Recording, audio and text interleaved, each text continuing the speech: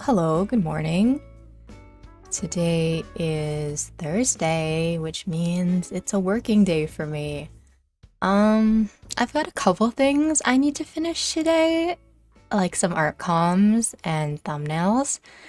So I think I'm probably just gonna try to work and chill out for today. No games, no playing, hopefully, so I can focus. Yeah. I have the library overlay again, and I don't know if I'm gonna do like a strict Pomodoro like I used to with like no chatting, no talking when people stop by, but I'll probably just have the timer going for my own sake so I can at least take breaks. Yeah. Hello, Ghost. How are you? Happy Thursday. It already is the end of the week. I feel like I wasn't very productive this week, so I'm like, okay, I need to lock in for the last couple days. Just realized my heater's still on. Should probably turn that off before my mic gets cut off.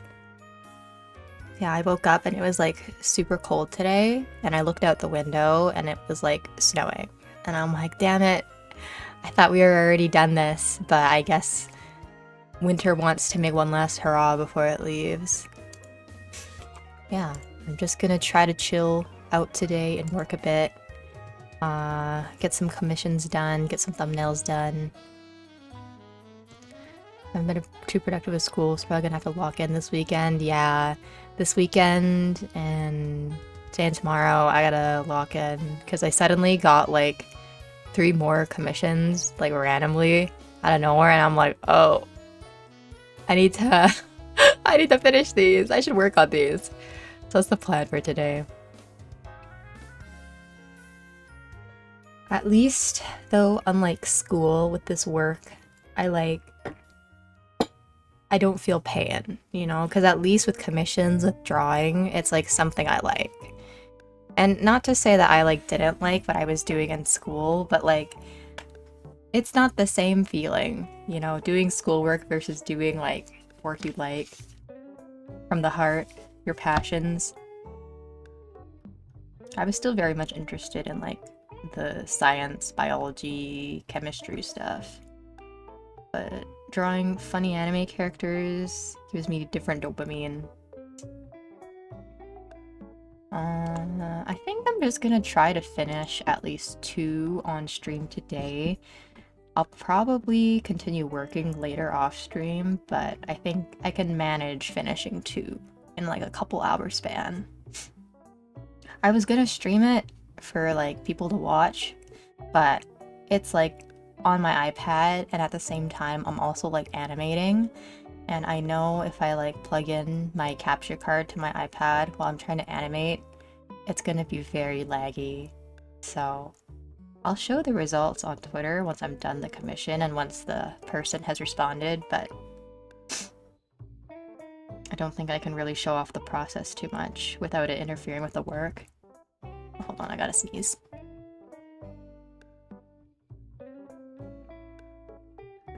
Ugh, maybe I should put on a sweater before I get cold. Oh no. I'm gonna get sick again.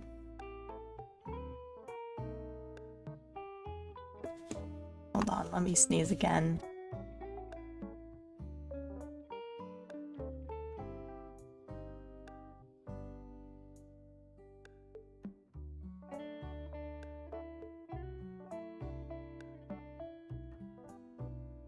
Yeah, I think the sudden like changes in weather are messing with my immune system right now, because it's like swapping between like really warm days and then like snowy days. And usually when it gets like warm and spring is here, my allergies act up because of all like the pollen and like the dust and stuff that gets like revealed again once all the snow is gone. So just the melting and the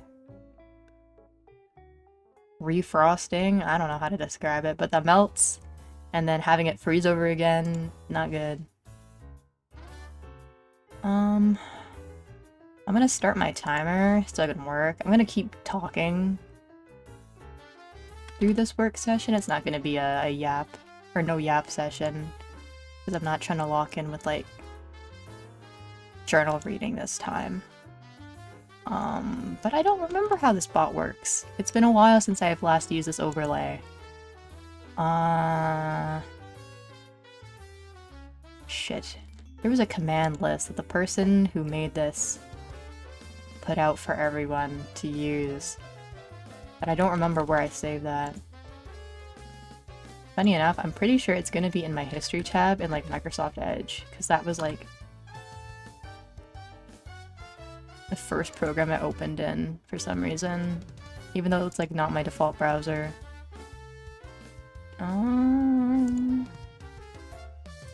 There it is, the PDF. Timer play. Okay. Good evening, Funky. Uni's getting to you? Nope. I am graduated now, so it's not university, but it is commission work. I have a few, and I got a couple more, so they're starting to pile up a bit, so I'm like, okay, I need to lock in and sit down and get through these. Not as stressful as uni work, though, because it's not like, I don't know, difficult papers and journals to get through. This I'm just drawing Twitch alerts for people, so it's a lot more fun. Something I'm actually passionate about. Let's start properly? Oh, it did! Okay, I remember how to use those.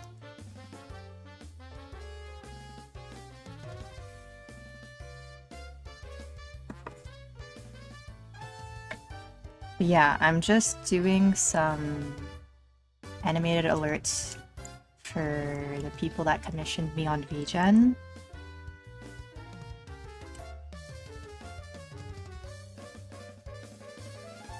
I have another one as well for emotes.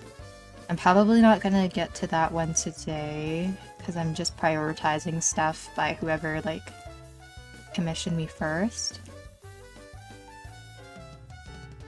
Then I got another one for another alert and then a sketch. So a couple things on my plate at the moment, but nothing too crazy or time consuming. It's just a lot at once.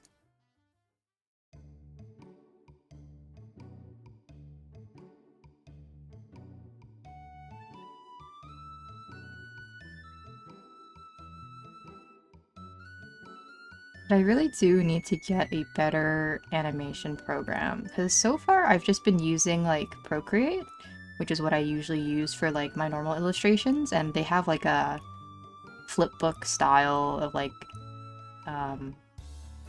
animation, I guess, built into it.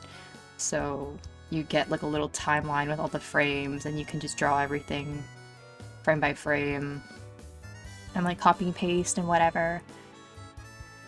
And it's nice, it's simple, but it doesn't really allow for a lot of like more streamlined tasks, I guess, that other animation programs have that would make it easier for you. And Procreate did release like another app last year, like Procreate Dreams, which was supposed to be their animation program. So when it came out, I was like so hyped. I was like, oh my god, wait, I can do animations easier. And then I like tried it, and I'm not gonna lie, it was kind of dookie poo poo.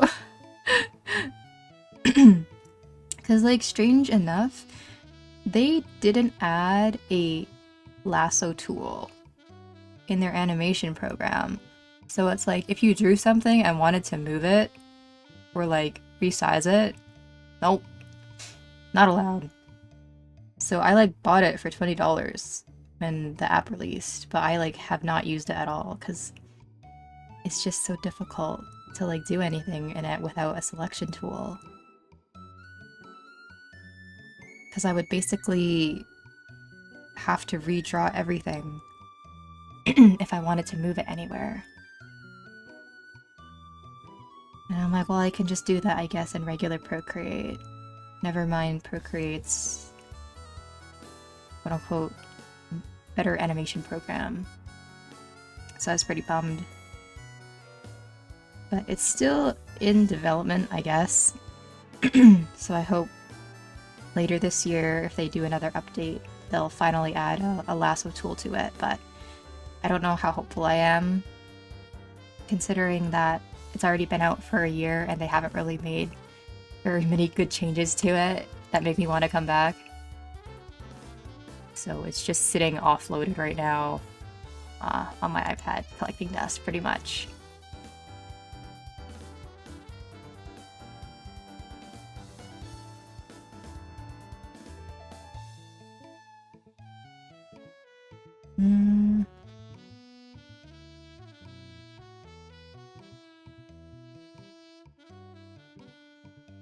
I currently have like 100+ layers and one Procreate file for one alert, and I'm like, I need to fix this.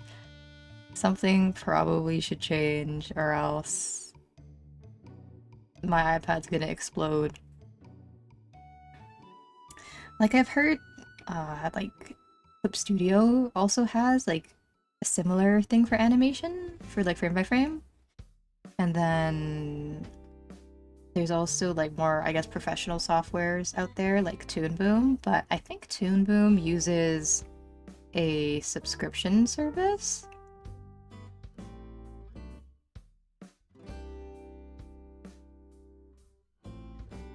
And I'm already, like, using a lot of other subscription services. And I'm like, I don't know if I want to invest in another one. I don't know how much I'll use. Because I've had Live 2D, for example, for so long, and I think I've maybe picked it up for three projects total. So I don't wanna use another or get another sub-based thing. I mean, for Live 2D, it was basically like a one-time payment because I bought the 3-year plan, so you don't pay like month to month or year to year, but still, it's like, I didn't even use it that much. Why did I pay so much for it? When I could have just done a 1-year program. So Toon Boom or those Adobe Animator programs are like out of the question right now for me. Just stopped by to say hi since I'm working from home today. Hope you're having a good day. Hello, Kiwi. How are you? Yeah, I am also doing some work today. So I'm just chilling. My day has been good so far, but it's very cold. But aside from that, everything's been nice. I have milk tea, or milk tea, Vietnamese milk tea with me, so I'm pretty content. It's a instant version though that my mom found at the grocery store from a brand that we really like. And it's like, it's good, but it's not like, you know, actual homemade like milk tea. Where you get like the actual like black tea and then steep it with like milk or condensed milk and like sugar.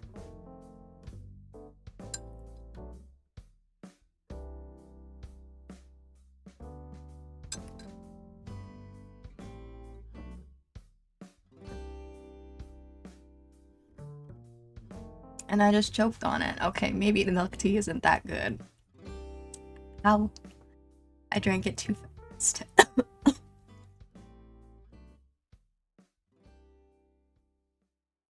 Oh, evil tea. Have to breathe. Whoa. Lucky I'm currently on break, so in about 15 minutes I gotta go back to work. And I want some tea since I haven't had it in a while. Well, I mean, if you're home, you can quickly run and go make yourself some tea, right? Yeah, I thought I'd change it up though, because the past few days I've been drinking like coffee, but I don't know if the coffee is very good for my stomach. Because I always feel a little bit sick after having it, so I'm like, okay, maybe today is a tea day. No coffee day.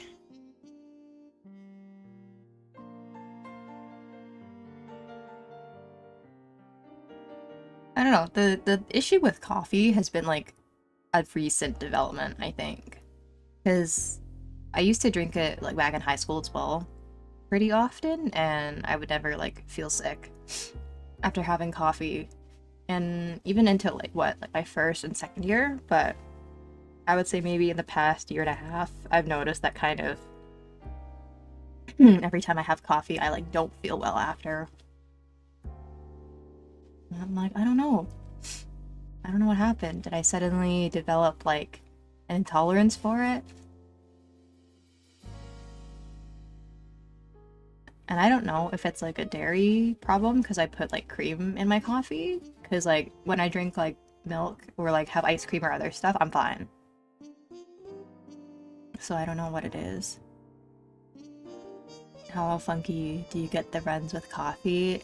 That's what I'm like. I'm getting sick now when I drink coffee, and I feel so sad because now I'm like, I don't think I can have much coffee anymore.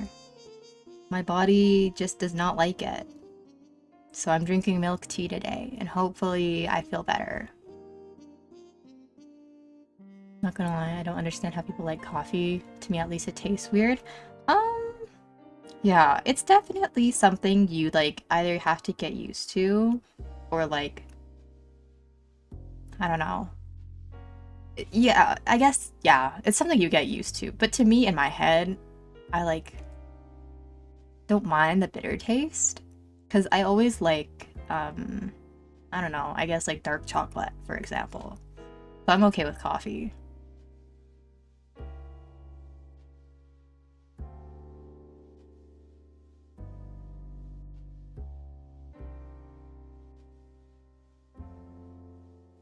Maybe it also depends on like the type of coffee you've had.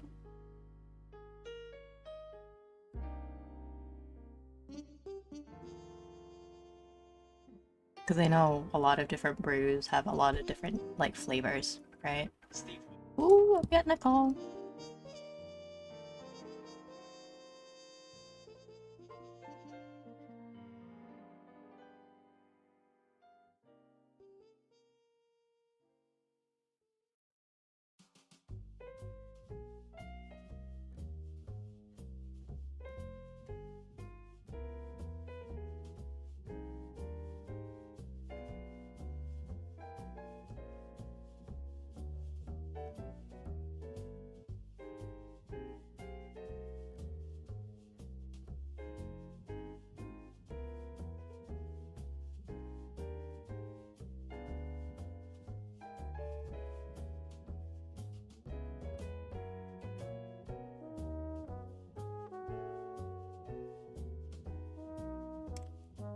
Okay, sorry about that. I got a call from my dad.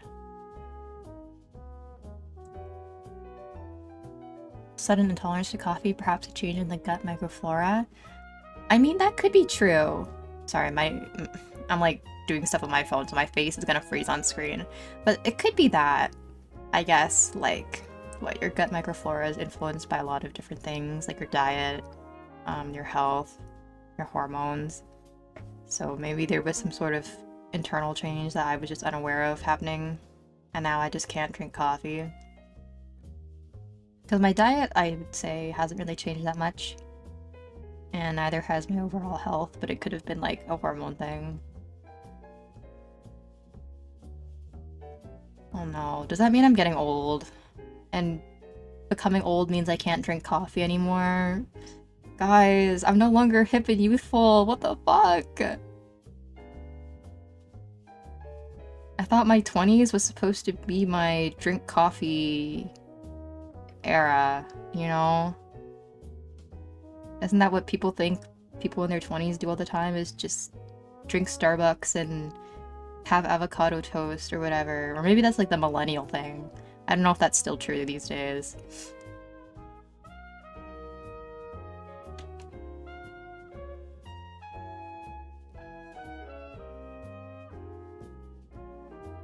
BD coffee just tastes weird to me. I tried multiple different coffees and I just couldn't.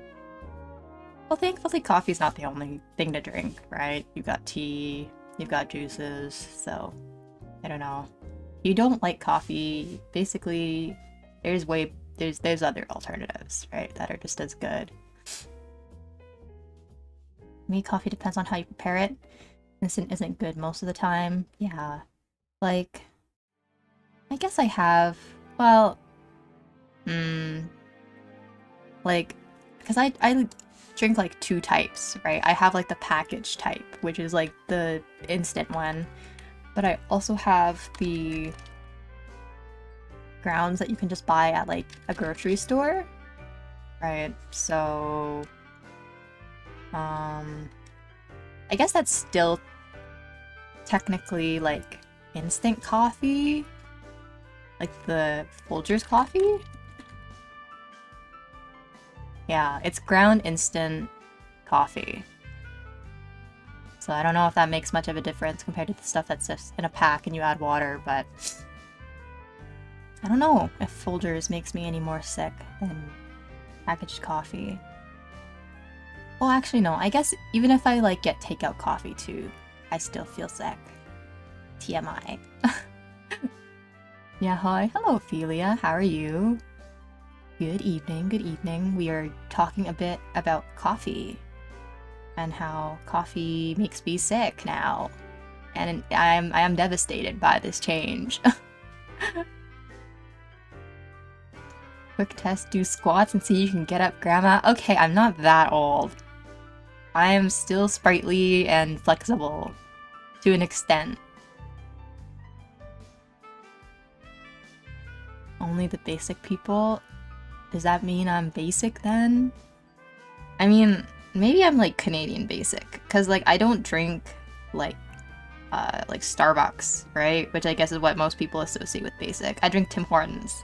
But to be honest, basic quote-unquote people drink Tim's here a lot too, so I'm a different flavor of basic, which means I'm not stereotypical basic. I'm like cool basic. I'm like a Canadian hipster. What the fuck am I saying? I can't drink coffee because bitter, but flavored Monster. I don't with Monster. I feel like it's just way too strong for me. I like tried some like coffee Monster actually. Like 2 weeks ago, my dad brought home a can. He's like, "Yo, Funky, you want to try some?" And I was like, "Sure."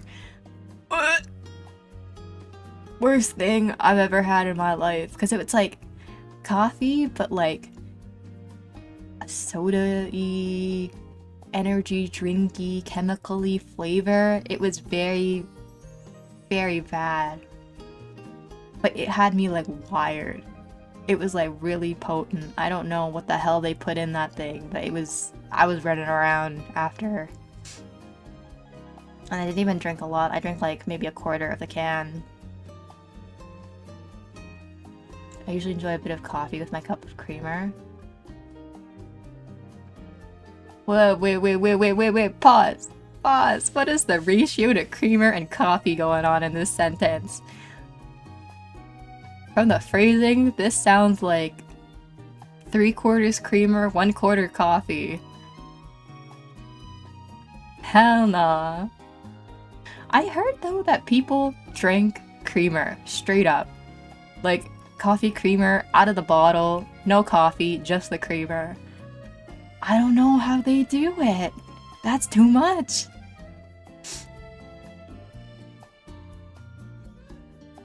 And decaf, I have not tried. Maybe I could try it and see if it makes a difference. But like, the thing is, I don't know if it's the caffeine or if it's like the coffee itself, you know, that's making me sick. I mean, I guess there's one way to find out, right? I can try decaf and see if there's a change. But I mean, there's like other foods and drinks that also have a lot of coffee, or not coffee, a lot of caffeine as well, right?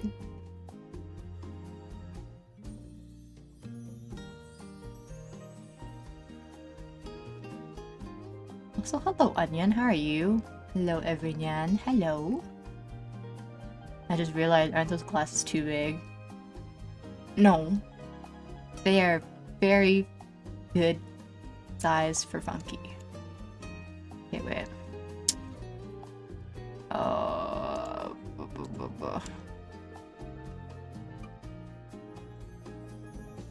Oh! They're falling off my face now. Wait, hold on. Why are you rotated?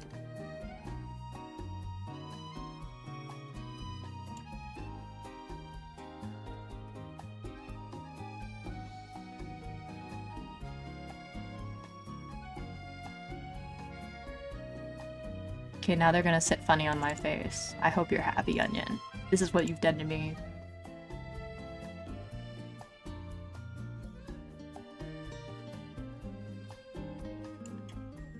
I think I fixed it.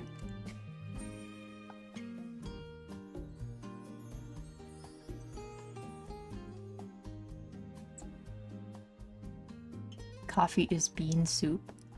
I mean, I guess it is, technically. But it's like tasty bean soup. Tasty warm bean soup.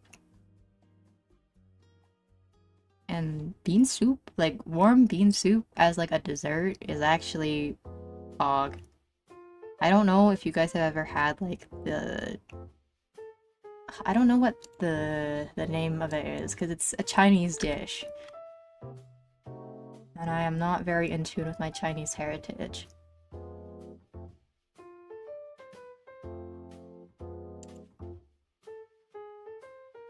But it's like a red bean soup, I guess in English, and I always go to a restaurant that like serves that.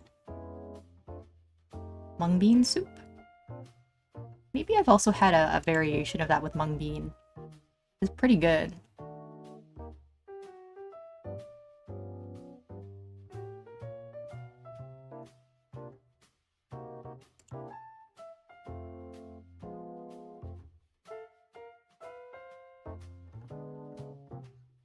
Sounds about right for my coffee to creamer ratio. It could be worse. My dad adds creamer to his Coke, or sometimes just takes a shot glass of creamer. Your dad's crazy. But also, oh my god, wait, if you're doing 3 parts creamer, 1 part coffee, then you're not even drinking coffee. You're drinking the creamer. Well, I guess that's why you said a bit of coffee with my cup of creamer.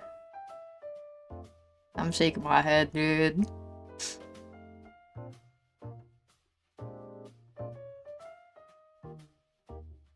There's some madness happening in this chat room right now. I don't know if I mess with it.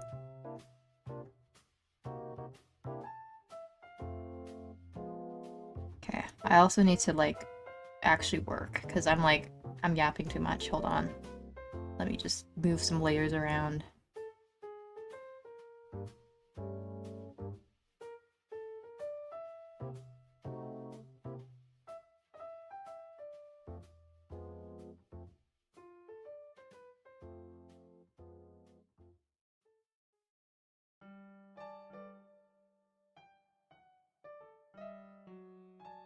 So no more Tims for Funky?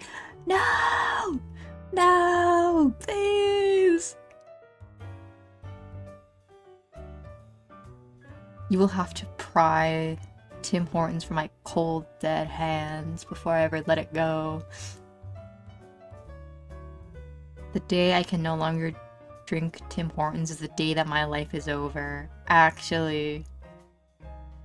Think I'm being dramatic about that? I'm being so real.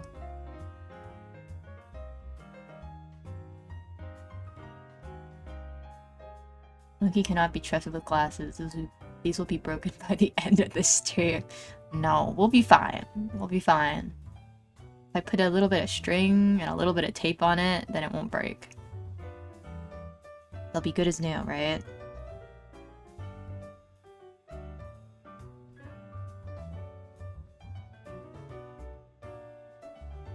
I really wish there was a way in Procreate to have alternating frames, like, as a feature. Because I'm just having to, like, copy and paste the same 2 frames over and over again. So they can look like there's some line boiling happening.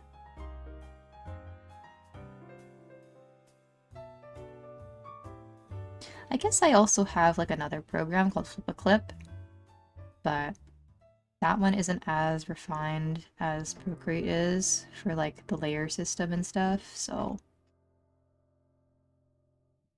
I guess I will just suffer in the meantime and hope that I don't hit the Procreate layer limit.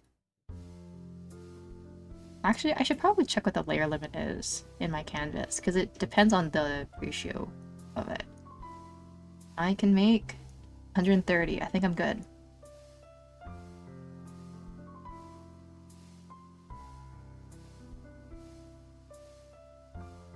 Yes, red bean dessert. Ah. I don't know if I'll be able to pronounce the actual name for it, but I love red bean dessert. So good.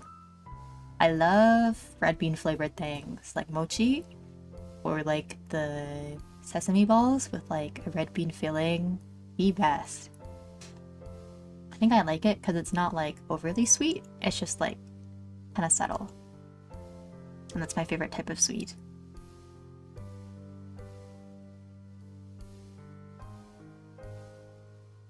You love Tim's, but Tim's backstabbing you with coffee. I know, but I mean like Tim's has like other stuff too, I guess, aside from coffee.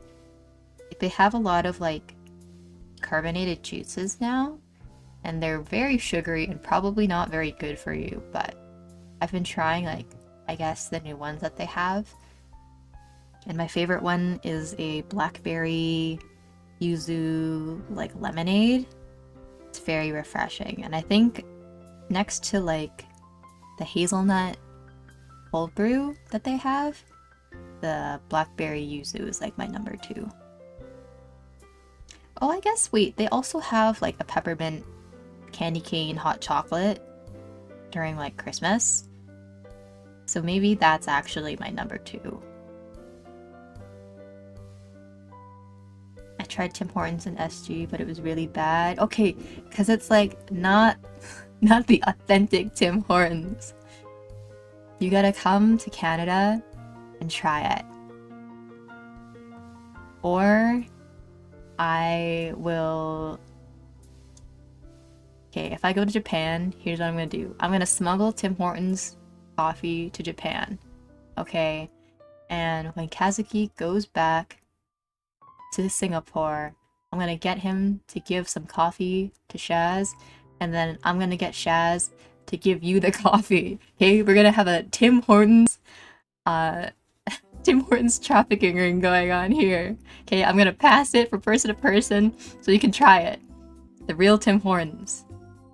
I mean, I guess it would have to be like the stuff that you can make yourself at home, but it would be like the OG Tim Hortons stuff that you could buy here in Canada. And then maybe your mind will change. I don't know.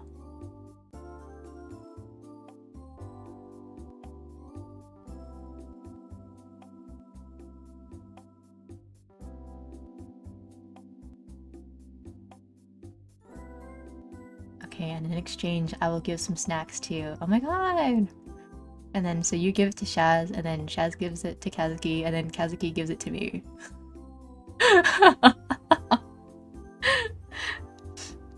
Who needs mail delivery when you can just go from person to person and country to country?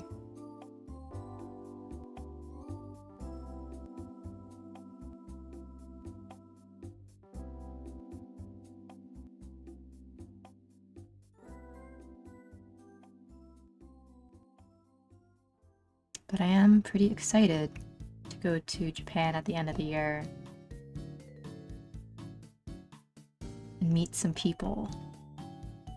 Because I guess if I go, I'll be meeting Kazuki, but I'll also be meeting a lot of my like online friends that I've known for like 10 years. Over 10 years, I guess, at this point. But aside from like meeting people, I like don't know what else I kind of want to do in Japan. You know, I guess as a kid, I was always like, oh, I want to go to Japan, because I used to be like a weeb when I was a kid. But now that I'm like older and I like don't really care that much about anime and stuff, I'm like, what am I gonna do when I go there? So if you guys know any cool things to do in Tokyo or Kyoto, please give me suggestions. So we would probably be going end of the year, around November, December. I don't really know what you can do during the late fall, early winter.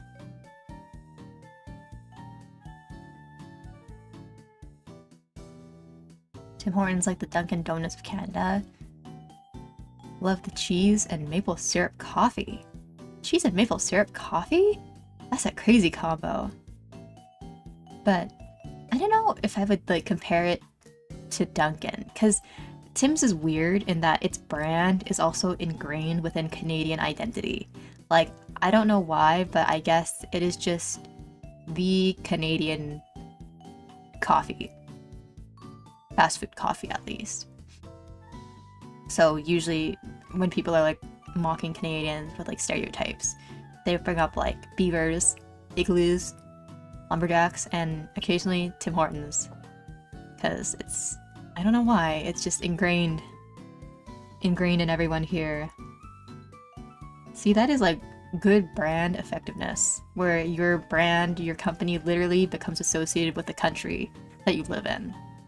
Like, you are the national pride.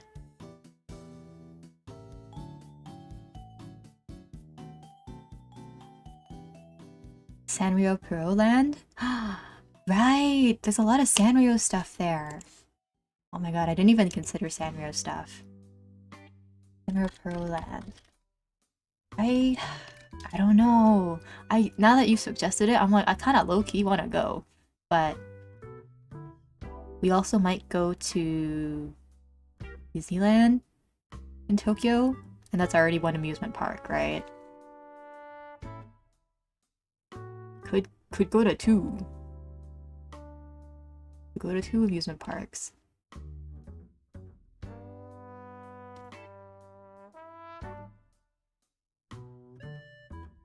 It's probably the maple leaf that made it addicting. Yeah, there's something in it. And it makes you extra polite when you drink it.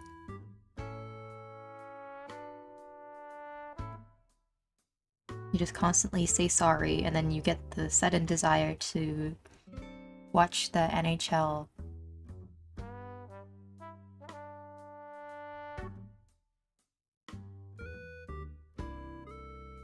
There's another thing that is like Canadian, or associated with the Canadian identity, is hockey.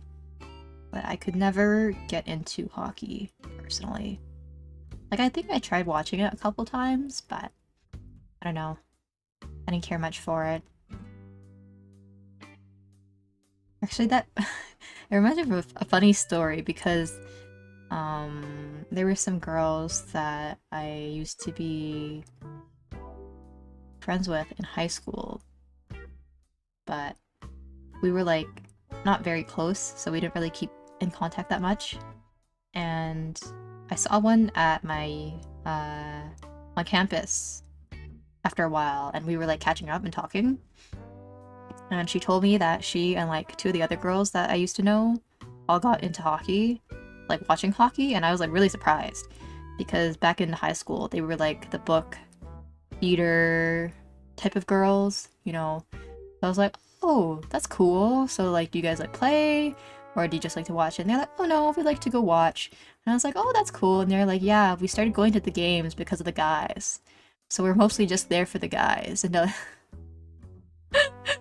the thirst, and I'm like, there is no fucking way. But apparently that's a thing, is some girls just go to the hockey games to watch the guys. And I'm like, you know what, good for you. If you're finding enjoyment at least out of it, and you're happy, I'm all for it. But that was so funny to me, hearing someone admit that out loud.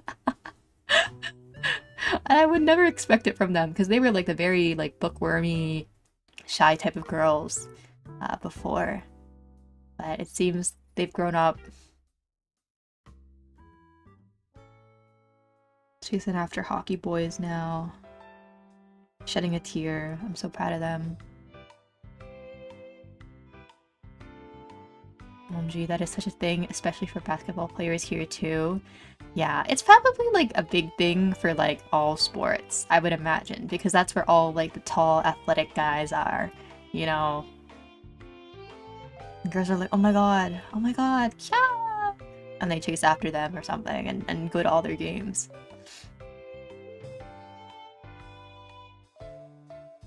I had like another friend that was also trying to convince me to go to one of our university basketball games to be like, oh my god, you can like meet people there. And I'm like, I don't know.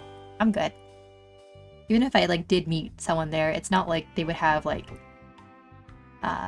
similar interests, you know? I feel like that's the wrong place for someone like me to be looking for someone is at a hockey game. Because it's like, I don't give a fuck about hockey or basketball. Sure, if they're cute, but if the hobbies and interests like don't align, then I'm not interested.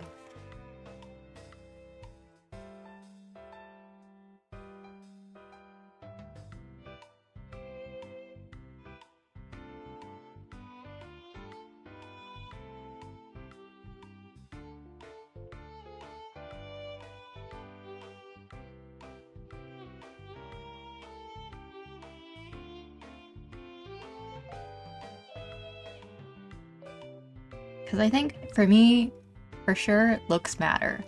Okay, you can't really deny that in a relationship, looks matter. But what also matters, like, I would say equally, is interests align. You know, personalities align. And if you're with someone that's cute, okay, cool. But if they don't like anything that you like, then it's not gonna work out.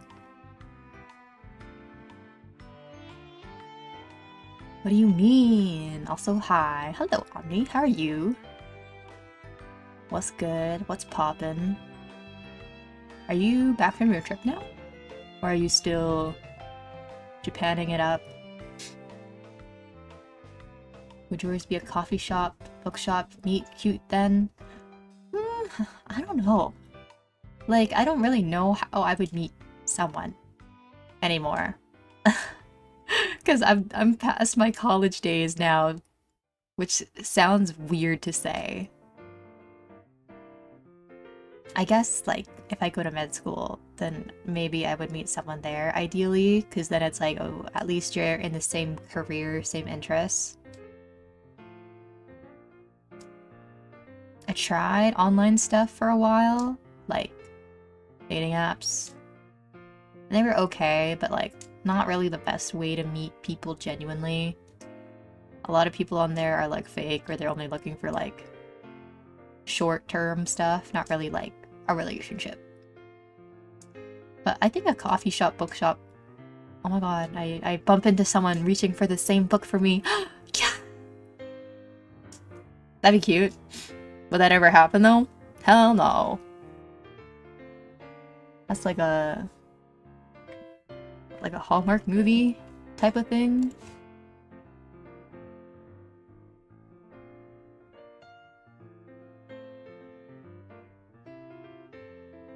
Wish I was still in Japan, but yeah, I'm back, Sag. Oh. How was your trip? Hope it was fun. Well, hello, Ghost. Good morning. How are you?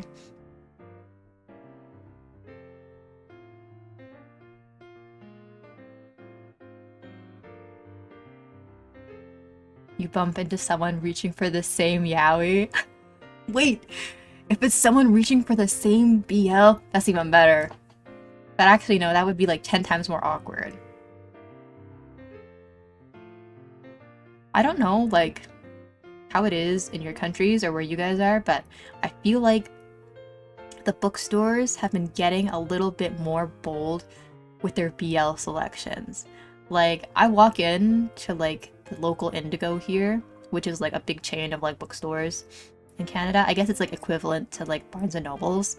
And they just have, like, explicit shit just sitting out there. Because it's, like, all recognized stuff from, like, from the places that I peruse, okay? And I'll be like, what the fuck is this here? Like, I guess one of the more normie ones is Killing Stalking. And yes, unfortunately, that is a yaoi one. It is quite literally called Killing Stalking. But they just had it out, like, on display. in like one of the recommended sections, and I'm like, what the hell is this? Why is this here? Why are they selling this? And thank God that the bookstore at least has the, you know, mind to not saran wrap, but like vacuum seal, plastic seal, all of like the sussy books. So kids at least can't like flip through it or like look at it. But there's like a lot. Like there was one on the shelf that I saw, and it was quite literally called like Dick Fight Island. And I'm like, what the fuck is this? Why is this here? What is this? Are we just selling porn now? Like straight up, what the fuck? So, I don't know. POV, you and a cute guy at the Indigo chapters both reach for Dick Fight Island on the shelf, and you lock eyes and your hands touch. Oh my god. Oh my god.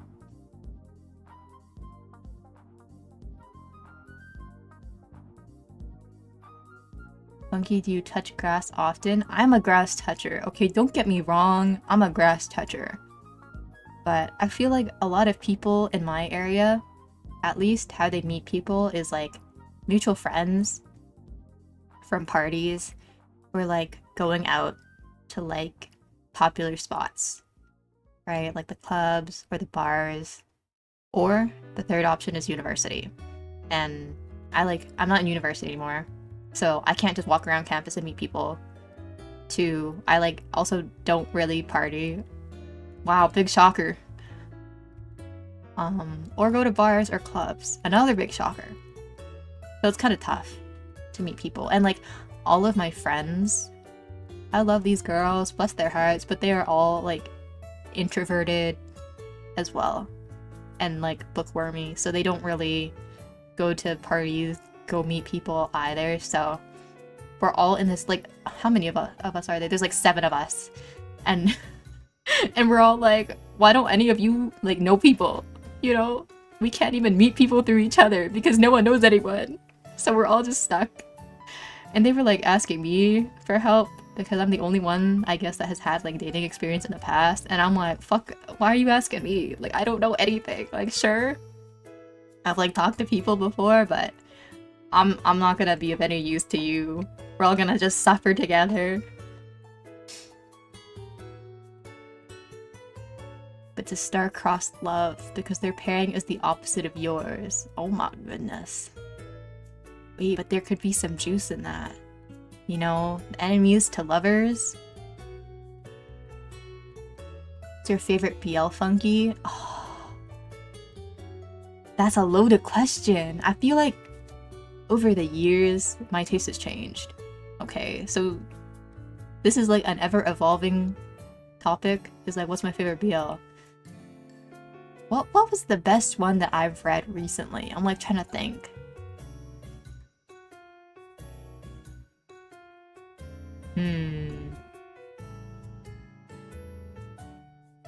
I'll get back to you on that. There's a couple in my head, but I'm like, I don't know if I can decide on just one. I also don't know if I want to expose myself on live stream just yet.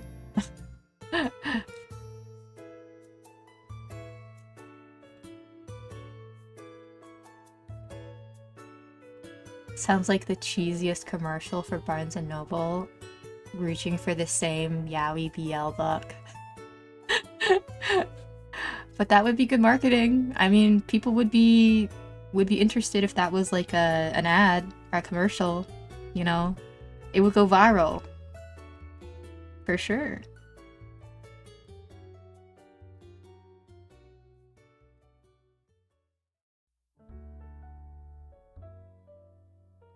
Yeah, no, I found by Shonen Art Book opens it and sees yaoi.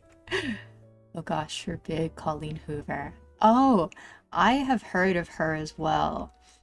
She writes like smut, right? I know she's like, her work is like pretty big on like TikTok, but I don't think I've ever tried to read any of her books. I saw like excerpts from like some of them like on Twitter, like people poking fun at them.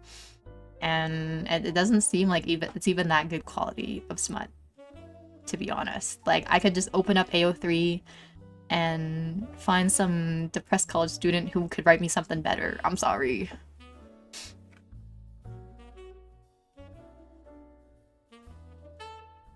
It's sword fighting, Funky, you wouldn't get it. But do they really have to have that on display for like everybody to see at the bookstore? Like, maybe I don't get it, but they don't need to have that out there for like all these kids. Because it's like, they put just explicit manga with all the other manga. So imagine you're just like 12-year-old looking for like, I don't know, like Naruto. And you just like look up on the shelf and you see fucking Dick Fight Island. That's gonna traumatize you.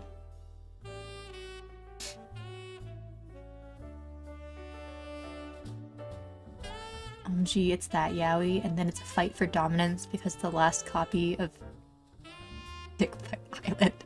I like don't even know what the plot of that is. Is it actually yaoi? Is it actually BO? I just know they got that stuff going on in there. Also, hello, Blood Sky. How are you? Good afternoon. Also, I found a new member for the Yaoi Book Club. Ooh. We will take them in. Okay, I said I wanted to start it, but like I still need to work on that and like plan it out. And like find members. I still think it would be very fun to start a book club for BL. BL enjoyers like the opposite gender version of lesbian enjoyers? Or am I reading these vibes wrong? Yeah. Like, you know, there's like Yuri, but then there's Yaoi, right? Yaoi's guys. And then Yuri's girls. But there can be overlap. I like both.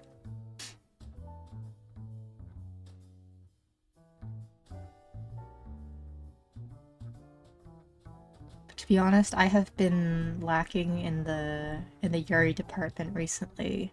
I've not been reading as much as I would like.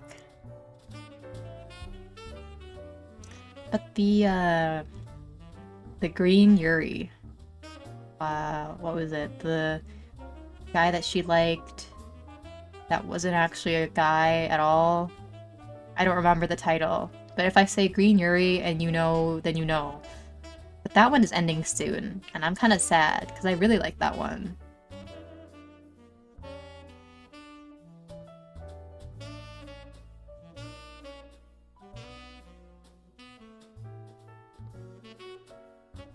They have a weaponized ahem, and they fight. Oh, so they quite literally are fighting on an island with their little peanuts. That's funny.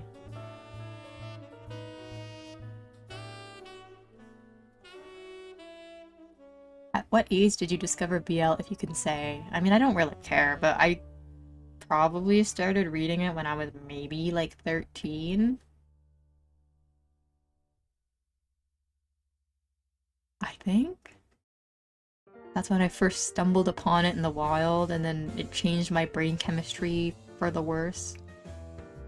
That's why I am the way that I am now, unfortunately.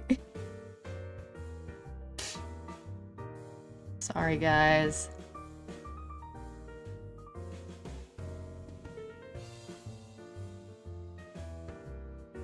Number is Orion Mint. Oh, Mint. I think that's so fucking funny that as soon as she turned 18, she was like, I can finally say it! I love Yaoi! Like, I cried when I saw that. It was so funny. Like, I love Mint. Like, girl, you did not have to wait till you were 18 to say that, but you know, if you were waiting for that time, then good for you.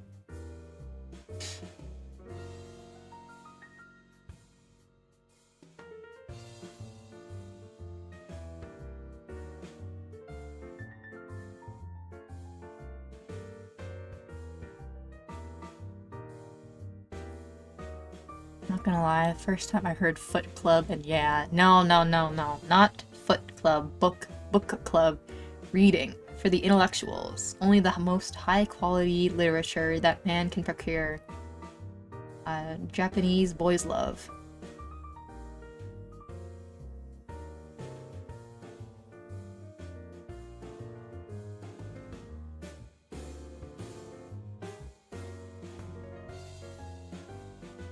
WTF, I saw a post of this on X. I was mind blown. So freaky early? Wait, which one? The Fighting Island or the Green Yuri? Because the Green Yuri was a Twitter comic originally, and then the author got published. And yeah, I did see that it's getting an anime. I'm very excited for that. I don't know how they're gonna adapt it though, because I feel like the green and the black and white is so iconic to the series that if they don't animate it to incorporate that, it's just not gonna look or feel the same. So I'm really curious about what they're gonna do for it.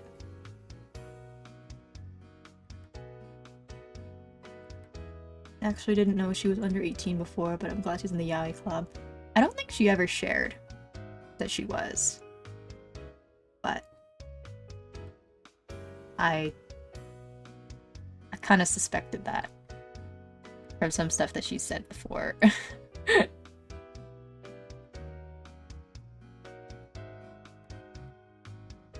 Oh, when you discovered BL. Oh, yeah. What was my...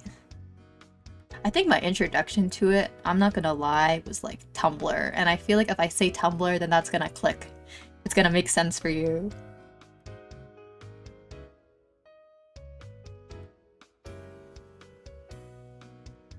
Because back in the day on Tumblr, yaoi was everywhere. It was land of the yaoi. Land of the free.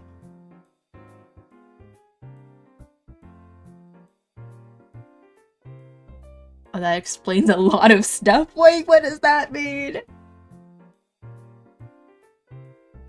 Please, please don't say I give Tumblr vibes.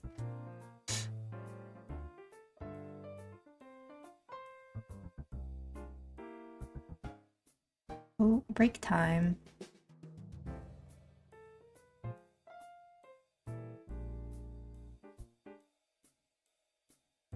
My introduction was a Facebook meme post on BNP. I don't even think I would count BNP though as like a BL yaoi. Like I guess it is, but it's like that's not the focal point. It's kind of bad for other reasons.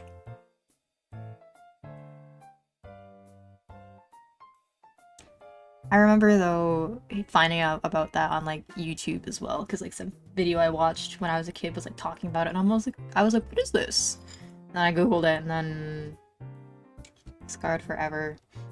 But I haven't really seen people bring that up nowadays. Like it used to be one of those shock value things that people on the internet would mention all the time, but I think BNP has faded from the collective memory because I fear there are worse things on the internet now that are much easily more accessible for youngins.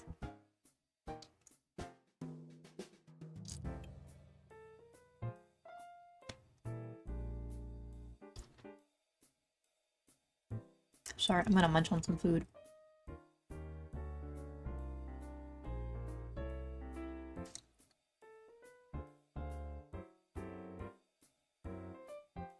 Min was always a BL enjoyer, all because of how she does the Deku impression. I think so.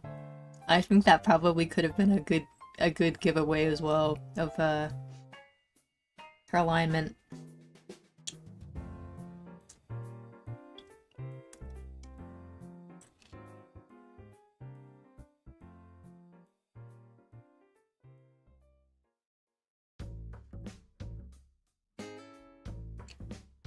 And I found Sekaiichi Hatsuko and I was like, oh, much better. Dude, speaking of Sekaiichi Hatsuko, right?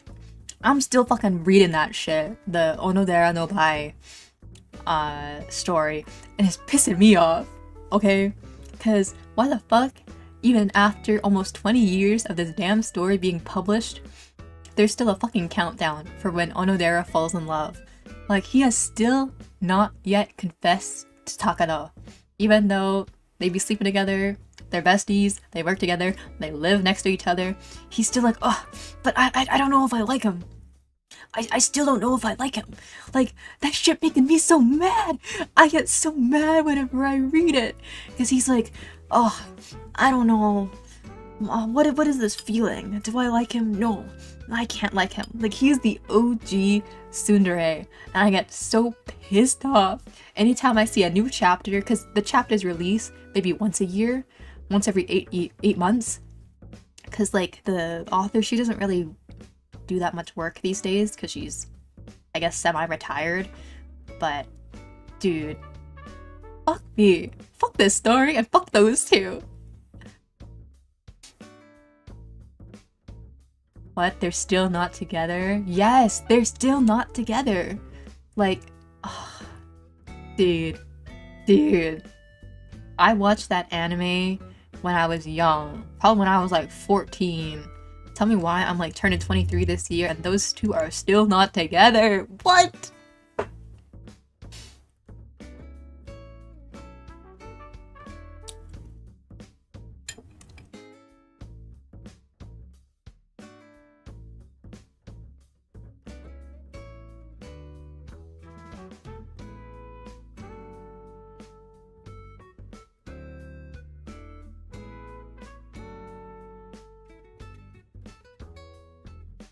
He's still a tsundere.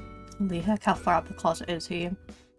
He's gonna die before they become official. I need them both to get hit by a truck right now. They're making me so mad. Damn story.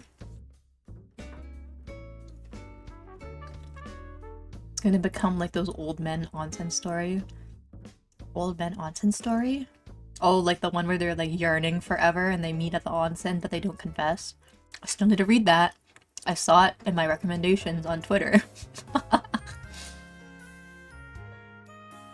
It's just not meant to be. I need one thing to happen before I die. Okay? And it's I need these two to finally just get together. I don't care if there's no after story. If there's no, oh, and then they got married and they did this and this, or they adopted a kid. I don't give a fuck. As long as he just confesses, I can die. I can be at peace. My soul can go wherever in the atmosphere, okay? As someone who doesn't consume BL, I need some context here. Okay, so the plot rundown of Sekai Ichi Hatsukoi, or the world's greatest first love story. Bullshit title, by the way. Absolute bullshit title. Because it is not the world's greatest first love story, because it makes me mad. So, it's about this guy named Onodera, who is this editor for this magazine manga company, right? And he's kind of a nepo baby because his dad is like a big shot. I think he like either runs the publishing company. Yeah, his dad is a book publishing company CEO, so he's a nepo baby, MC, right? But he's like, no, I don't want to inherit the publishing company. I want to make my own way in the editorial world, the journalist world, whatever. So he starts working for I think shoujo manga editing department.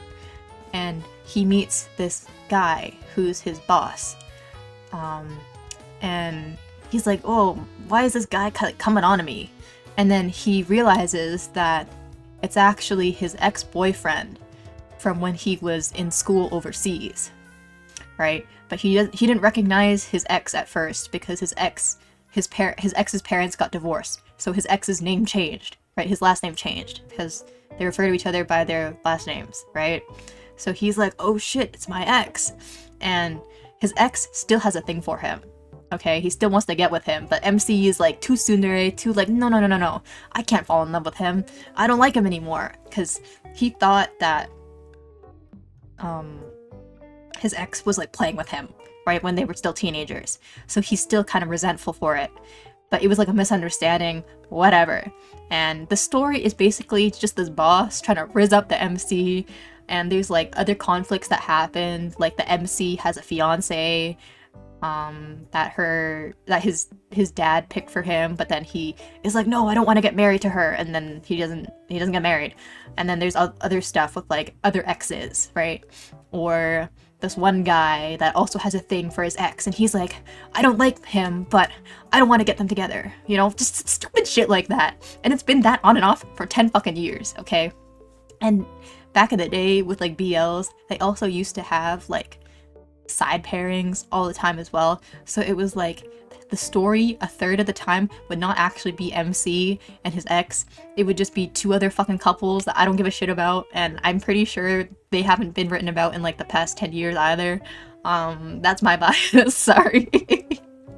But still, 20 plus years of publishing and this MC and his ex have still not gotten together. Like, dude.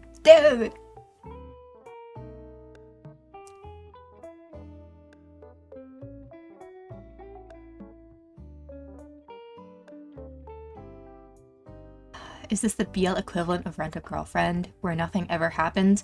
Yes, and so in the last, I would say maybe 5 years or so of chapters coming out, I think the editor finally was like, okay, dude, you gotta end this, you gotta wrap this up. So the author started putting in, at the end of every chapter, X amount of days until Onodera finally falls in love. Okay? And it's been that way for 5 years. Like, there has been no progress. Like, it started at something 100 days, then it went down to double digits, and then it went down to like single digits but slower, you know, slower progression, and then it's like it went from falls in love to like something else. I can't remember what the caption changed to, but the last time I like saw that stupid countdown, I got mad because I was like, you're kidding me. They're still trying to drag this out. It's still not over! Damn it! And the reason I'm so passionate about this is because I have probably ranted about this series like 20 times at this point to like other people. And each time I like see a new chapter pop up, it's like someone is reopening an old wound for me. Because they still can't finish this series, dude! I am probably gonna outgrow or outage the protagonists of that story at this point. Like, I gotta Google how old is Onodera? Onodera Sekai Ichi Boy age.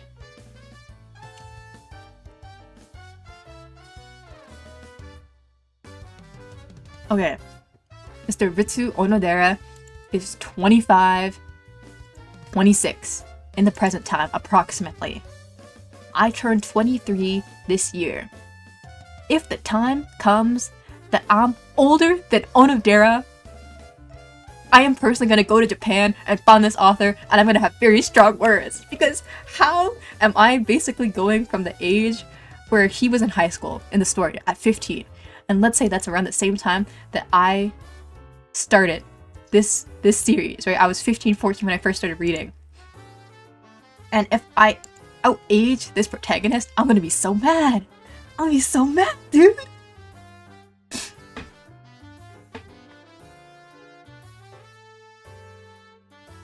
So hello, Daniel. I'm sorry that you have to come in mid yappy brand. How are you? Yeah, the Legion of Ex-Lovers. They have to defeat the 10 evil exes misunderstandings of Beatitude Mountain. Dude, like, every quote-unquote classic BL, right, circa 2010, they have all the same tropes, including the stupid Scott Pilgrim, you have to defeat my evil exes in order to win me over type shit. And I hate it. It's so dumb. Like, can we just have a romance story without needing to, you know, fight with blood, sweat, and tears just to make this thing happen? But I guess it wasn't just BL. It was like a lot of shoujo back then as well was also like this. Like, when did Blue Spring Ride come out?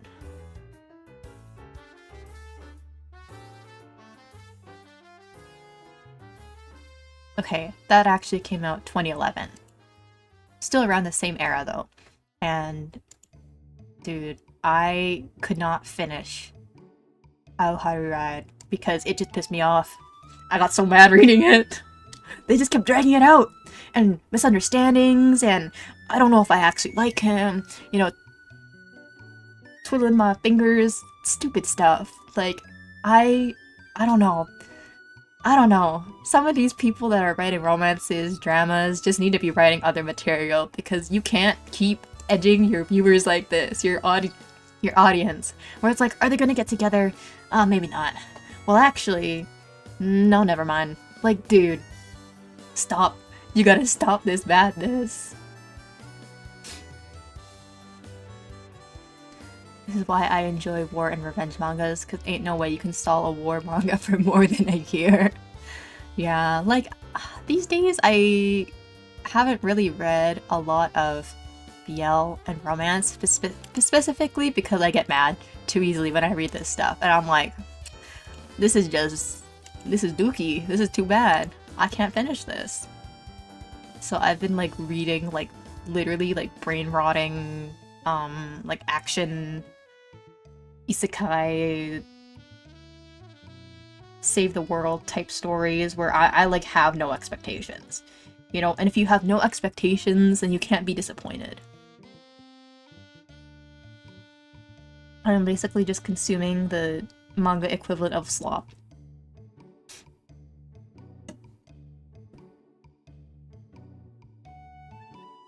Had no idea that it was still going, not gonna lie. I'm so shocked right now. I don't even know if it's done. Like, Onodera no Gai Act 51. Did that come out yet?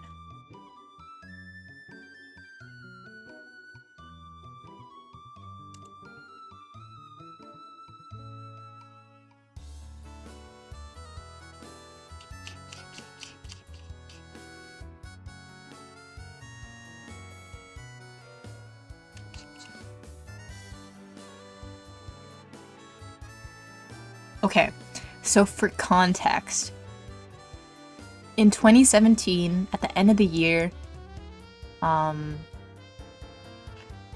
the count at the end of the chapter was 36 days until Onodera completely falls in love.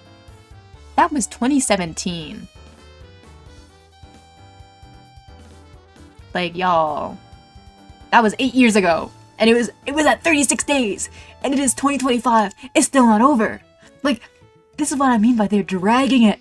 They're literally pulling this thing for as far as it can go. Did it end though? I did check on it, I think last year. Or maybe I checked like early last year.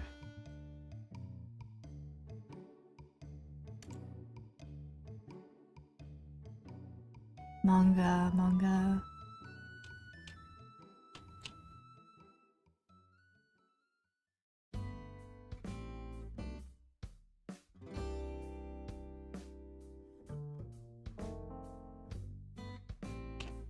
Yeah, no, it's not done yet. It's not done. Wait, did it not even publish last year? Hold on.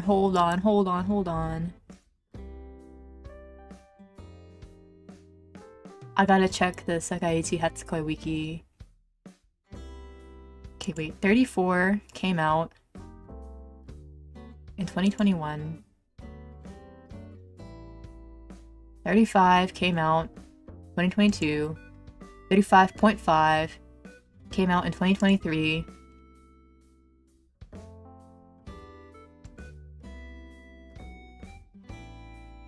36 came out spring 2023. 37 came out summer 2023.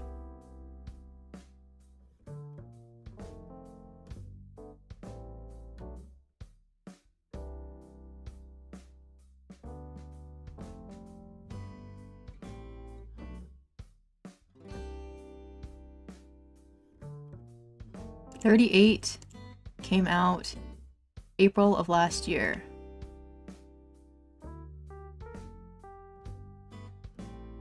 Wait! Oh! Did it end? Hold on. Summary. The case of Ritsu Onodera number 38 opens with Kurusu confessing her feelings to Masamune Takano, while Ritsu Onodera listens from nearby. During this, Emerald's deadline is getting closer, but some manuscripts haven't been turned in quite yet.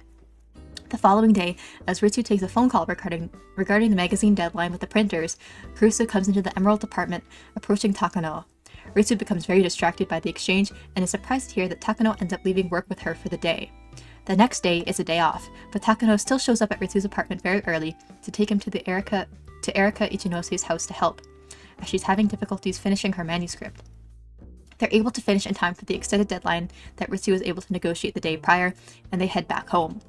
As they go to leave the train station, they realize that it's starting to rain, and they go to share an umbrella. Grown-ass man, by the way. But Takano receives a phone call and has to step away. Ritsu overhears Takano say Kurusu's name and panics, thinking that he's too late in confessing his own feelings and that Takano must have accepted Kurusu's confession. He runs away, and Takano chases after him. When asked what was going on with him, Ritsu yells at him that he loves Takano more in reference to Kurusu, and that the one who loves Takano more than anyone else in the world is him. Takano deduces that Ritsu's recent awkwardness stemmed from Kurusu's recent actions and confirms to Ritsu that he rejected her confession. The reason that he left work with her was because she insisted on having at least one meal together. She cried when he doubled down on that being the only time that they'd be meeting like that, and the call at the train station was her apologizing for her actions. Moving on from that, Takano happily accepts Ritsu's confession, and the two go up to Takano's apartment and... They then confirm their love for each other multiple times, and the chapter comes to a close as the clock passes midnight. End of an era. So it did end last year, and I missed it. You know what?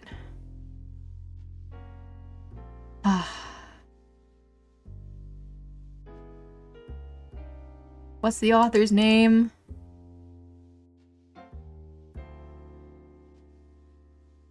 Nakamura. Miss Nakamura. You know what? I forgive you. I forgive you. Took you a little bit longer than I would have liked, but I forgive you. Basically, it took 20 years to end, I guess. Or 18. 18 years to be more specific. So the long rant was just a misunderstanding. I mean, it still took until last year for it to end. So I just didn't read the last chapter that came out. But I think I'm still very justified in feeling my anger.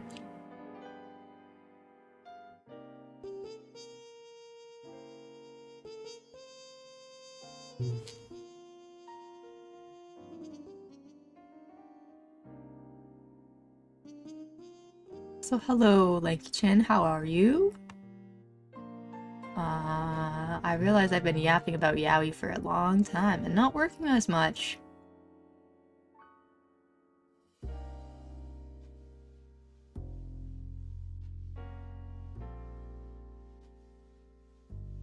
That manga had been going through the entire length of my life. If it took 18 years to end and ended in 2023, it ended 2024. Well, actually, I guess the conclusion chapter just came out in December 27th, 2024, so like 4 months ago. Basically, it officially ended like 4 months ago.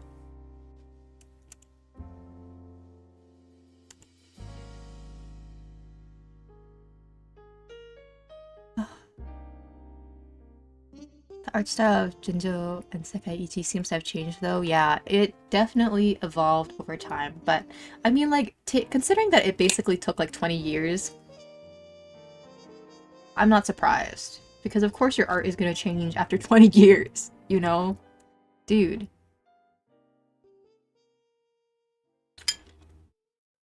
But it's done.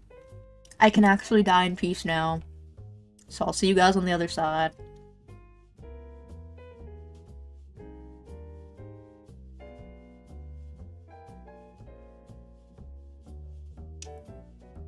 Nisekoi was 2011 to 2016. It was just pain. But I was so deep I couldn't stop near the finish line. Wait, I forget which girl he ended up with. I think I like read a little bit of Nisekoi when it first came out, but... Or watched it. I think I watched it, not read it. But I remember the ending had a lot of people angry. But I mean, I guess that's probably because you were either a fan of the brown-haired girl or the blonde girl. Was it the blonde girl? Or was it the childhood friend brown-haired girl that he ended up with? Or is it the other way around? Was the blonde girl the childhood friend? Because I think the plot was that they're like rival like Yakuza families or something.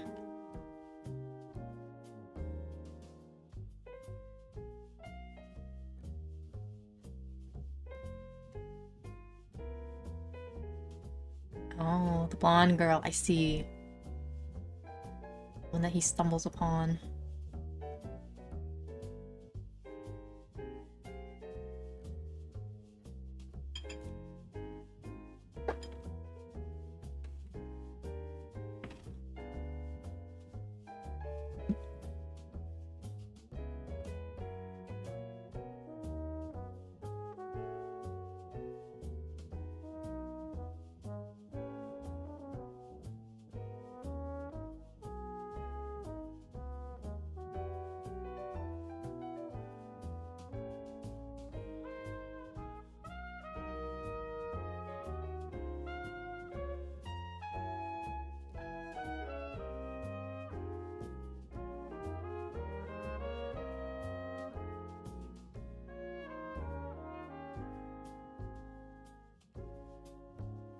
Sorry, I had to munch on something. I was getting a little bit hungry.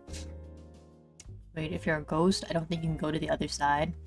I mean, I don't know. Maybe there's like a third side. A third secret side that they don't tell you about in any religion.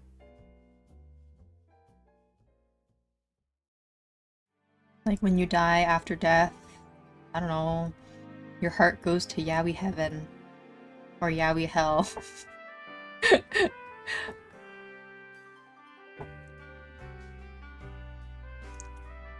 The names are similar. I extrapolated your pain into mine, but I won in the end. Oh, so you were team... Chitoge?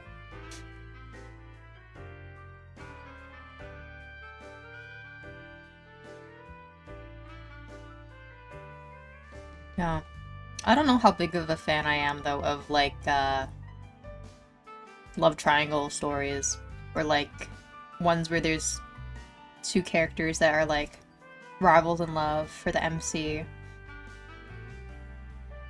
They just make me sad at the end.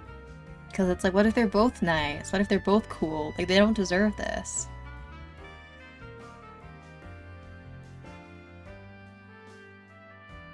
I guess, like, a lot of webtoons have that, like, love triangle type of thing, so... These are, like, I guess Western titles, but... Reading stuff like Siren's Lament or, like, Let's Play would always, like, low-key piss me off, too. Because I'm like, I like them both! I like both of the guys! Why do we gotta pick one only? But you know who would never let me down? The lesbians.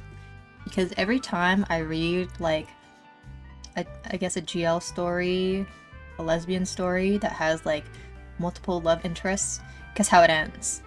Polyamory, and everyone's happy in the end. And then I can close my eyes in peace as well, because now none of my girls have to be sad that they lost, because no one loses and everyone wins.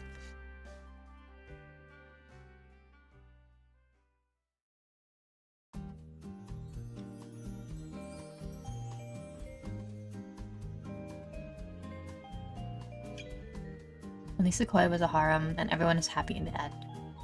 I mean, I guess it's like a harem, but when you have like two main girls, it's not really about the others. Okay, the others are just there for the ride, for the fun, but you know in your heart that they're not gonna win.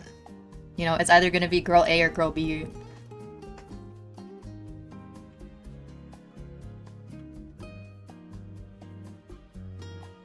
I think I do remember the other girls a little bit, but it's been too long since I watched it. Okay, Onodera. Onodera's sister, Marika. The tomboy girl. Sister plot point crazy, by the way. Having to be love rivals with your sister. What the heck?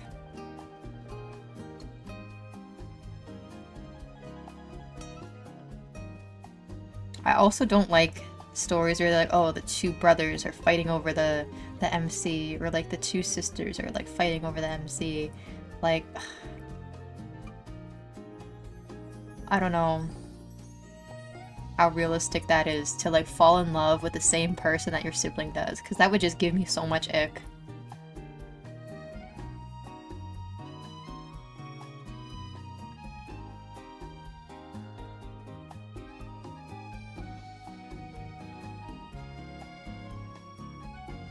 Still can't beat Rentaro from 100 Girlfriends.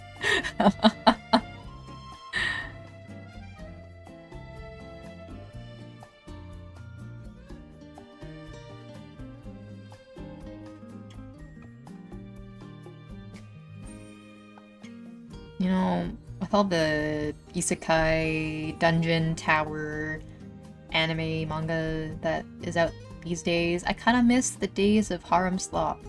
I don't know if they're over yet, but I feel like their prime time has passed us. I'm feeling a little bit nostalgic for them. Maybe I should go and pick one up.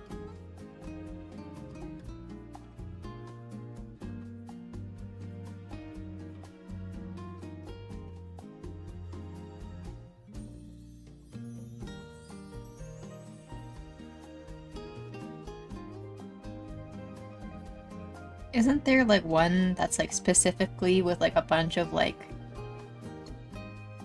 what are they? They're quintuplets? Like you and your other 4 twins are fighting over one guy? Like that one was extreme for me. I have a friend that's into that series, but I I don't know how I feel about the plot.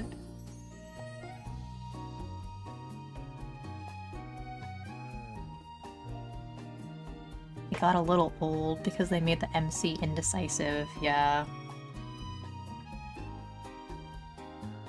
And it also just makes the guy like not feel like genuine, you know, if he has like all these girls and he's like playing with all of them, you know, then it's like you just start to hate the protagonist.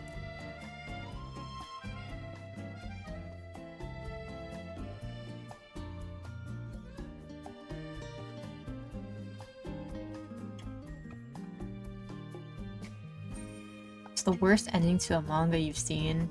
And I don't mean bad because it was written badly, I mean it was purposely a bad end for the characters. How many bad ending stories have I read? I feel like most of the stuff that has a bad end that I read is usually like horror stuff. Horror or like gore stuff, but that's been a long time since I've read any of that.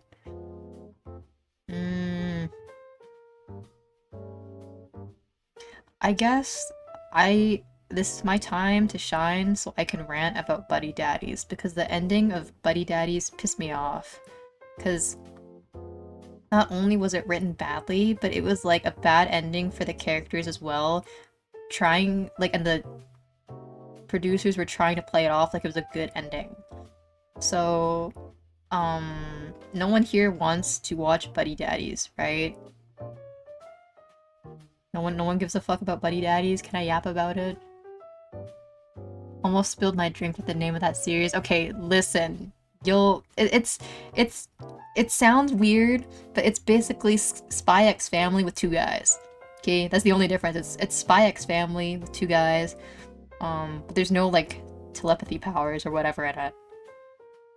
And it's not a wartime drama.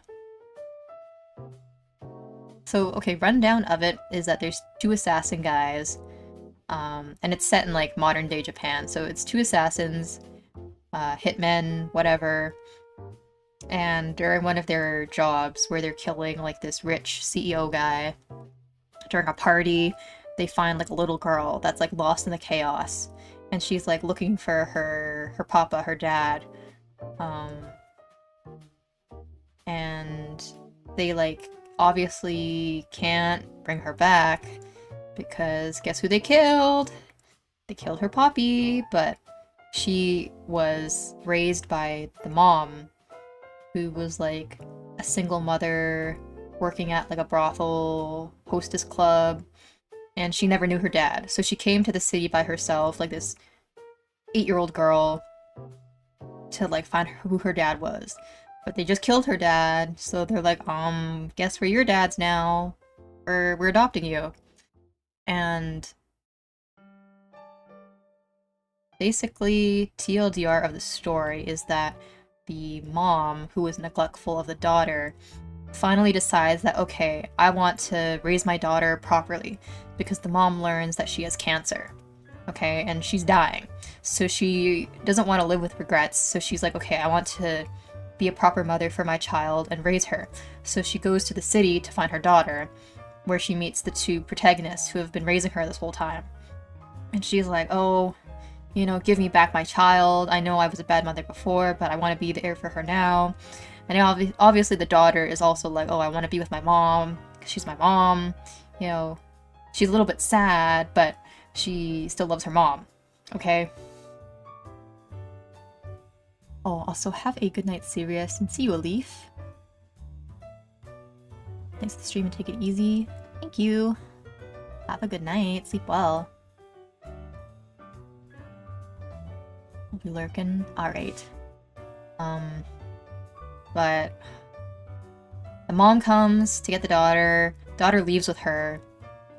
And what ends up happening is that because one of the assassin guys betrayed his, like, clan, they're, like, out to kill him now. And so assassin dad gets the mom involved accidentally, and they go to her house and kill her while the daughter's there. And then the two assassin dads find out about this, and they're like, oh my god, we gotta go save them, but they're too late, and the mom fucking dies. And that's basically all an excuse, just so the daughter can go back to living with the two dads. Like, it pissed me off so much, and they don't even tell her how the mom dies. They're just like, oh yeah, you're just gonna live with us now. Your mom has to go far away somewhere. And so she left you again with us. Yay! Yeah, yippee, yippee! Right? And it's like, no, the mom got killed. She was murdered in cold blood because you guys got involved with her.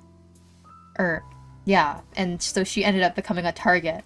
And they try to, like, pass it off as, like, this happy ending where it's like, oh my god, we're all together again.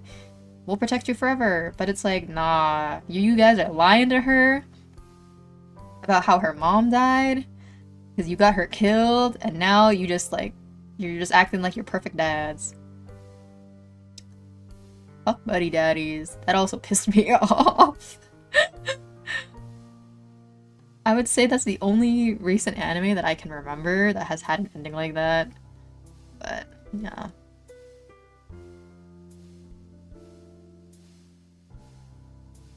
The only reason I despise harems is because they really do their best to make the MC as tense as possible. Yeah, I mean, that's how they have to do it, basically, to keep it going. Because if the MC falls too fast for one of the girls, then you don't have a series anymore. So what's the solution? You just make him stupid. And be like, I have no idea what's going on. Ever.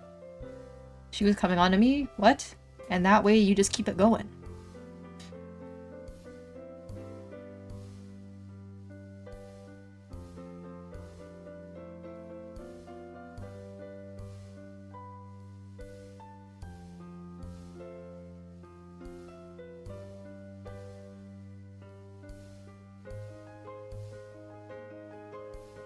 Where is my other layer?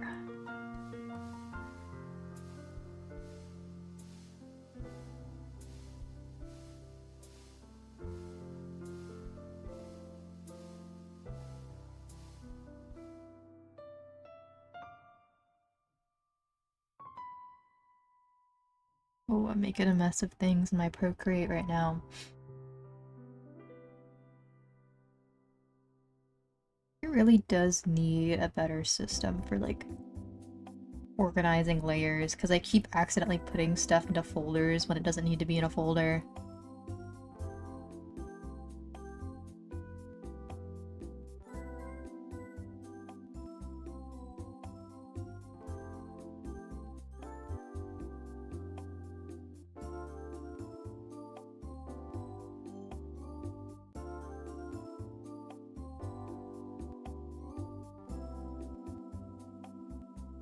What else have I read recently, though? I want to get back into reading more, like, horror stuff. I guess there's the... what is it called? The summer that... something something died. Summer that Hikaru died? It's like a, I guess, BL, but it's mostly like a horror story about, like, a guy and his best friend that becomes possessed by like an evil spirit demon thing in their little mountain town. And it's getting an anime too, I think, like later this year. I'm excited for that. So hello Aluna, how are you? Good afternoon, good evening.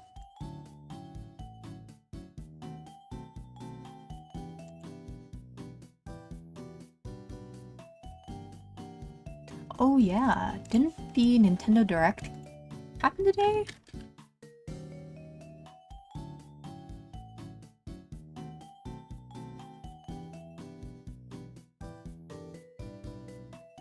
Remember this Punisher-esque revenge manga room? Or, I missed a sentence. Punisher-esque manga where MC gets locked in a room and killed by starvation. Didn't even die fighting. I was not happy about that ending. Oh no. What manga was that? I'm curious. Haven't been reading anything at all. Have replaced it all for chill, cozy games. Yeah, I think my reading time has mostly been taken up by Final Fantasy. Wait, what? Tomodachi Life 2? No way. Wait. You're kidding. You're kidding. After all this time, they actually have it? Dude! Holy shit, wait.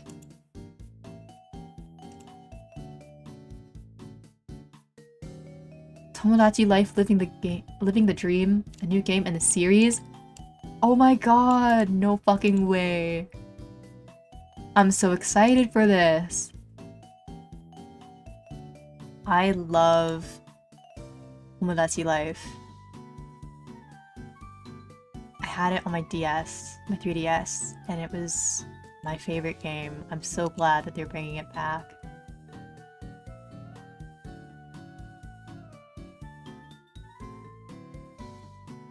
$2026 though? Damn. So if they're still releasing new games for the Switch, when is the Switch 2 gonna come out? Because they didn't announce anything relating to the Switch 2, right? During the Direct today?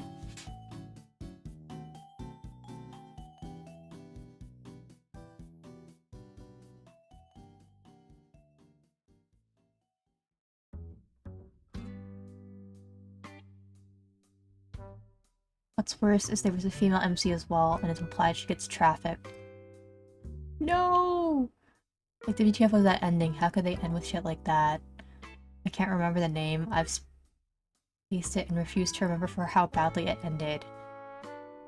I feel like I probably read something similar to that, where it's like everyone just dies or has a terrible ending, but I don't remember the title, and it must have been so long since I last read it. But I'm thinking maybe it could have been the same series.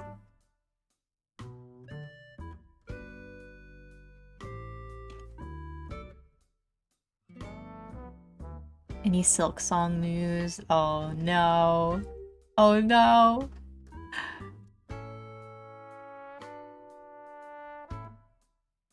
No Hollow Knight. You know, I haven't played it though. But I'm praying for all the Hollow Knight fans out here waiting for Silk Song.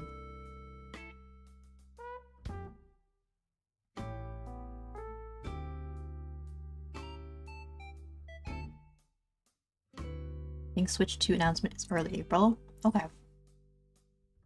think if the Switch 2 even does get announced, I probably won't buy it for a while when it releases. I feel like I haven't really gotten that much use out of my current Switch.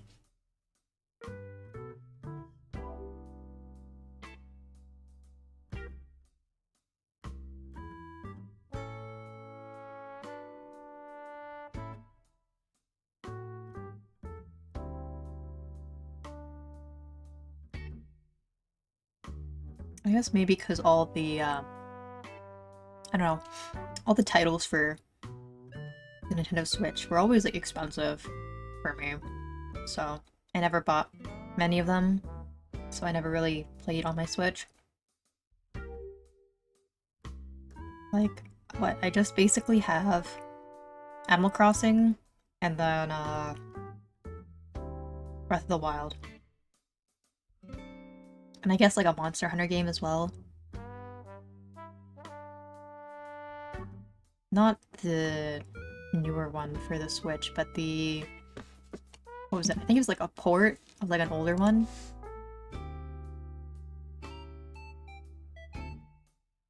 But that one... I didn't really play much of either.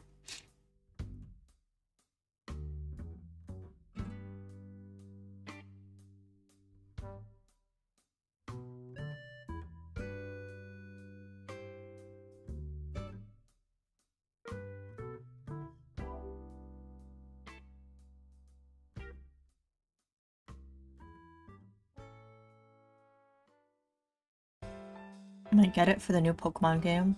Although I hate it already and I haven't even played it. Oh, what is it? Like Legends ZA?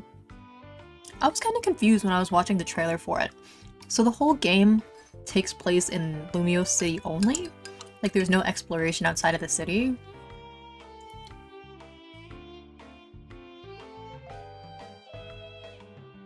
Because I think they only showed off the city in the trailer, so I was confused. I was like, so are we just not gonna go to Kalos at all? So I thought it was supposed to basically be like a Kalos XY like remake. Exactly, that is my issue, yeah.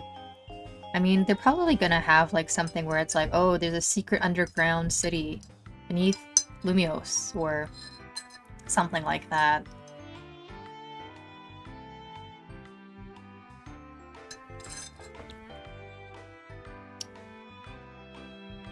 But if it does only happen in Lumiose, I would be pretty disappointed. Exactly, that is my issue, yeah. I feel like it's not gonna bode well for most people.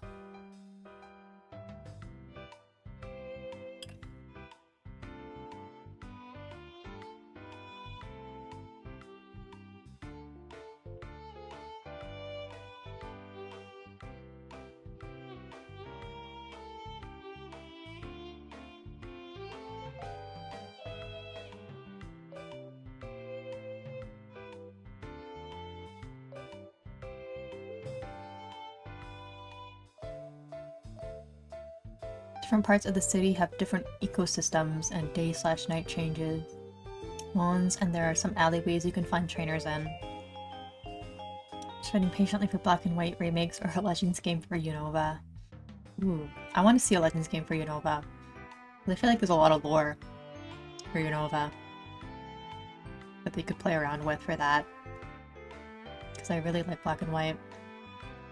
But I don't really know if I'm gonna vibe with the ecosystems idea that they're using. Because I feel like part of the charm of like Pokemon is getting to like explore the world, you know, and having all these ecosystems be artificial within a city doesn't really hit the same. I don't know. Like I can see that they're trying to do something new, but new doesn't always mean good. I might be a hater.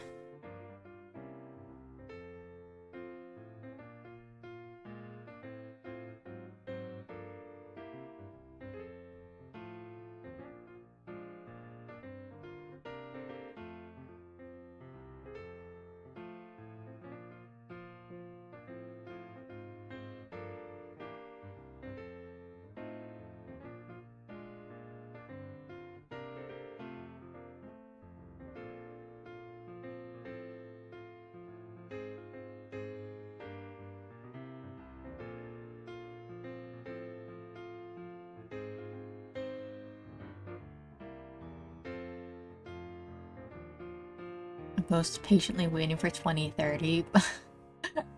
Yeah, next Legends game is not gonna be out for a long time.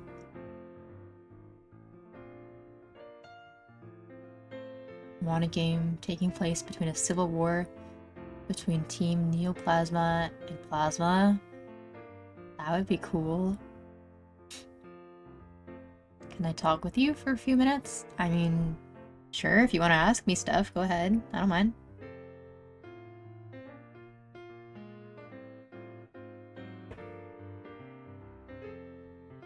When's Pokemon Snap 3? Is Pokemon Snap fun? I never played it, and I don't think I've really seen much gameplay for it.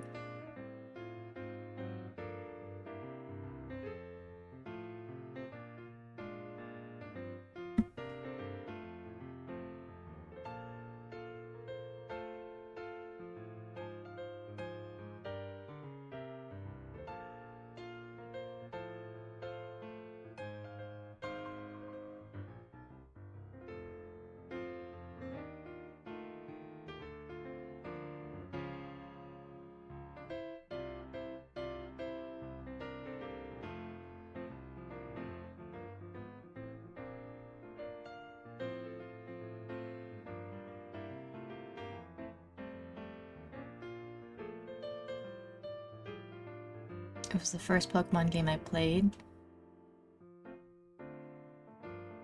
Never had GB/GBA. Oh. Actually, wait.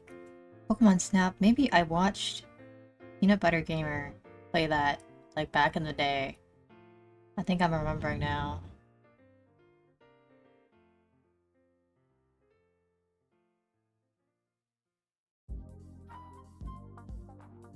It's having an issue about me? Oh. If it's something serious, I would maybe recommend reaching out to someone you know personally then. Just as a streamer, I don't know how much I can help you or give advice.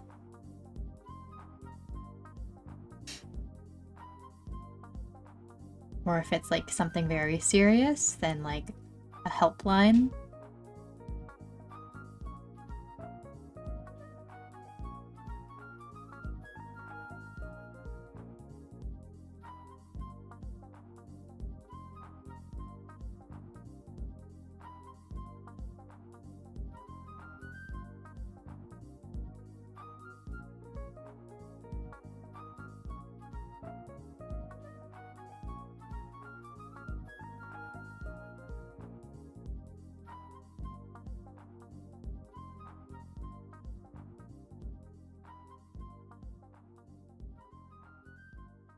Age is 25 and I think I'm having Alzheimer's? Yeah. For that, I mean, have you discussed that with like a doctor or like a healthcare professional?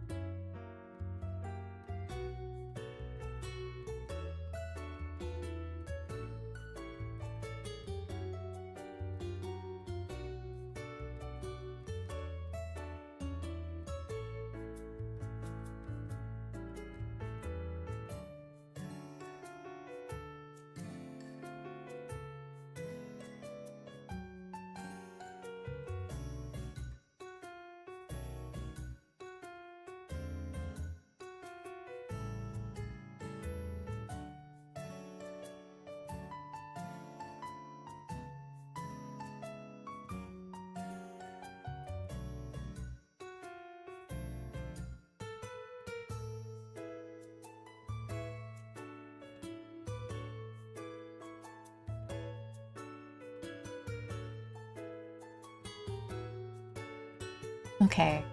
For this, Daniel, I think I would really recommend that you probably speak to a professional that can help you and meet your needs more appropriately. I don't quite think this is the space to be searching for advice. I'm really sorry to hear about what you're going through, but I don't really think that there's much I can help you with here. So, if you feel like you're also going to experience a crisis, I would also get in contact maybe with someone in emergency services, especially if you're not feeling very well. I hope everything's alright, and I do think that is a bit concerning. So definitely don't sit on this.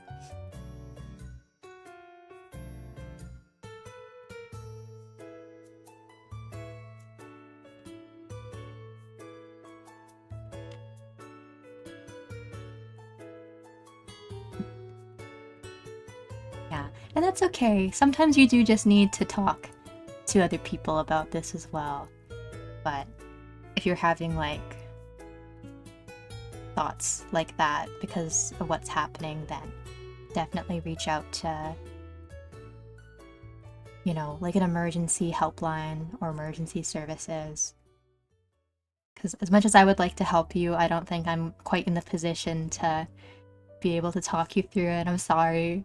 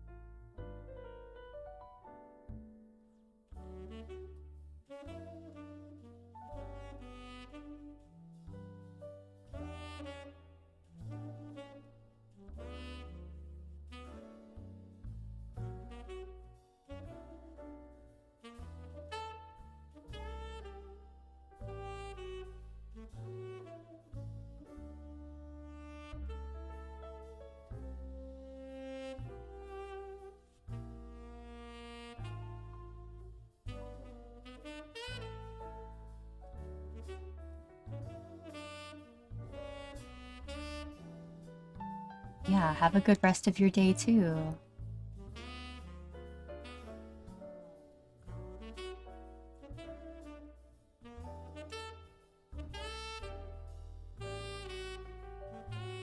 Oh, thank you, Kazuki.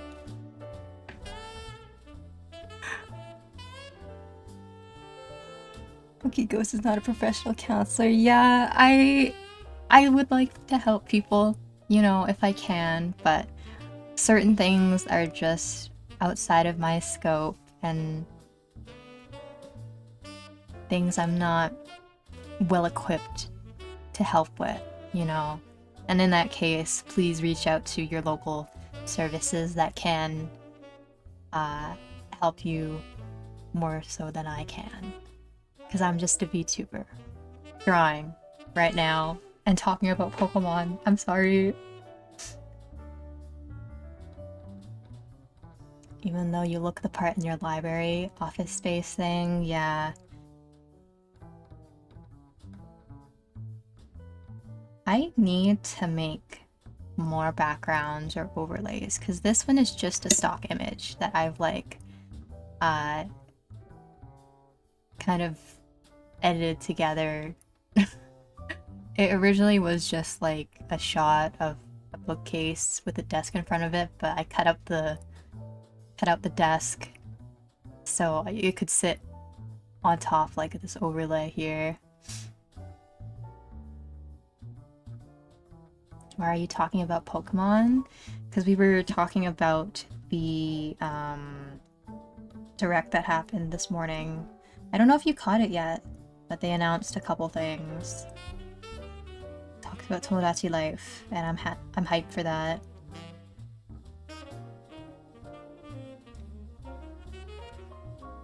And did you know I watched the Pokedoku Supercut? What is that?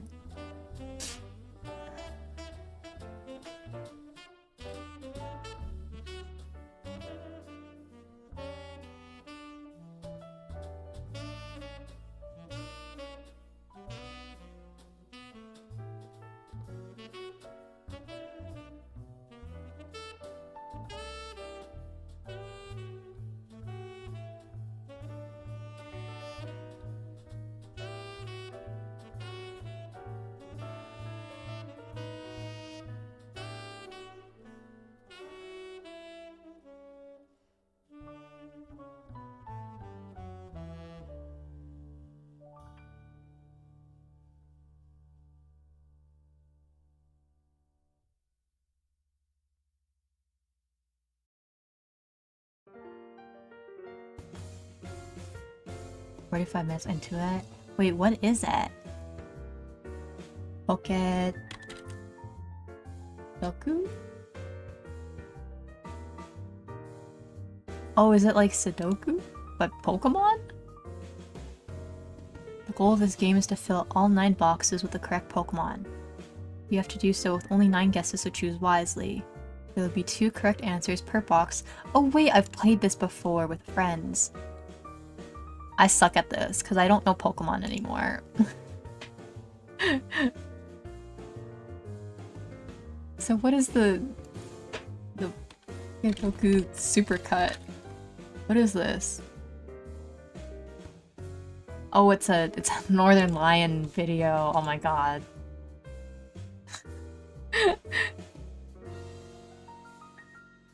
Is it just a compilation of him playing it?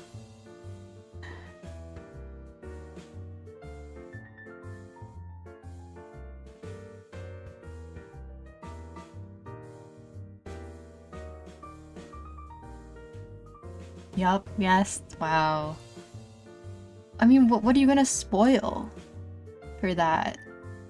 Did you know he gets the answer right for this box at this time? How long does it take him to do this?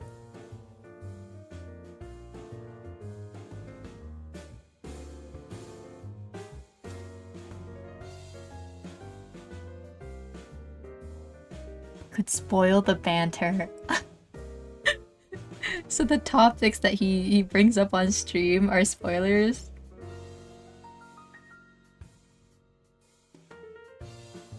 Guys, at 45 minutes in, he starts talking about Costco. He brings up the rotisserie chicken, and then he talks about his food poisoning experience with the chicken bake at 50 minutes in. And then at 55 minutes in, he makes a referential joke to a Greek philosopher. I'm sorry, this sounds like Flame. This is not Flame. I'm just poking fun.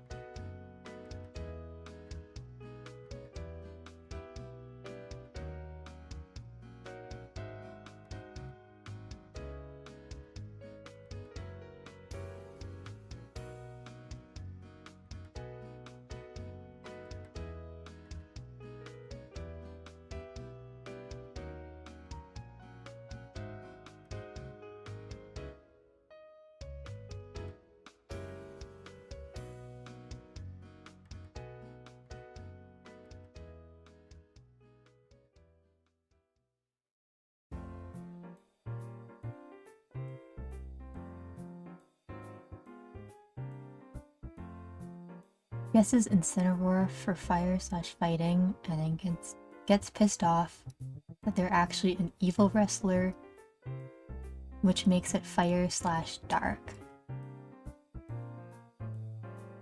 Oh.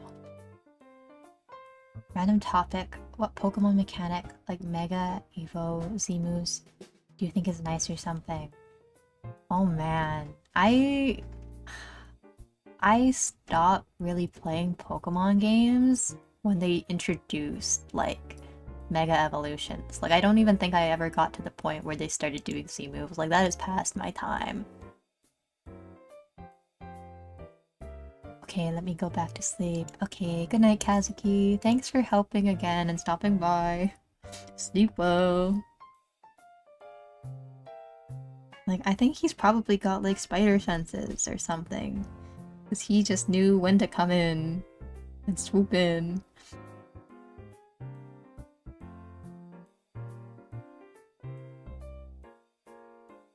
Putting Z-moves and Mega in the same breath. Wait, okay, you'll have to explain that to me, because I'm not caught up with, like, Pokemon at all. I hear people, like, always glazing Mega Evolution, but I don't really know much about what Z-moves are supposed to be.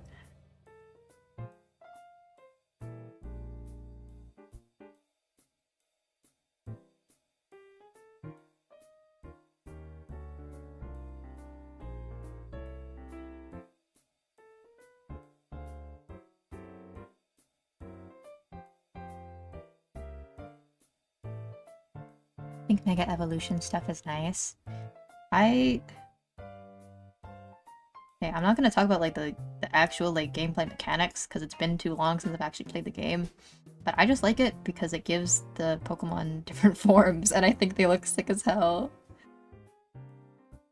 Like, I love Charizard and its 1 million transformations.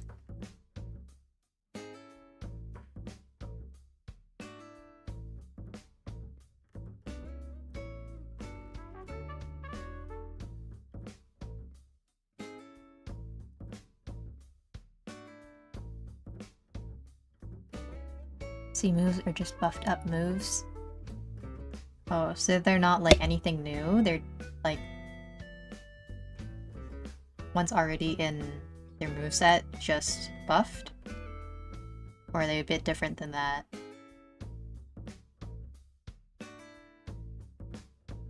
Am I drawing in the right layer? I am, okay.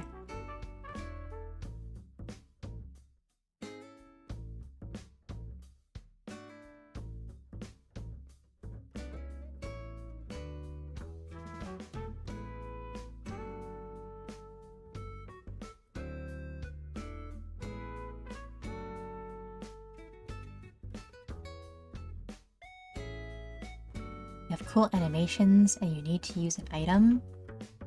See. So do people use Mega Evolution stuff and Z moves during like competitive as well? Like, do those come into play? Or I guess it depends on the game as well. But I know the Legends ZA is like kind of changing up the battle system a bit with like you actually being able to like run around during the fight and like potentially dodge moves. When I saw that, I was like, man, I wonder how the competitive scene is going to react to that.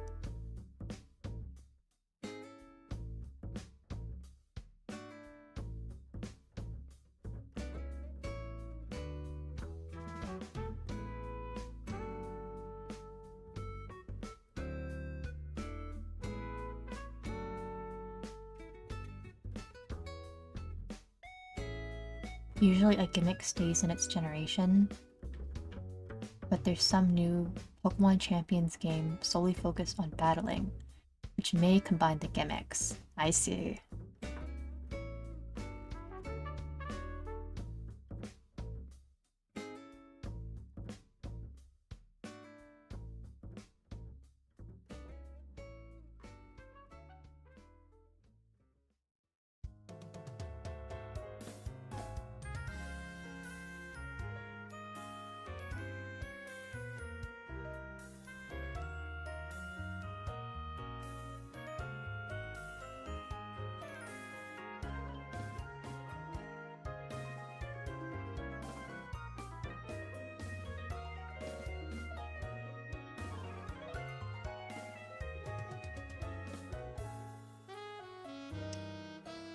I don't want to get back into Pokemon again. I used to love the games as a kid. I don't know, I wouldn't really take them that seriously, so I didn't really know that much about like battling and moves and like what Pokemon I guess are quote-unquote good or not. But I just want to play another one for fun. 'Cause the last one that I ever touched was maybe X and Y. I did have a copy of Sun and Moon, but Lobella mostly played on that, and I would just watch them from time to time.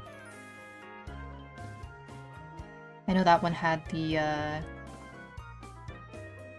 what was it again? Like, the, like, alien guys. Sorry, and any Pokemon fan hearing me describe this is probably gonna tear their hair out.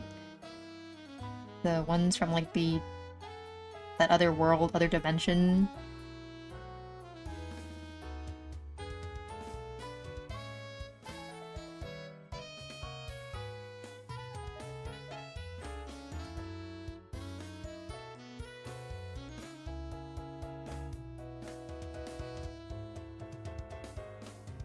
Ultra Beasts. Yeah, those guys. They look cool.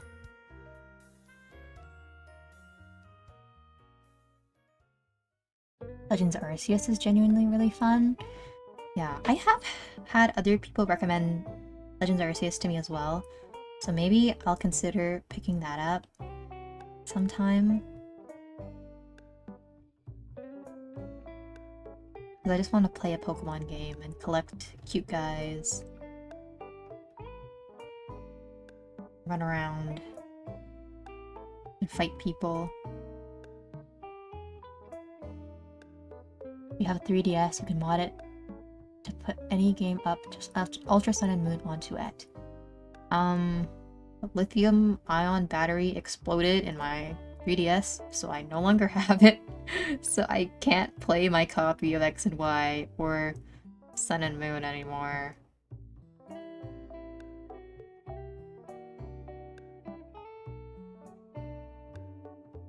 Because when I was younger, I was kind of stupid. I didn't think that, oh, we should probably just take it out and replace it. Because it already kind of got to the point where it was like bloating inside of the console. So Lobella and I just like, we just let it do that, and I'm like, ah, it's fucked, it's fine. But in hindsight, I'm like, that was such a stupid idea. Why don't we just try to get it repaired?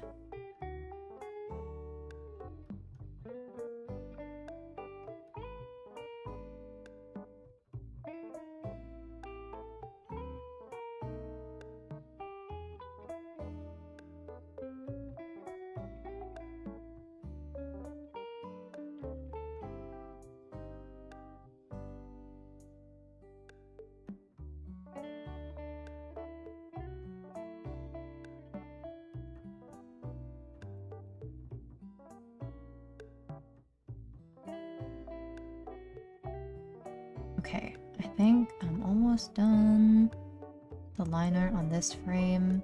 I've been like working on this one for way too long.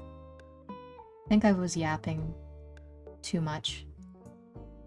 And now I'm paying for it because I'm being slow with my work. Which is not what I wanted to happen, and then it ended up happening anyways in classic Funky fashion. Wait, the battery exploded? It bloated. So basically, it looked like from the bottom of the console, the, how to describe this? Like, it was just inflating, kind of, like a balloon, almost. And you know what Lobella and I did, instead of, like, properly disposing of it? We just put it on a table in our basement, in, like, a concrete room. And then, like, my mom walked down there one day and was like, guys, what the fuck is this? Why do you essentially have, like, a Nintendo DS bomb sitting in the basement waiting for it to explode? And Lobella and I were just like, I don't know. We didn't know what else to do with it. And she was like, you guys are fucking dumb. What if that caught fire? And we were like, I don't know. I don't know. Too funny. The Nintendo branded IED, dude, it was so bad. I don't know what we were thinking. We were just like, this will absolutely have no consequences for us later down the line, you know? This is very safe to do, not concerning at all, definitely won't explode and kill us while we're sleeping and set the house on fire.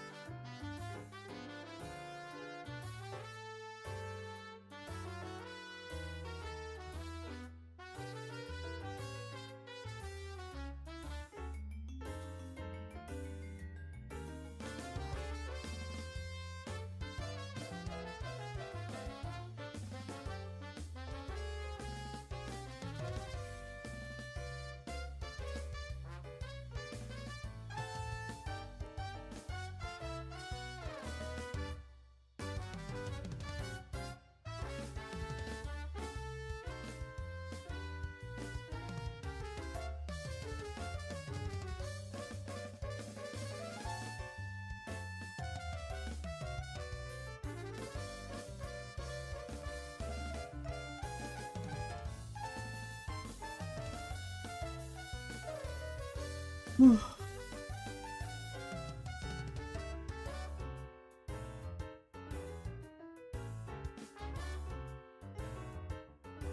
it's almost break time.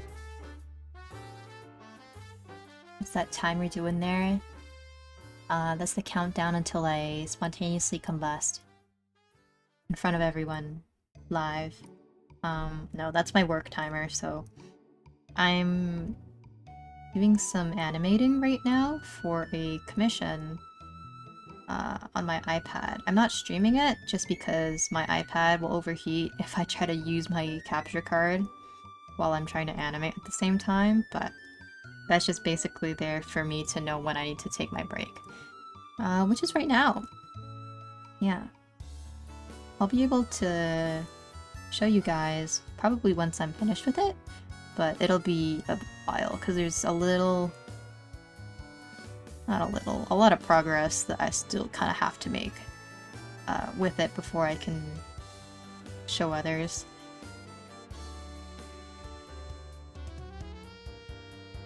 It's coming together though. It's just the line art process is a little bit tedious because I'm doing mostly everything frame by frame and drawn.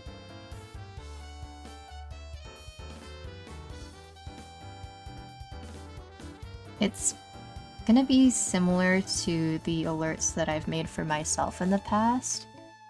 Let me see if I have it. Might have to upload it again into OBS, but I basically just have commissions for like little GIFs, people's characters that they can use for their streams. Yeah. You've been streaming this whole time and I didn't know. Oops. Wow, Chris. Shame, shame, shame. Yeah, I did turn on my status on Discord for my stream today because it's not anything crazy. I'm just working. Co-working stream. How are you? How's work?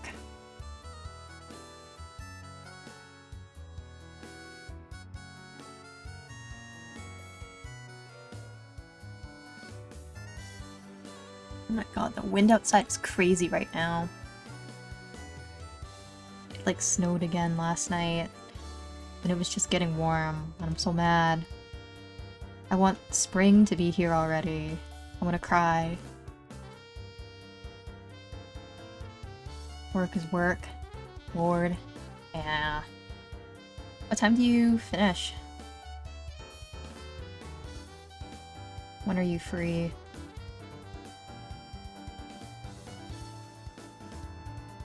Snowing at end of March is crazy. I know! Like, literally yesterday, when I went to go drive to pick up Lobella from work, all of the ice in my backyard was melting, so I was like having to jump around to avoid all the puddles and stuff just to get to my car.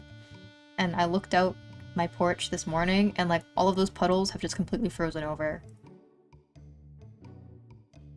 I don't know when I'm actually going to be able to have like spring and flowers.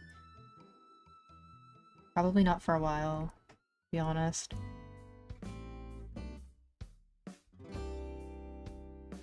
Probably in like 4 hours. Maybe tennis tonight, but I'm also on 3 hours of sleep. Wait, don't tell me this dude stayed up playing fucking League of Legends. Mm-mm.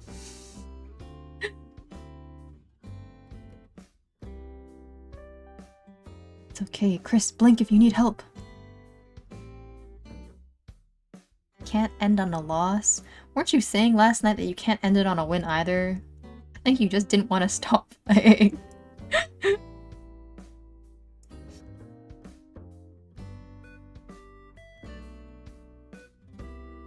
Not me living in the tropics. God, what I would do right now to be in a tropical country. It is cold here. It's just cold and gloomy. Like, it's cold and gloomy in Canada, where I am, for basically half the year.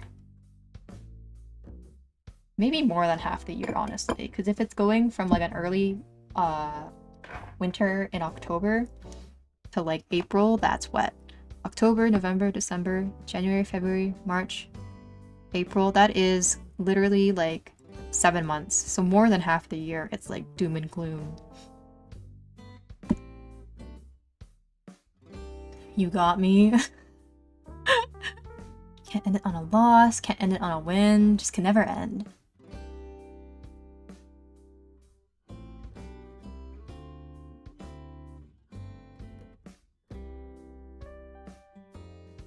The vicious cycle of League of Legends.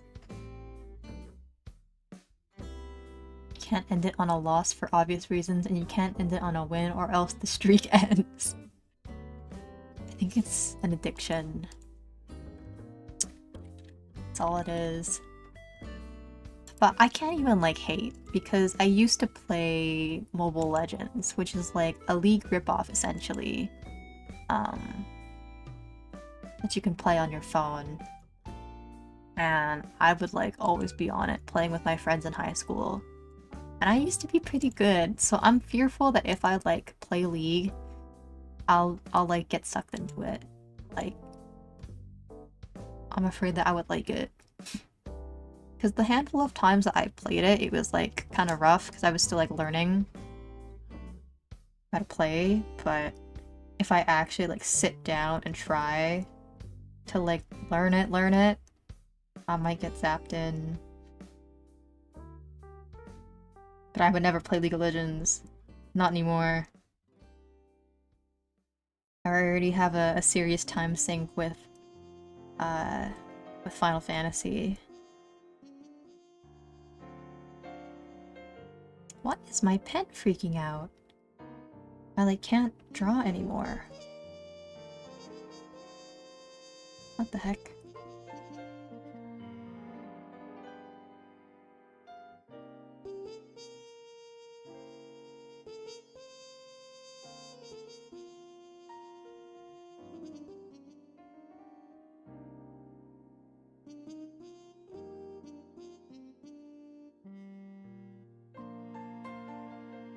Oh, didn't know some people play ML outside of Southeast Asia. I think ML is more popular, yeah, in Asia. Like, I see a lot of people from the Philippines and from Indonesia when I play, but not a lot of people in Canada or the US play it, because here it's like League of Legends that everyone is into, right? But to be honest, all the people that play ML with me are Asians. Asian Canadians. So maybe that has something to do with it.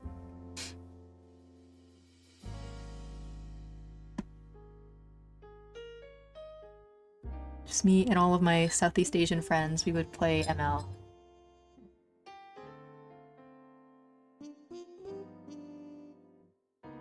Understandable, yeah. It was fun. I tried playing it again recently too. And the game is pretty much the same, I guess, but there's a lot of new characters that I'm not familiar with anymore. So, the ranked games are fine, because I just play Layla, and I just shoot people and I win. But if I try to go up into higher elos, I'm probably not gonna have a good time, because there's too many in-meta characters right now that I'm just not familiar with at all.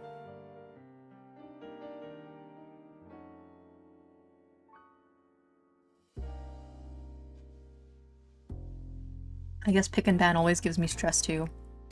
Because if I don't know the characters, I won't know who to ban.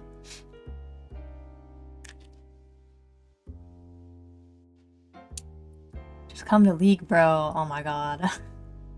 Would you try out that Riot fighting game when it releases? 2xKO.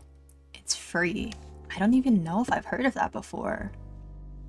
What is that? 2xKO? An upcoming free-to-play fighting game developed and published by Riot in collaboration with Radiant. It will feature characters from League, and it is scheduled to be released in 2025. Oh, it's a League fighting game? Interesting. Maybe, I don't know. Been a hot minute since I have played a fighting game. I mean, I'll try it out if it's free. I don't know if I'll get into it though. Damn, imagine playing Dota. Wow, crazy. I have one friend that actively plays Dota. He like deleted his Discord and everything and all his social media, but I still have him on Steam, and that's like, I don't know how he's really doing these days, but whenever I see him log on every day to play Dota, I'm like, oh, that dude's fine. He's actually okay. All is right with the world when I see Ryan log on to Dota 2.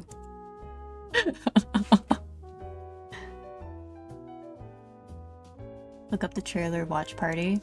I don't know if I can watch it on stream. I don't know if there's any copyrighted music and stuff in it, but I will watch it after probably. I just see a lot of Jinx when I look it up. Unsurprisingly, because she is basically the League of Legends poster girl.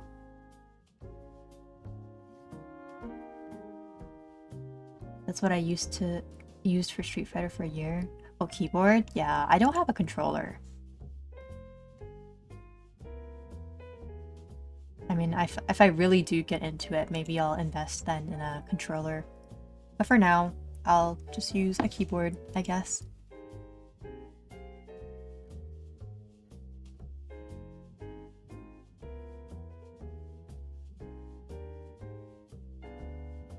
Keyboard is better anyways, to be honest.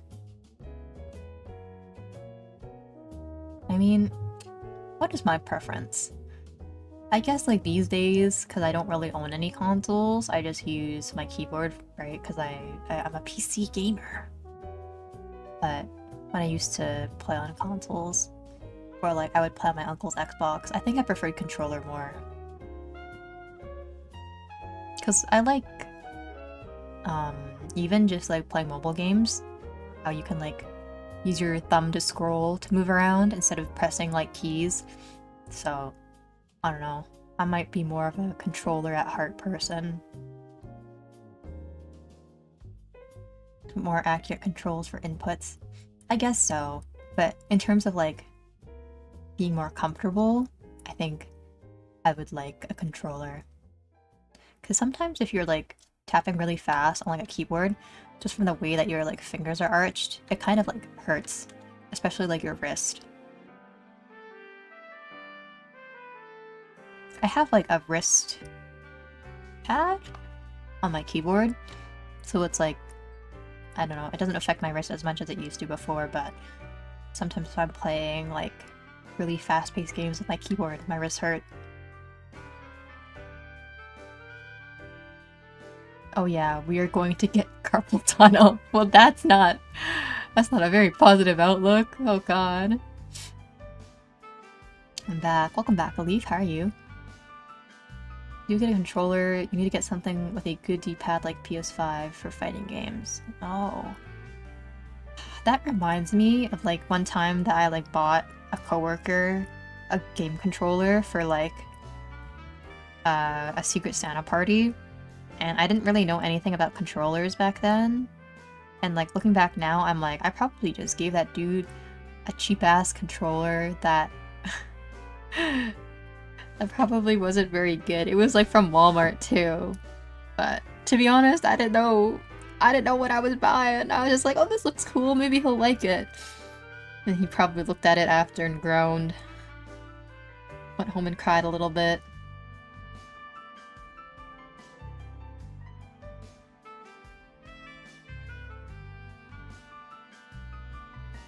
Do you get cramped fingers too? I used to. Like, especially for my right hand with my mouse, sometimes my fingers would cramp up if I was like playing for too long. Or like if I'm playing Overwatch for like a long session with my friends, then sometimes my fingers cramp up a little. But I don't think I've noticed it recently for anything that I've played. Which either means I'm playing less or I'm just getting used to it. I can't tell.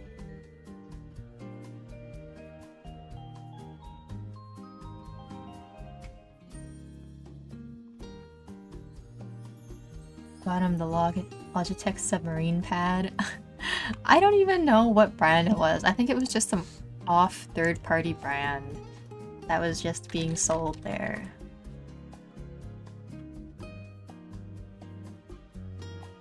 I think I looked up the reviews for it after, and some people online said that it was just mid. It was okay.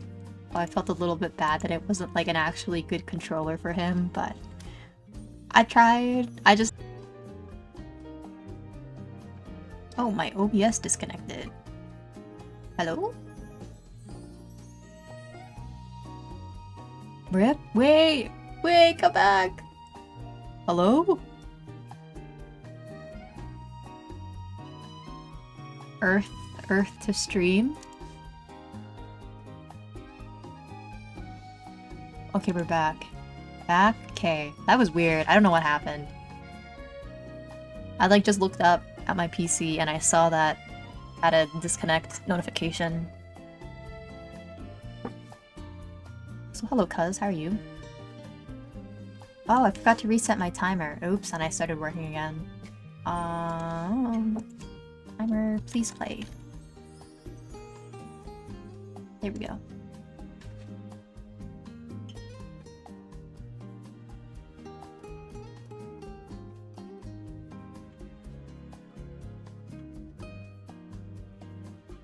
But yeah, ever since then, I've always like felt nervous when it came to like Secret Santas, because I was like, I don't want a repeat of that to happen, where I get someone kind of like a bad gift that they didn't actually want or don't actually like. Because I kind of remember that like when I gave him the gift and he opened it, he looked a little bit disappointed. And I was like, oh damn it, maybe I shouldn't have bought him this controller. But I would say it's his fault. Because he was supposed to make a list of everything he wanted and he didn't list anything. You know, and all I knew is that he liked games. So I just did what I could.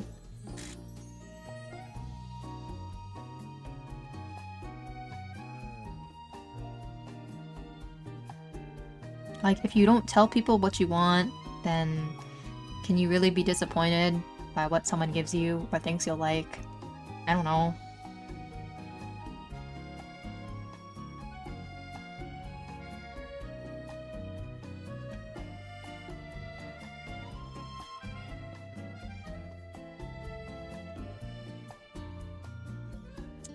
Do you guys think that you're someone that is easy to buy gifts for?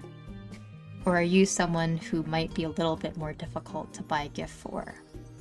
I guess this is maybe biased to ask you the question, because how do you really know?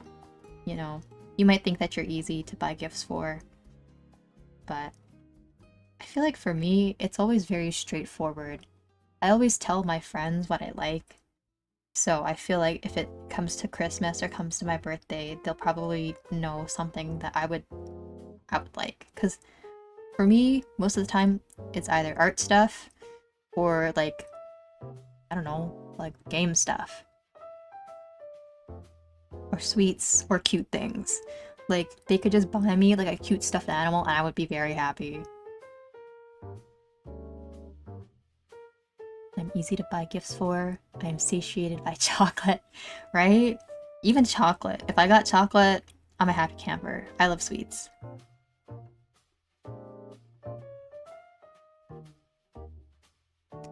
Should have got them Zapper, one wicked cricket for the PS2.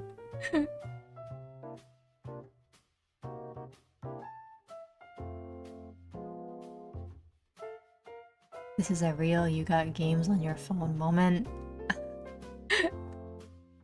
Yeah, you got Cut the Rope? You got a Fruit Ninja? You got Angry Birds? Candy Crush?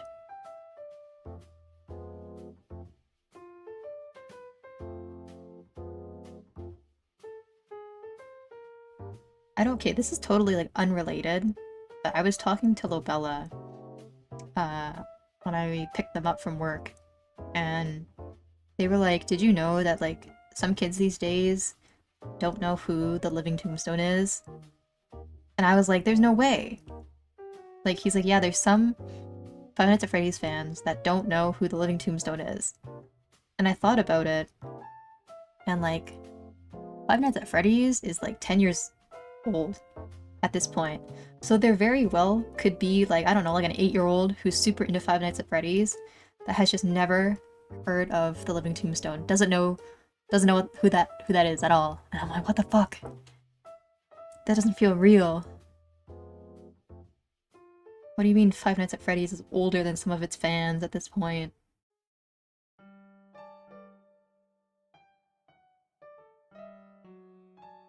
I'm actually feeling old. I'm feeling decrepit.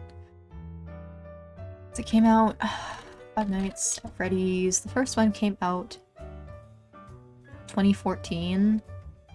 So yeah, it's 11 years old right now. You got Robux. Robux. God, my little cousin is always asking for Robux.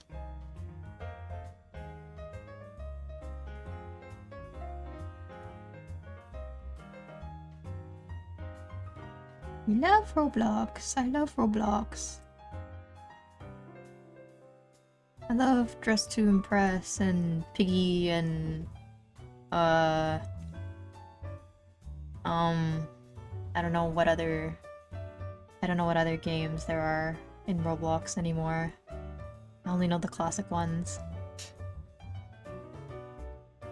I don't know the Living Tombstone. Oh, I mean, were you a fan of Five Nights at Freddy's?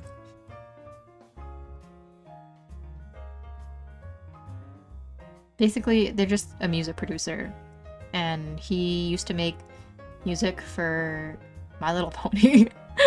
And then once like Five Nights at Freddy's was like a big thing, he made like a couple fan songs and he got really big after that. So if you ever heard like the classic like Five Nights at Freddy's fan song, that's the song that he made. What was the song? Oh, it's literally called Five Nights at Freddy's One Song. It has 380 million views on YouTube. Jesus Christ. I don't play those games. Yeah, if you don't play the games, you probably don't know who he is, but basically he would just make songs for the game. Or the games, plural.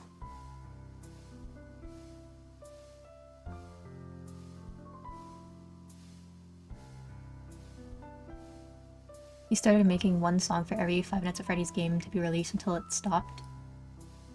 I think he didn't make any songs for 6 onwards. Oh. Yeah, I don't think I listened to any of his music after, like, the 3rd game? Because that's also kind of when I stopped losing interest in Five Nights at Freddy's in general.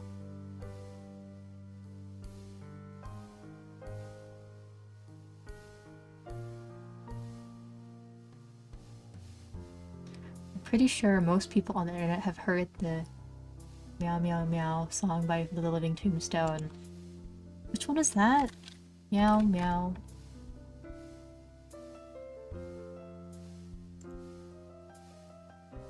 Oh, yeah, the cats one. Yeah, I have. Probably most people have heard that as well, but just don't know it.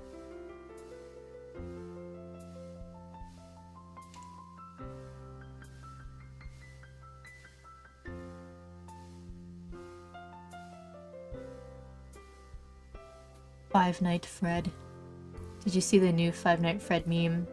My name is Edwin. I made the mimic. Dude, Lobella was saying that shit to me like half a year ago.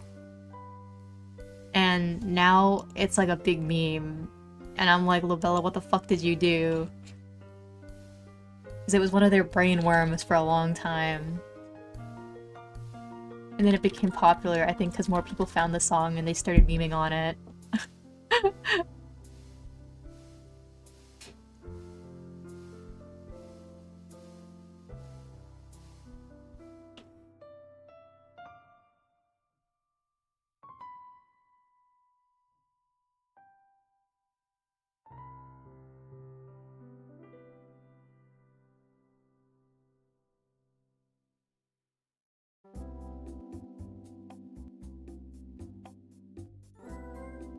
It's only 3 months old. Oh. Maybe not half a year, but when it first came out, so I guess back in December. Feels like it's been half a year. But yeah, when it first came out, Bella was poking fun at it. Then it blew up after. Genuinely, my interest peaked at game 4. Everywhere else I was like, why? Oh. I don't know. I like the second game the most, I think. Because I like the designs from that. Third game, I also liked Springtrap, but I don't know. The fourth game is kind of when the lore kind of started to get like weird. And I kind of like lost interest.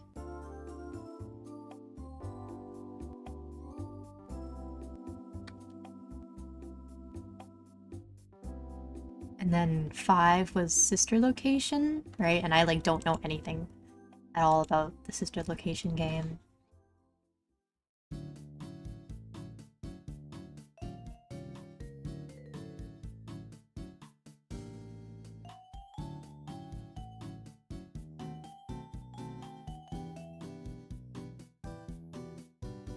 I have never played Five Nights at Freddy's. I mean, I don't know if you're really missing out on much, if I'll be completely honest. Like, it's just jump scare, avoid jump scare game. Woo! Animatronic scary!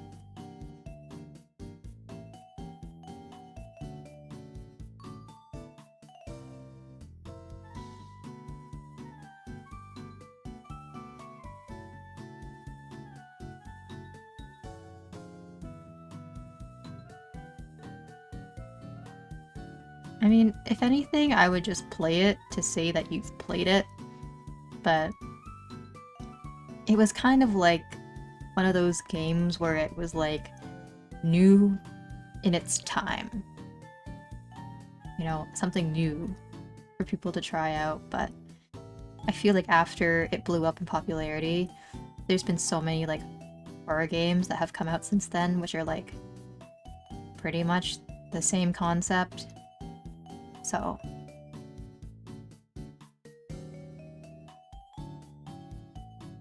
4 just became so confusing, but 10-year-old me was like, nah dude, this game's creator knows what he's doing with the lore, trust. The only thing that I believe got people so interested in Five Nights at Freddy's is the several animatronic variations and mysterious possession plot. Yeah, I don't even know what the conclusion of like the story was supposed to be, or like the reason that they're all alive was supposed to be. I know there was like something about like a murderer and whatever, and probably Matt Pat has a video on it, but I'm like, man, I don't give a fuck. I don't care what the plot is, it's lost in the sauce at this point. It's on the big pile of people are kind of surprised I've never played at games like Among Us and Marvel Rivals. Among Us, I played only a handful of times with like my IRLs. I keep trying to convince my other online gaming group though to play Among Us. I just think it would be so funny. So when the 3D game comes out, eventually I'm gonna force people to play with me. And Marvel Rivals, like, have you played Overwatch before? Like, Marvel Rivals is just Overwatch, but totally unbalanced. I'm sorry, Ghost, if you're still here. I'm about to hound on your Wookiee, your favorite game, but I don't really care for Marvels as much as I like Overwatch. I just feel like in Marvels, there's like, I don't know, too much unbalance in the game.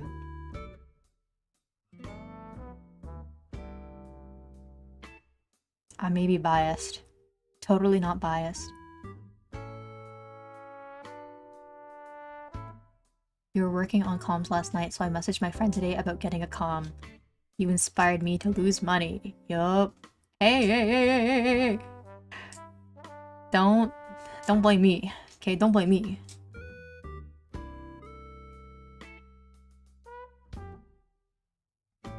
Started with them being possessed just because they were put inside robots, but now there's sci-fi stuff in the middle and eh. Like, what was the newer game where it's like you can actually walk around and Freddy is like your bestie, he's your oomph or something. Like I watched some gameplay of that and I was like, what the fuck is happening? This is not Five Nights at Freddy's anymore. What the hell is this? Trying to find out who the best liar of the group is. Dude, my friends were not good. I love my girls, but they were not good at Among Us. I think it's because most of them are not gamers, so they didn't really get the point of the game was to not tell others that you're the killer. So they were very bad at kills, and when it came for my turn to be the killer, I was too good. I was a sweat, you know? I would do that shit where you lead everyone to the electrical room and then turn off the lights and stab everyone, and then I'd win. And also because they wouldn't know that that you also had to like use the cameras or like run to the emergency room. And I would also just like bullshit my way through every meeting that we had. And because everyone thinks that I'm the gamer and I know what I'm doing, they would trust me. They'd just be like, oh yeah, Funky's fine. No, it was me all along. Or they would just like dogpile me for no reason. With zero evidence, they'd just be like, no, we think it's you. We actually think it's you. You should die right now.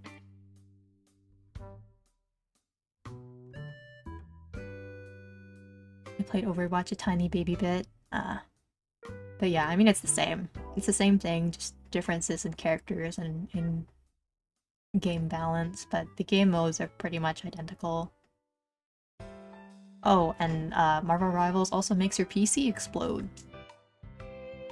Like, I can't even play it anymore, because whenever I play, I get, like, screen tearing, and my game just lags like crazy.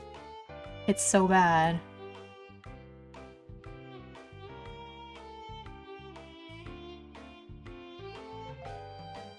100% biased? Yeah, it's definitely biased, unfortunately. But they brought back loot boxes!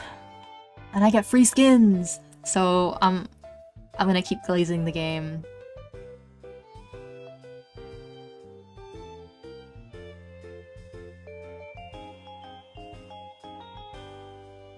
Oh, it's Security Breach. Yeah, that's the game.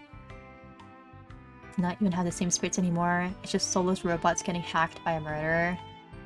Oh, so then it's not as interesting. If you take away like the actual supernatural aspect of it. True, I blame my friend who draw good. They're the person who drew that art fight attack last year, if you remember. Oh, that one! Dude, you gotta show me the commission then once it's done.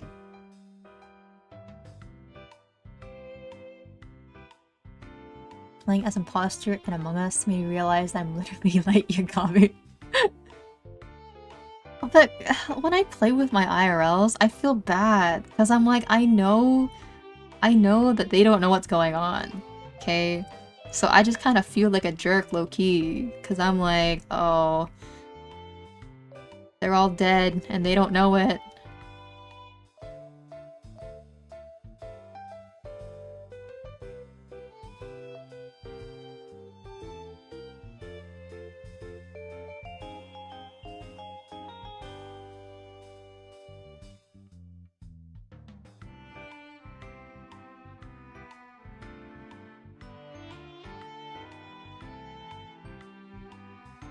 Like I'm kicking sand in the face of kids with their big lollipops in their hand. That's how I feel when I play Among Us with them. It's too much guilt.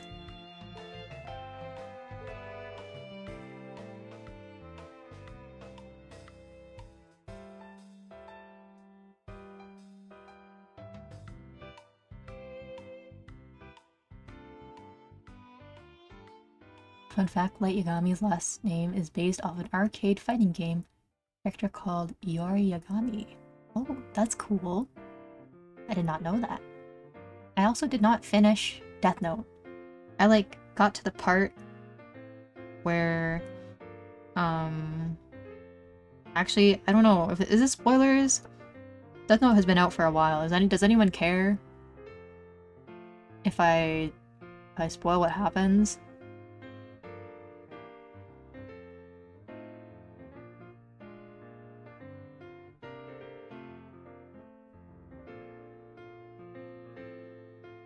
Well, actually, okay, maybe I'll phrase it in a way that's not spoilery, but it's around the time that they introduced, like, the second guy with, like, the one-letter name.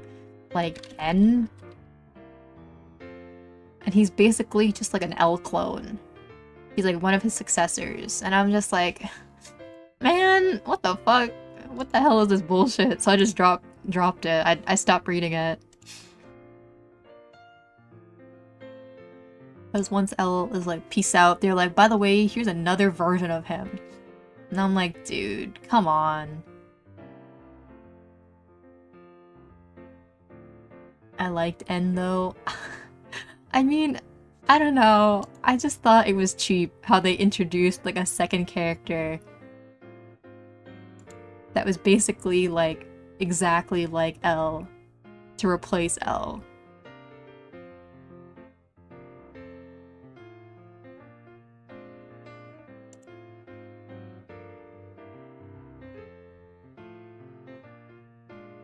Called Joel and I was like, yo, your comm's open. Yeah, what you want? I don't know, lol. But that's why I need you to play League, so Matt and Kimmy have a space to learn and not get tilted. Yeah, but what if I get tilted? You know, you didn't consider that. What if I become toxic after I play League? You know, more so than Overwatch, you know, I might be screaming in the call. Everyone suffers because of me. I get excitement and fulfillment from lying to my friends and winning. That's me. I love lying and making everyone feel bad because I kill them.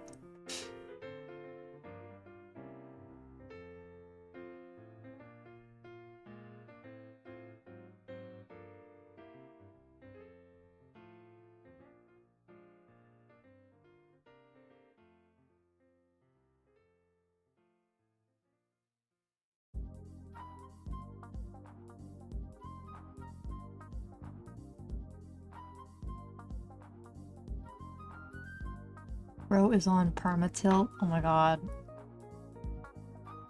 Bless him. But sometimes I'm fearing for my life in those comms. We play games together. Like, I fear sometimes he's gonna reach over and snap my neck and I'll just be like, oh, oh no.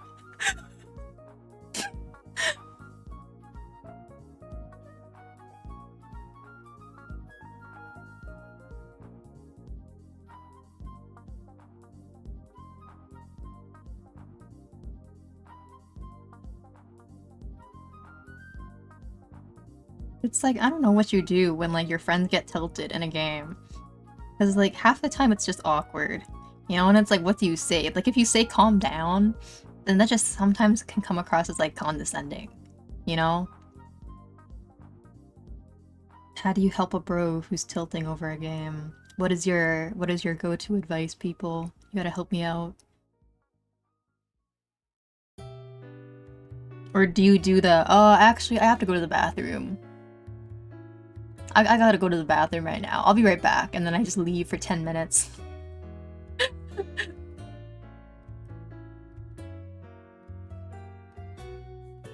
I just keep calling useful info. Shop calling and shit and ignore it.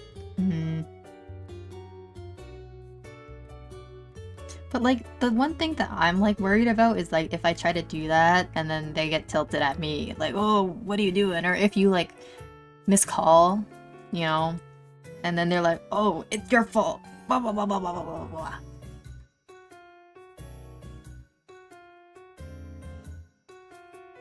Like, this is why I cannot play Valorant and I cannot play Apex. Because that's when shit like that will definitely happen.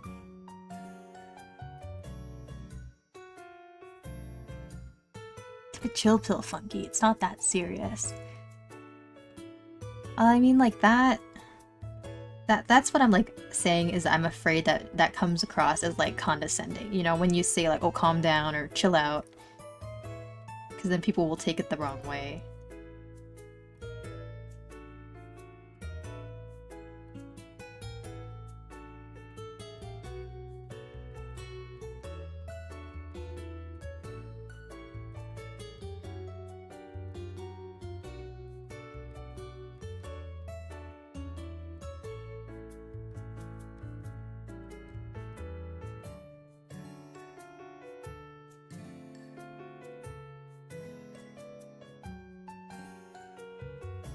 I mean, then you know not to play games with them. I mean, why do you think I don't I don't play Valorant?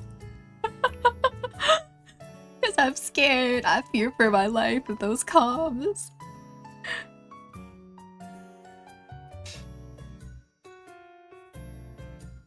Shh, calm down. It's just a game. Why you have to be mad?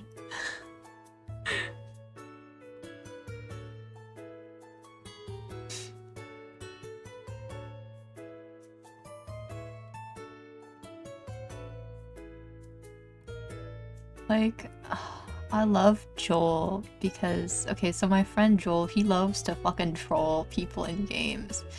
So when he hears other people in comms getting tilted, he just mocks them and he tells me about it, and I'm like, I don't have the balls to do that. Like, to just start making crying baby noises when someone starts yelling is so funny. But I don't think I have the balls to do that. Oh my god. Maybe in another life, I would be one of those annoying people that just poke fun at you when you tilt. But you also have to be good at the game, otherwise that doesn't count for anything. If you suck and you make fun of other people, then it's not worth it.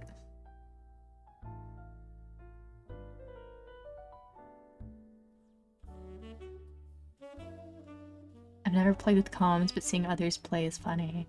It is funny, but also sometimes it's like stressful if like people take the game like too seriously.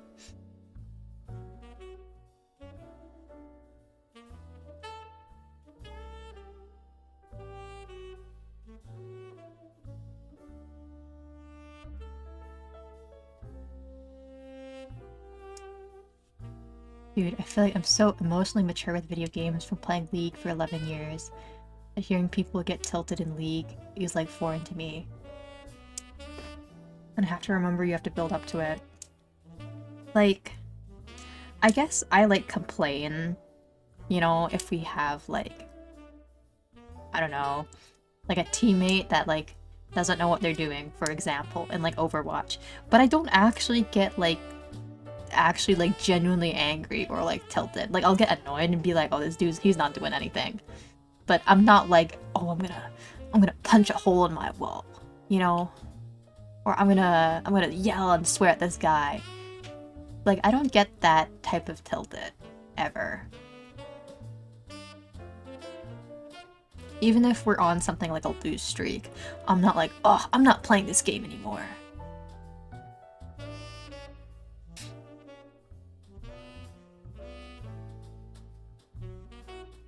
The go-to is like, what is bro doing? His best, and just keep playing, yeah. Like, I would never flame a stranger. I would never flame a stranger in a call or in voice text. That's too much. Unless they're being toxic. Like, purposely toxic. Then I might say something, but otherwise, I'm not gonna like be like, oh dude, you're playing like dog. Like, that's mean. That's just straight up mean. And you're gonna ruin that guy's day if you do that.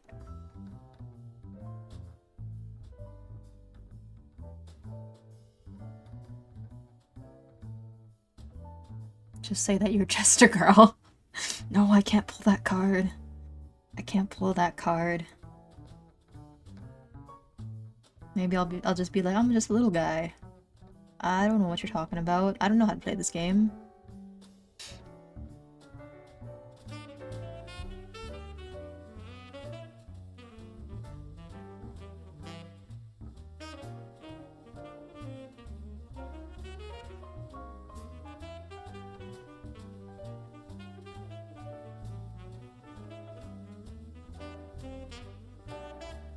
Even in Final Fantasy, like sometimes people like crash out and it's like an MMORPG game. And some people get really fucking mad, especially if you do like PvP. Like I talked to some people about this like last night and I've yet to like see it myself, but in Final Fantasy there's like a game mode called Frontlines where it's basically you're on a 24-man team fighting against 2 other 24-man teams. And some people like genuinely will crash out if your team is losing in the text chat. Like, it's insane to me. Like, it's not that serious. Especially because it's like part of the daily leveling quest, so it's like everyone has to queue for it.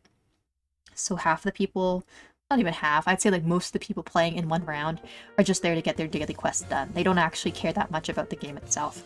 But the guys who like no life PvP in that game are like serious about it. They get really mad if your team is like falling behind.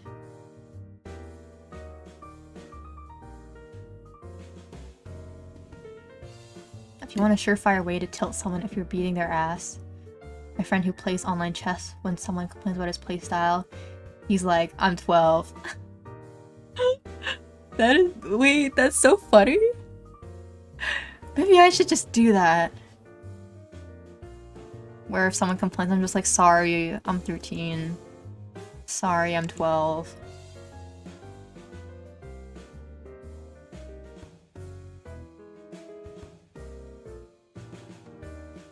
I'm just a kid, I don't know what I'm doing. I'm a little guy, I'm a little baby.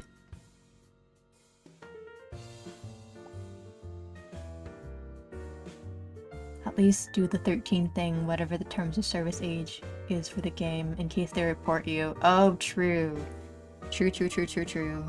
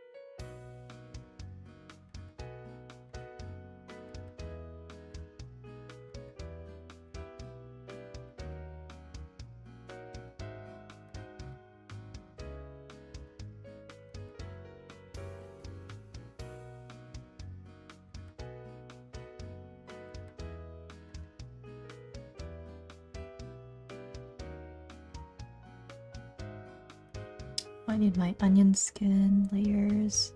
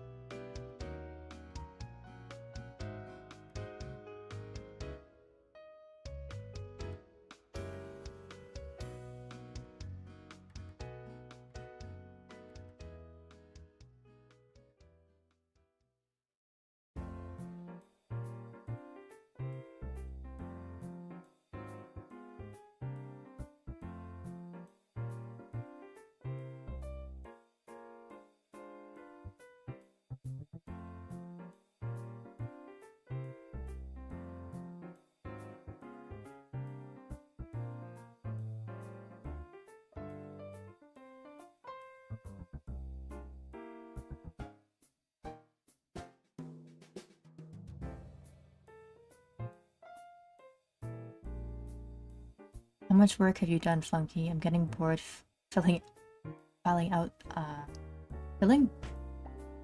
My eyes are not working. Filling out spreadsheets.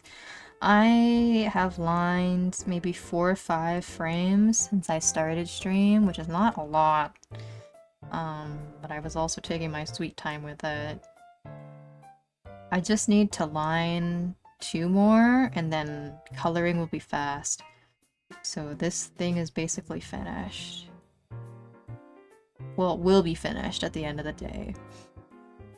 And then I have to work on 2 others for the same person. But I don't think it'll take that long, because the other ones are much simpler. This one I think has the most complex action, because it's like their character peeking around a shield. So I actually have to make the hair move a little bit and draw their head like tilting out from the side. But I thought I'd finish this one first because usually once you get the most difficult one out of the way, it feels better finishing the other ones. Okay, this person needs to tilt out a little bit more.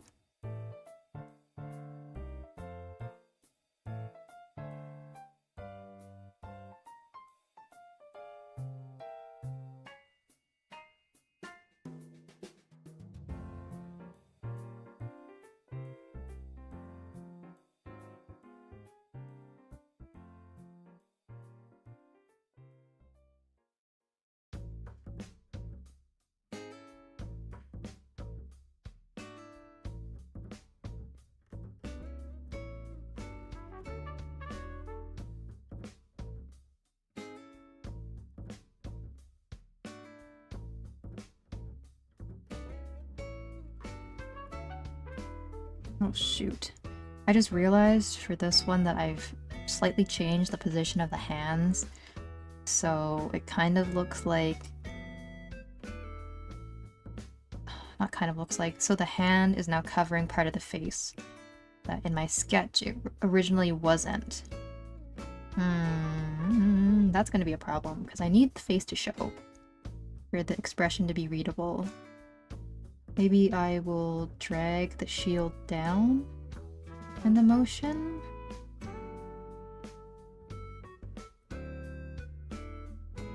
Or maybe I just tilt it more to the side and move it down. Or I redraw it so the hand is actually lower. I feel like I might have to do that, because I made an oopsie. Damn it.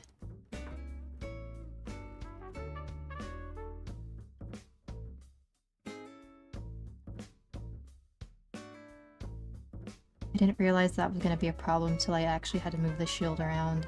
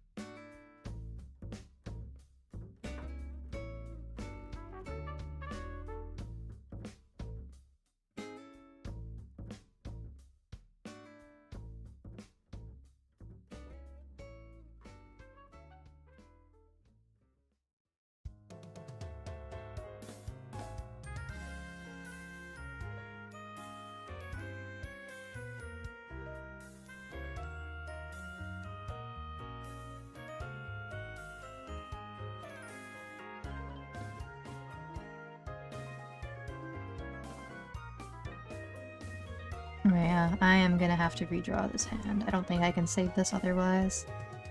No.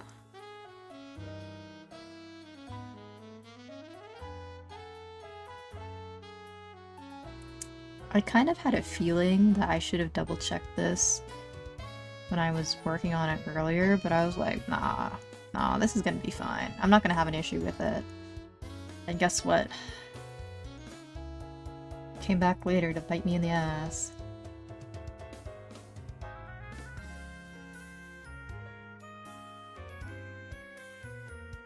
It's fine. I think I just have to, like, literally scooch it down and it should be fine.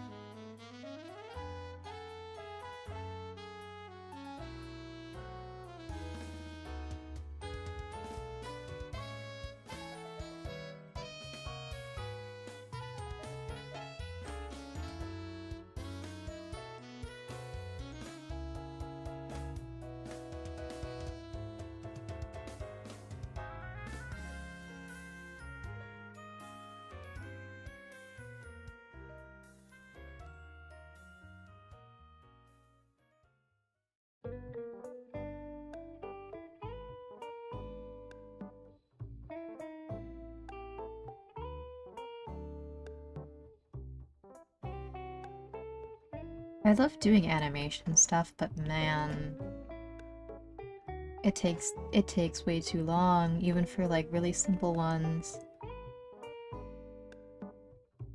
Well, I guess I'm probably just making it harder on myself because I'm not an animator and I don't really know a lot of techniques to like streamline things. So there's probably some parts of this that I could be doing like better.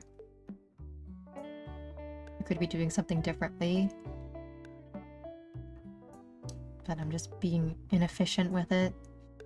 So I don't know what I'm doing.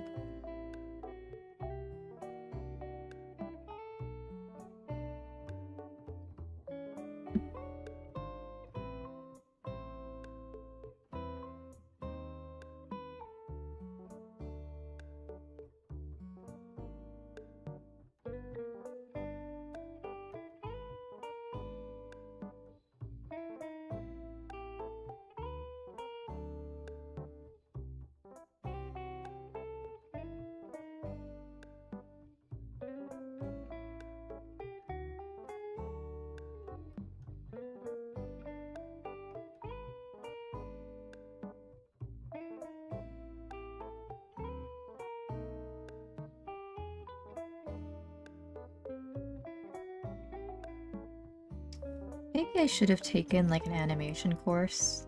Well, I could have in a university. I took one art class in my last year, but that was for storyboarding. Oh, my face is frozen.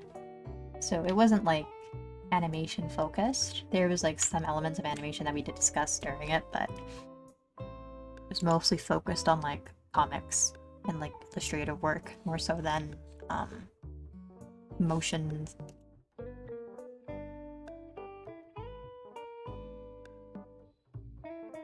Motion animated stuff.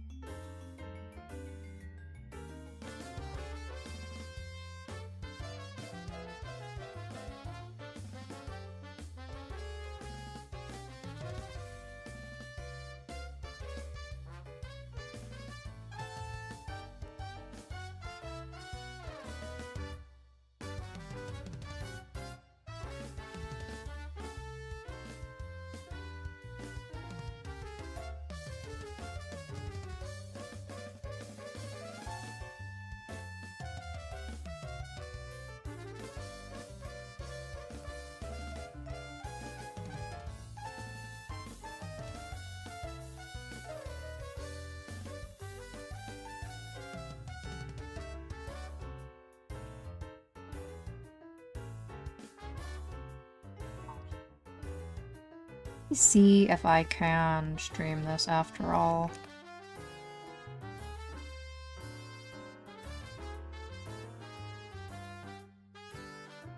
Where is my cord?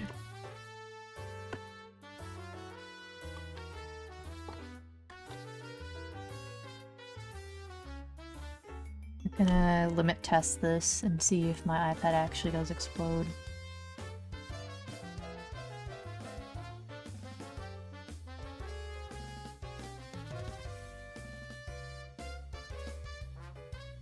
Okay, wait, give me 1 second to like swap screens, hold on.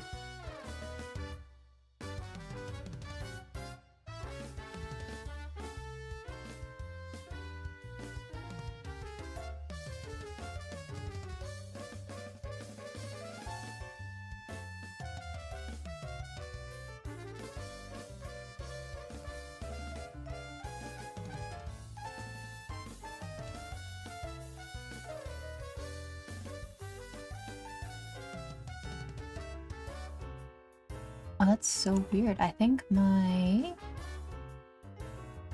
screen for iPad stuff disappeared. What the hell?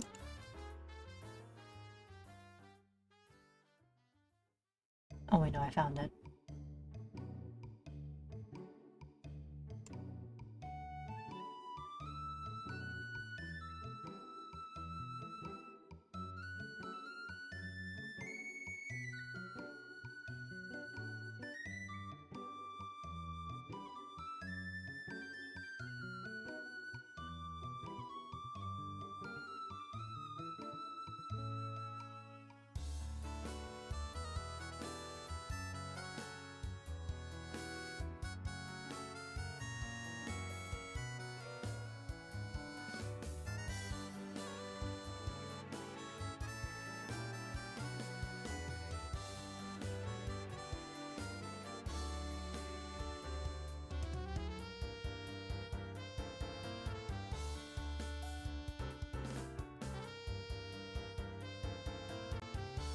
Hello?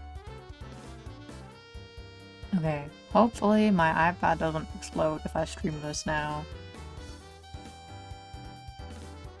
Let me also turn off this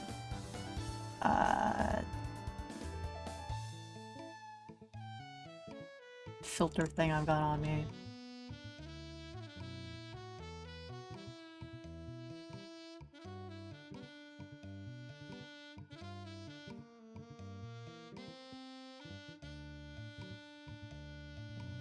Oop. Okay, now you can actually see what I've been working on this whole time. Basically, it's like... Here, I guess I can play it.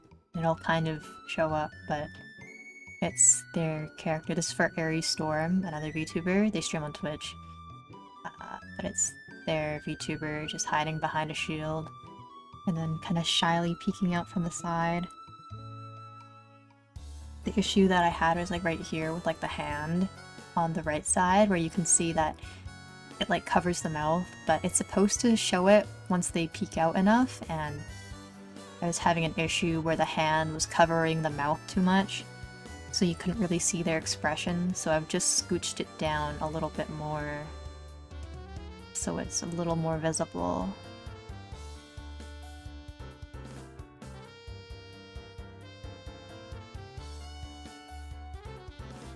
I need to color the frames still, so I've just colored one so far just to make sure everything looks good. And the rest of it I still need to finish drawing and coloring it. Mouth here I need to fix because it opens.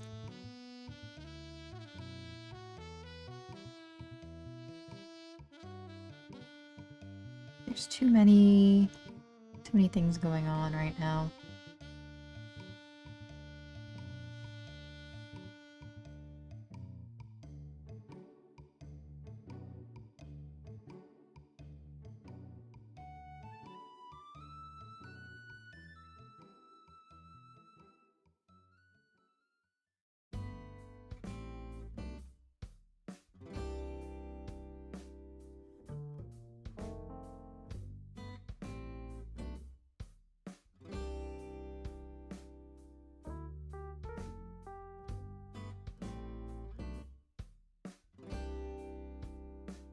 Cute, thank you. Yeah, I think it looks very cute so far. I'm excited to see it when it's done.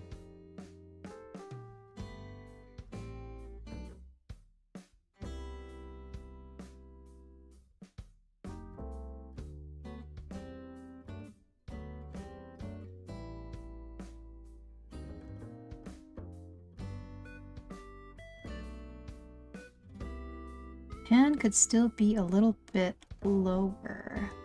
Did I already combine those layers? No, I didn't.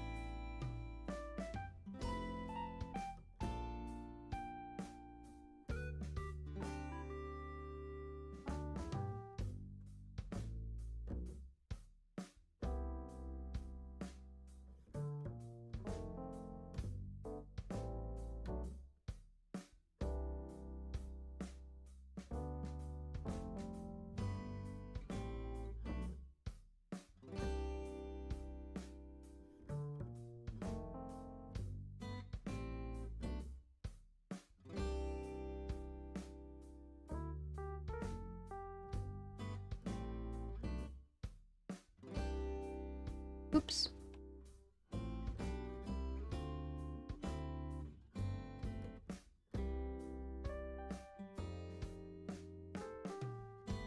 But this can probably give you a good idea about why I've been very slow with making progress this stream.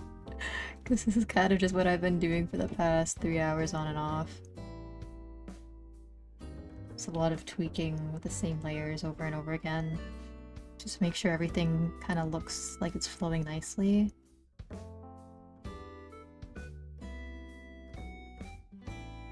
Get rid of this. Put them back. I need to redraw this arm again.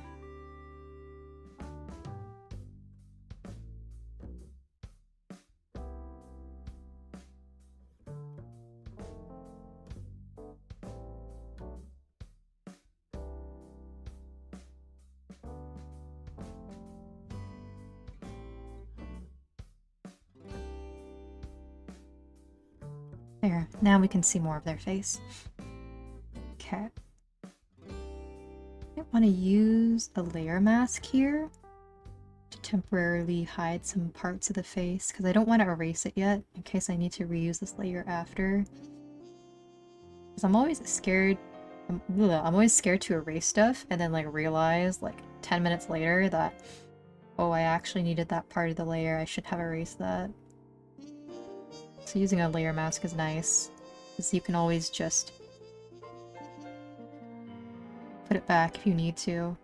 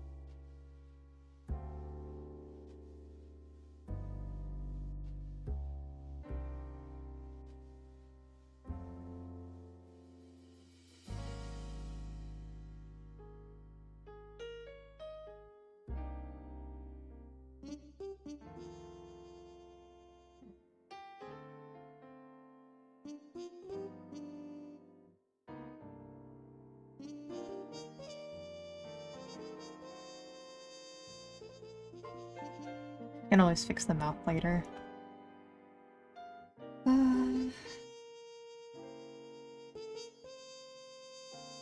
It's probably good. Good shape. Let me just check how this is supposed to look again. At this. Alright, the hair is supposed to slightly shift.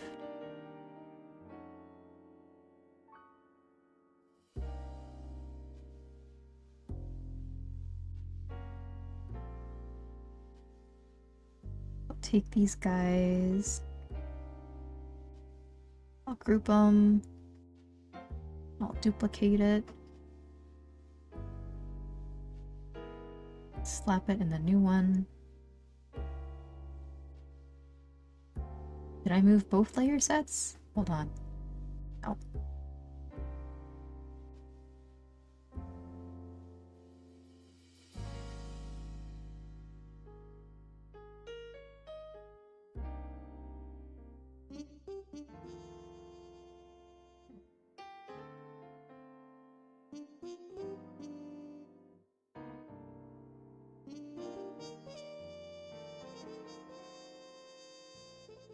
Oops.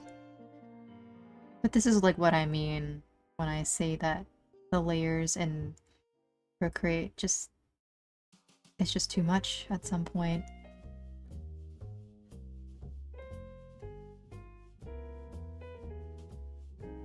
Especially because it doesn't help that I'm like not naming any of the layers either. So it's like everything just looks like a big mess of like layer groups upon layer groups upon layer groups upon layer groups.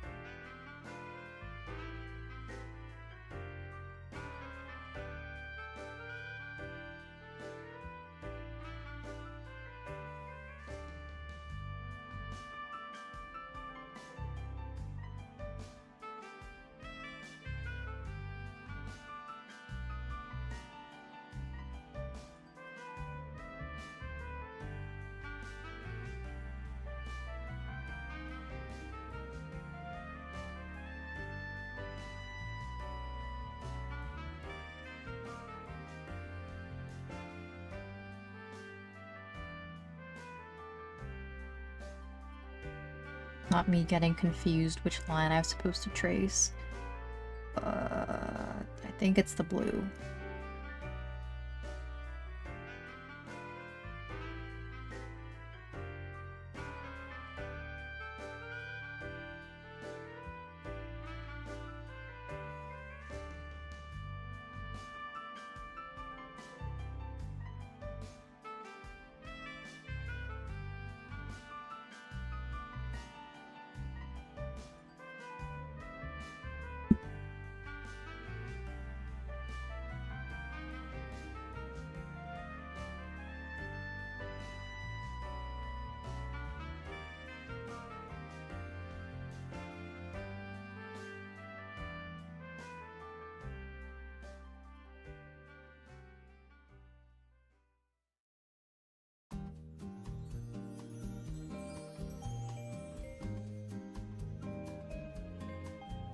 Okay, that looks okay so far.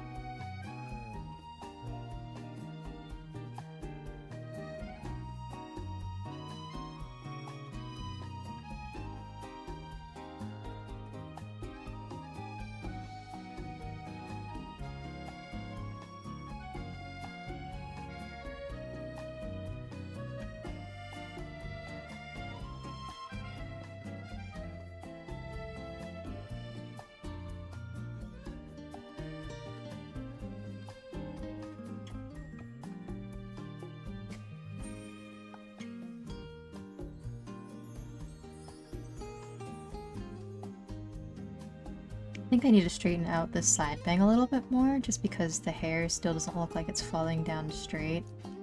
Just kind of looks like it's awkwardly shifting over to the side. Let me fix that.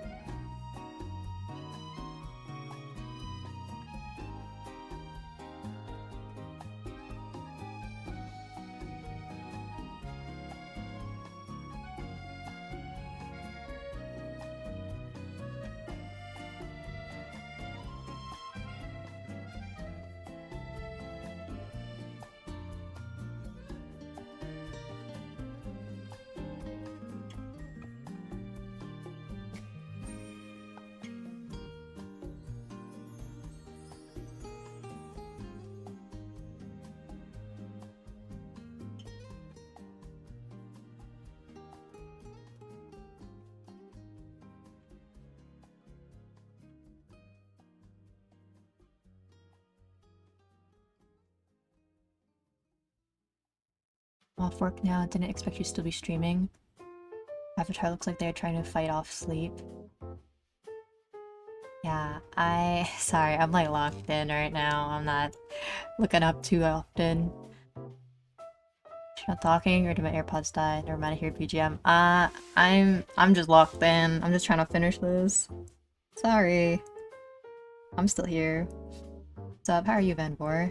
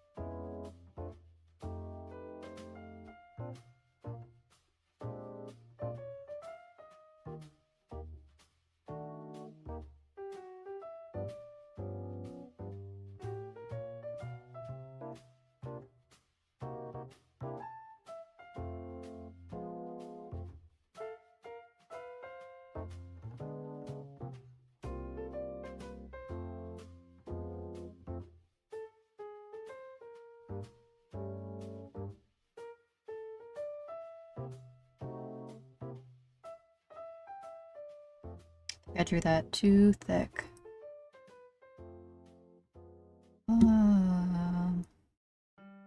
Shrink this back. You guys can hear me, right? I'm not just yapping into the void.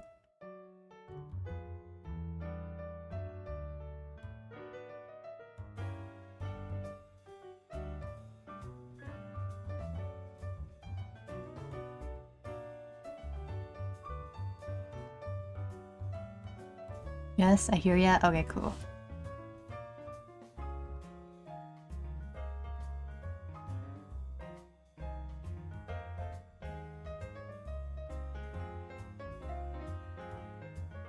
Is this one more shift with the hair? Yeah, one more.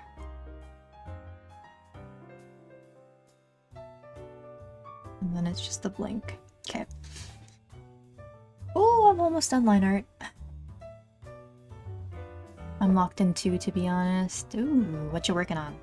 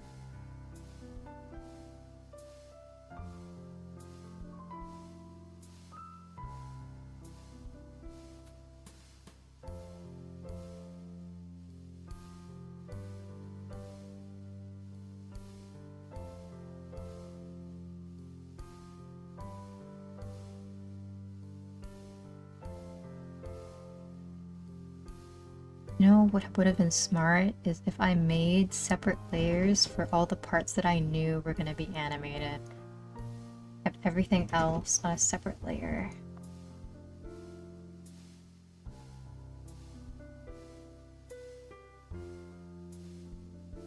Now I know what to do for the next ones at least.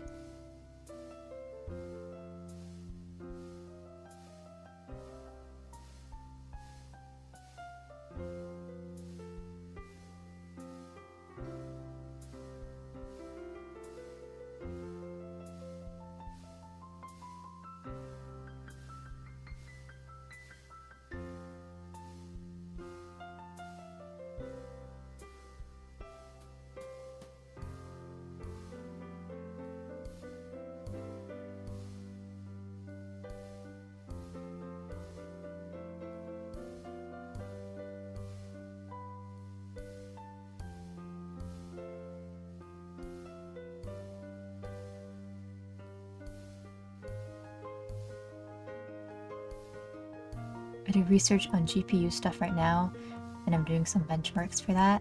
Ooh.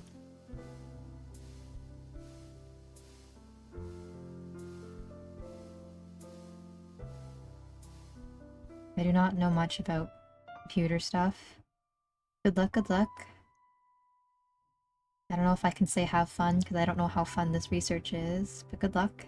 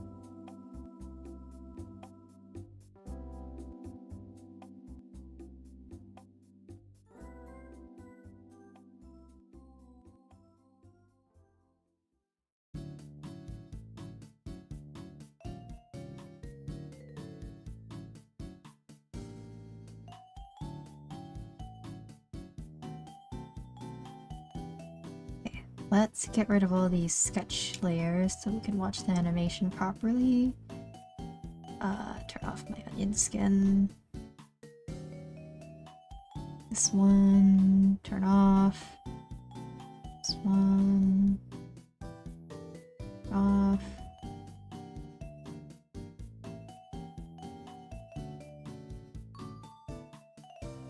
Maybe I'll turn off the color for this too, so we can actually see this with just the lines.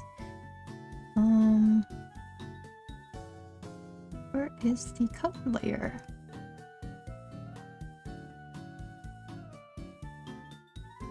I might be blind. Oh, right here. Oh, wait. Oh, shoot. I can't remove the colors from that. It's fine.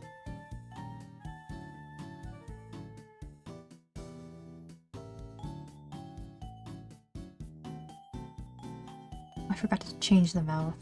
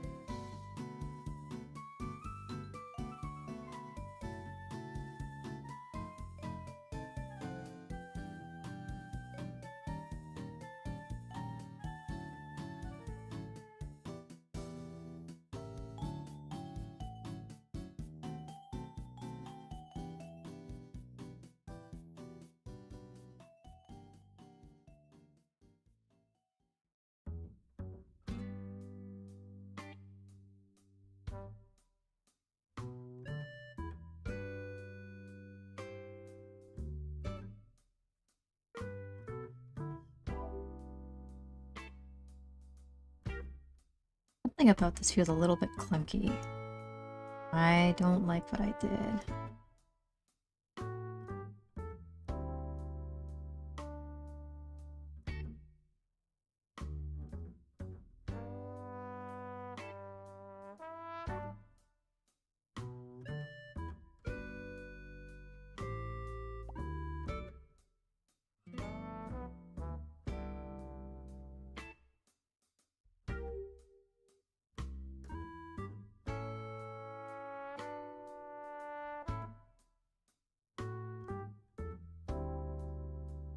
I just realized you probably could have been hearing my messenger notifications in my Chrome tab.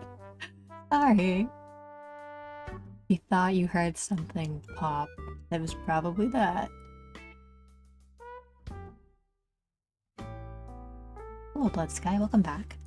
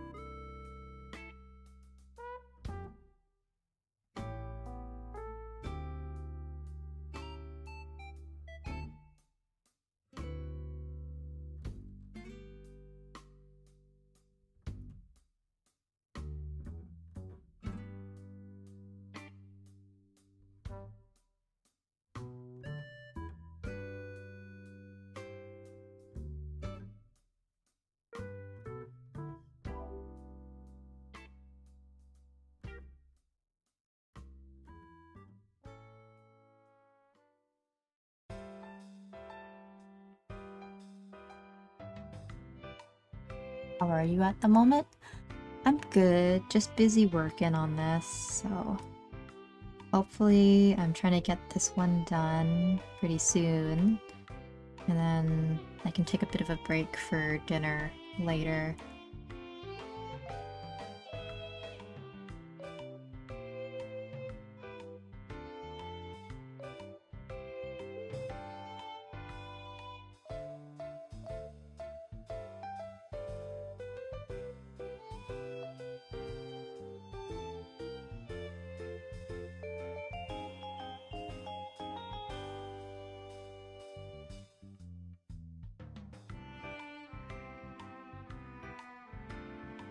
I'm noticing a loss of resolution in this because I keep rotating, and if you rotate a layer too much in Procreate, it ledges it up too much. So I'm gonna have to trace it and redraw it because it's getting too blurry.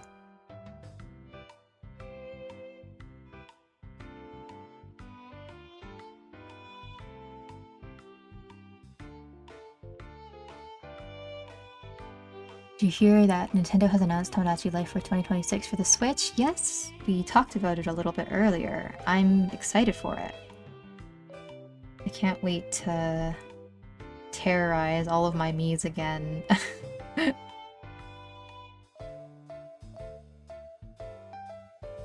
When I had it when I was younger, I mostly put like family members and friends on my island and like random celebrities that I liked, but for the new one, I'm like, I don't know who I would want to populate my island.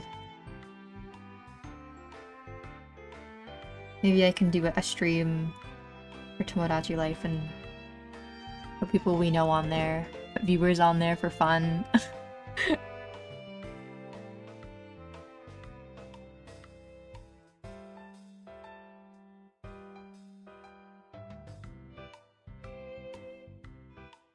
So happy that it's finally time for a new one. Yeah, me too. I'm excited. Miku? I have to have Miku on my island, 100%.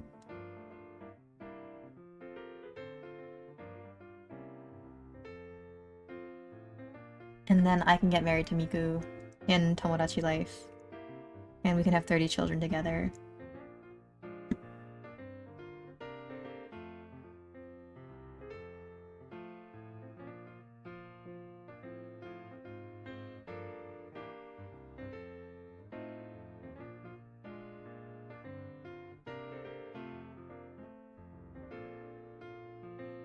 And John Cena. I don't know if I would put John Cena on my island. But I remember when I had like my old island, I had like literally just the most random celebrities. Like I had Christina Aguilera as one of my Miis on my island. Like why? And then guess what? Christina Aguilera married Waluigi. And the main couple of the island was Christina and Waluigi. And it's like shit like that is maybe why I miss Tomodachi Life so much. I think he's cool in my opinion. He's already on your island, you just can't see him. Who knows, maybe I'll add a John Cena then, just for Blood Sky.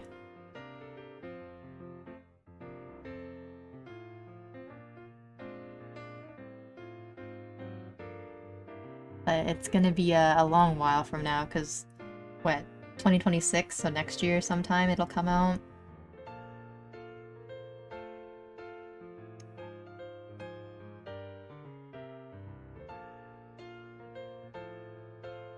Oh, while there are some people here, I should probably talk about what I'm doing for my anniversary next week.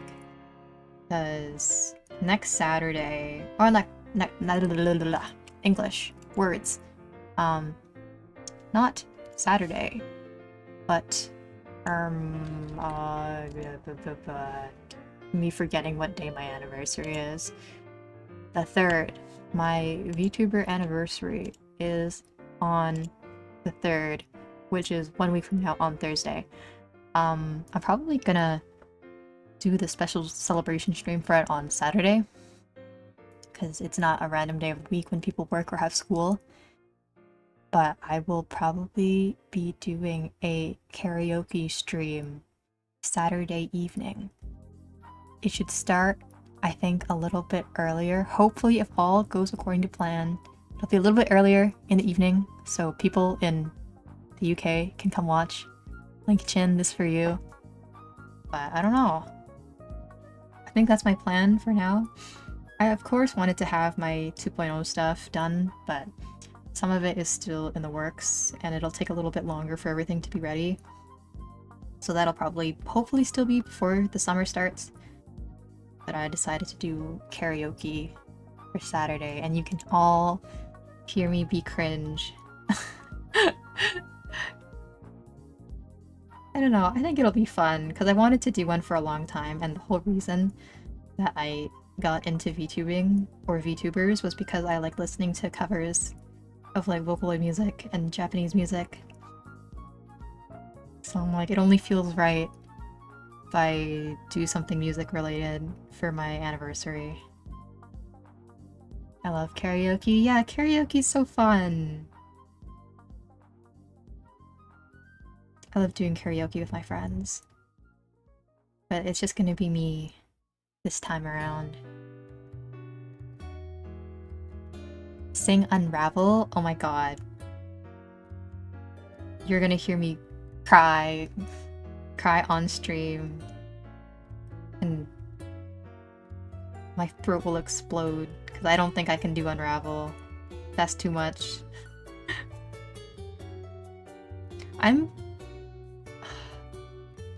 I'm working on the set list still. It'll probably be like easy Vocaloid songs or Vocaloid songs that I really like. I was like, should I do some English songs? But I'm like, I don't know. I need to pick a theme for it. I don't want to just pick random music. So it'll probably be a Vocaloid J-pop karaoke stream. For now. For now. That's the plan. Funky sings another Irish drinking song. What is that? Oh, I could sing Tequila. You know, that's a good one. Good karaoke song.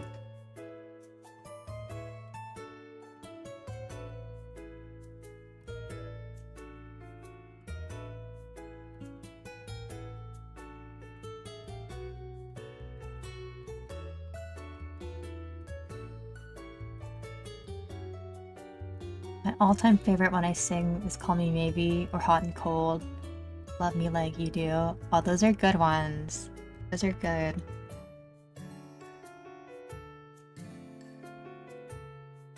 When I was younger, my parents used to always do karaoke or host like karaoke parties at our house. So I'm very used to hearing like old Vietnamese people sing old English songs.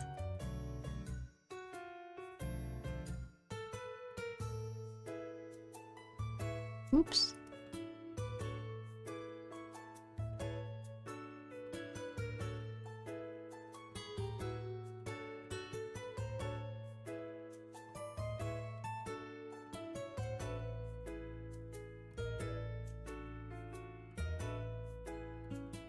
A good and funny song. It got me through some shit singing that song. Oh, hell yeah.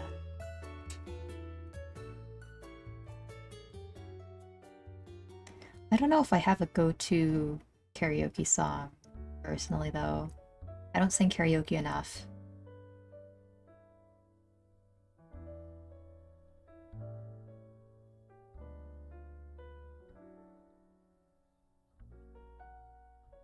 I guess when I was younger,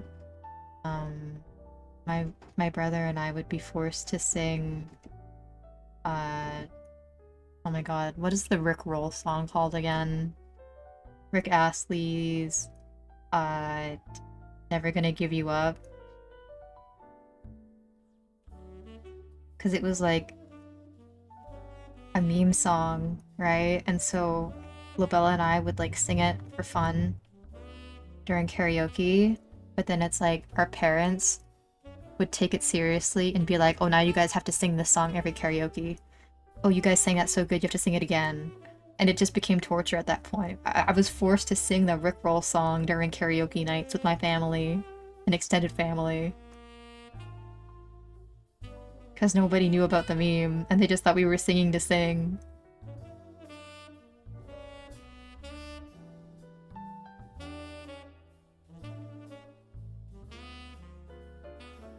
Chris, get out of here. Mods, kill this guy. You come into my space, to my stream. I'm bringing in your evil, evil Twitter ways.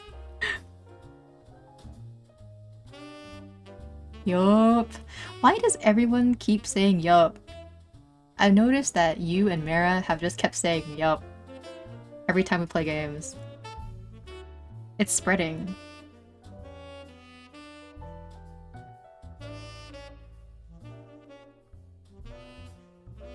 I mean, it's a good song though. It is a good song. But when I was younger and forced to sing it every karaoke, I kind of got over it. I was over it. Got it from a streamer. I think she got it from me. I think Joel is catching on too. Oh god, it's like a virus. I feel like stuff like that always happens in friend groups. Is like one person starts saying something and then everyone else like eventually just parrots it and starts saying it too. Like the Mino no. Because I like to say Mino no a lot, and then my friend Dan started saying it, and then other people started saying it, and now his girlfriend says it too. So funny.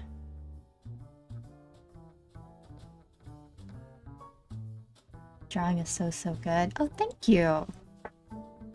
It is a commission for another VTuber. Their name is Aries Storm. Let me spell it. This is who my current commission is for. You can check out their streams. They stream, I think, only on Twitch, from what I saw. They play a lot of Capcom games.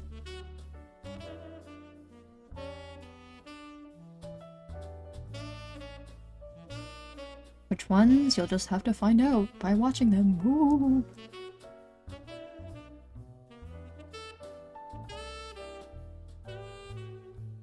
There by Stan Bush and the World War I songs. Pack up your troubles in your old kit bag. A long way to Tipperary, also good songs that help me get through stuff. Ah. I don't know if I know those songs.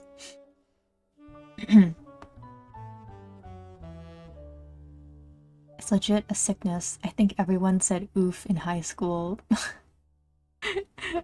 I think, like, oof was still in, like, the vocab, the collective vocabulary of everyone when I was in high school, too.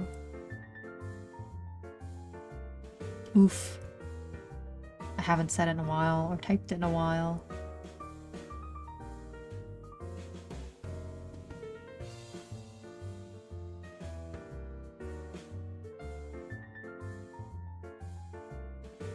The Minecraft movie has done irreparable damage to my friend group with their vocabulary. We just keep repeating stuff from the trailer. That's crazy. That's funny. I think the only thing that some people in my friend group say sometimes is the I am Steve part, but that's it. It hasn't quite taken over the friend group.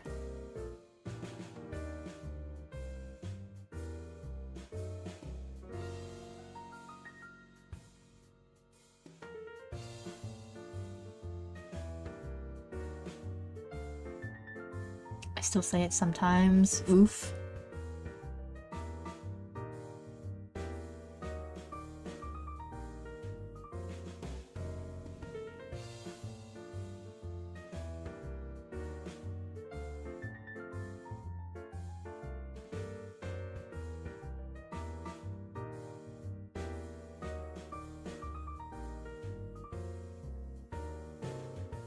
The one thing that I know a lot of people still say, or have started saying, is, let's kill this guy.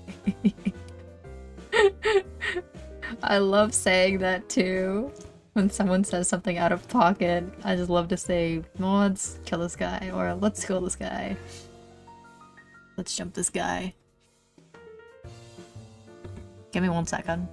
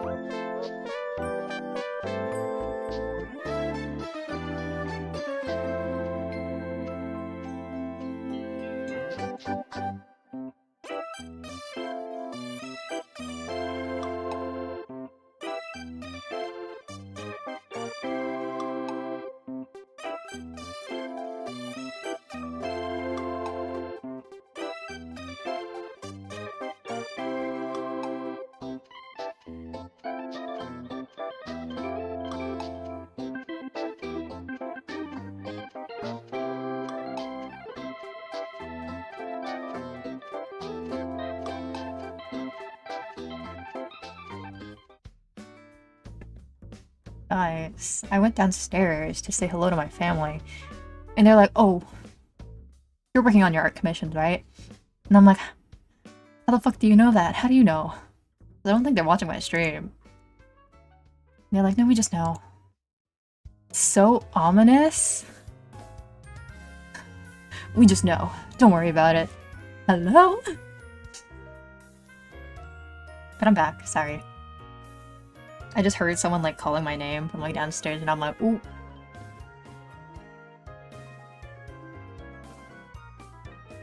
Crazy how you undid that line. Just went on to another part of the helmet without redrawing the original line. Oh. Wait. It's fun, right?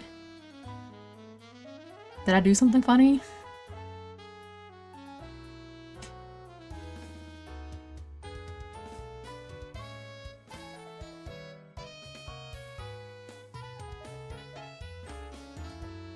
Oh, this part of the helmet I did mess up though.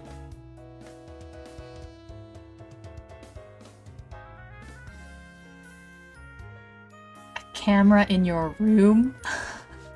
No, no, no, no, no.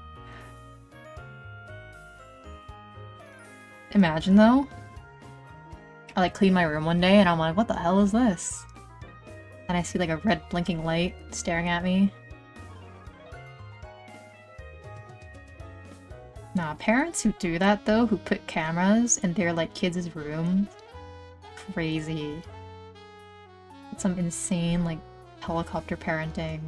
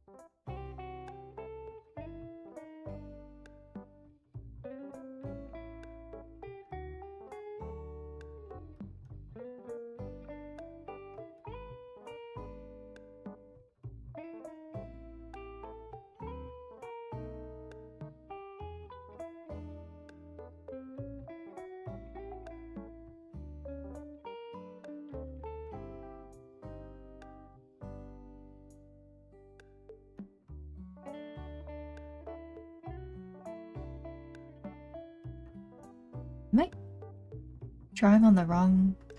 Oh, no, no, no, no, I'm not. And the shield are on a separate layer. I like freaked out and I'm like, am I drawing on the wrong layer for the new lines? No, I'm not.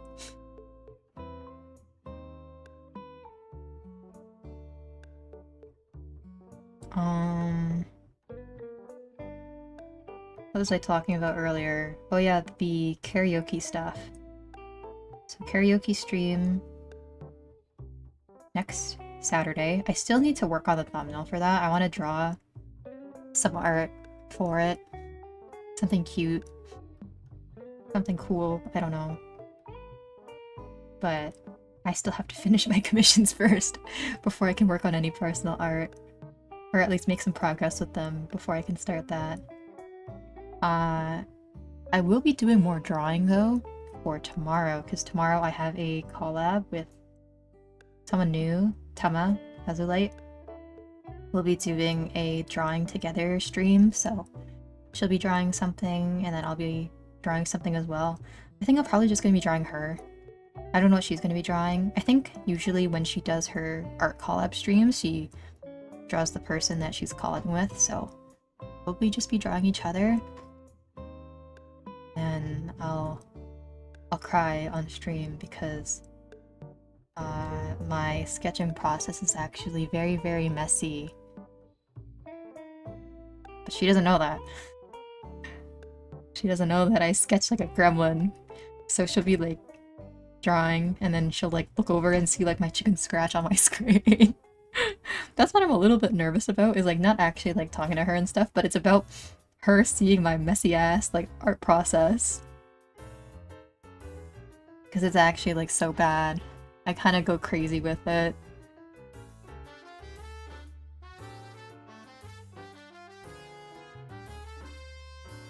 But I'm looking forward to it. I think it'll be very fun. I haven't done anything like this before with other streamers, so... clacking my heels and jumping up in the air. Or something. That sounded very sarcastic. It was not meant to be sarcastic.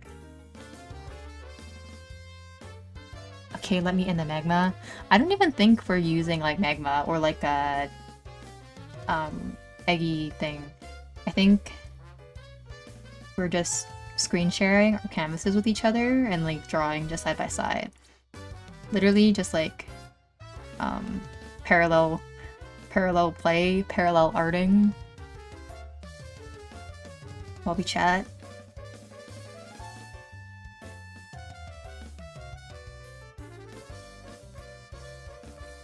And then for this week Saturday,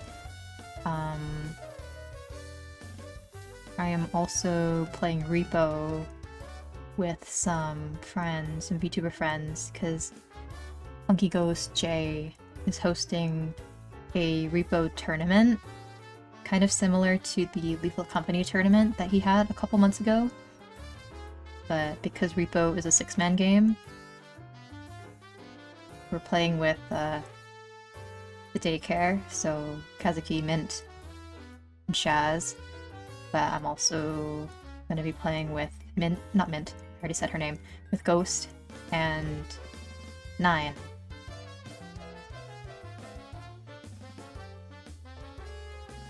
You guys know Ghost, but 9 is one of Mint's and Shaz's friends. I don't think... yeah, I haven't played any games with him before, but the others know him.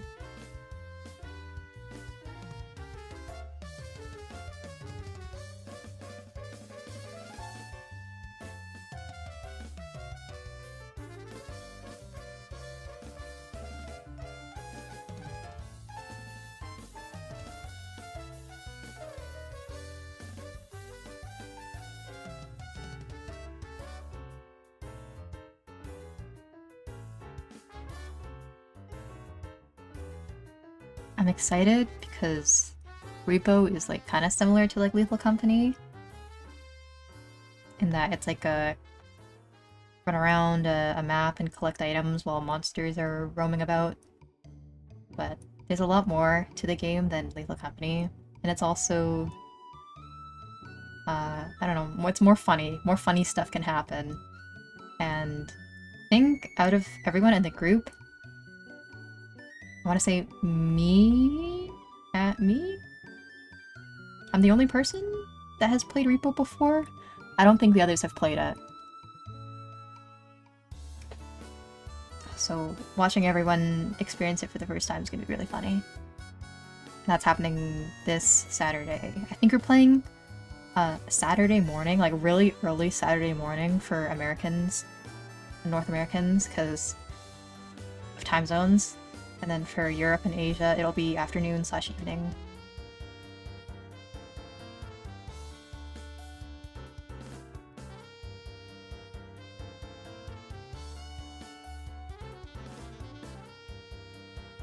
Thanks for your so detailed explanation. That is so coworker core. When you're pissed off at something a coworker has sent in an email, but you have to be professional about it. So you just pull shit like, thank you for your so detailed explanation.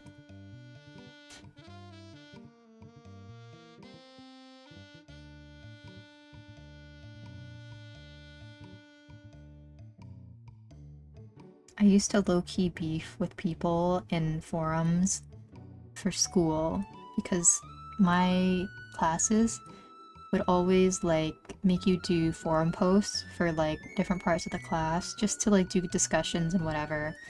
But some of the people on there would just piss me off because they would just like not try, or it's like you could tell that they were just like writing out of their ass, and it makes it hard for anyone then to like do their assignment because you have to always like respond to other people and like commentate, or like not commentate, but like basically do extra research so you can form a response to something that someone else said just to keep the discussion going.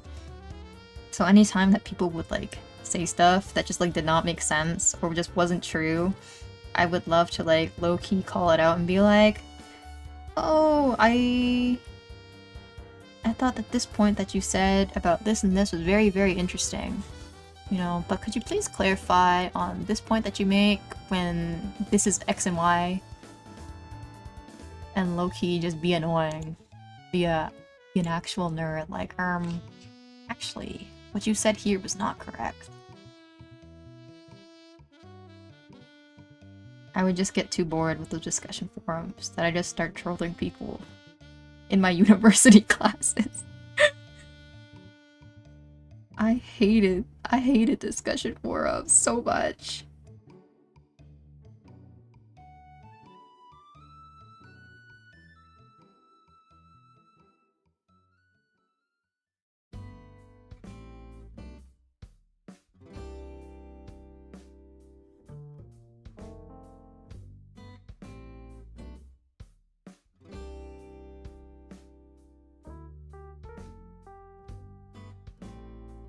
Okay, how does this look?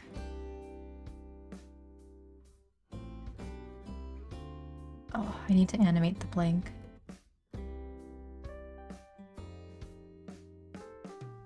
What do you do if they just say no? Well, they could never say no, because how these classes worked is that you only had to submit like one thread and then one reply, and then you got your mark. So I would just flame these people and then they just would never respond because they wouldn't actually get any points if they responded.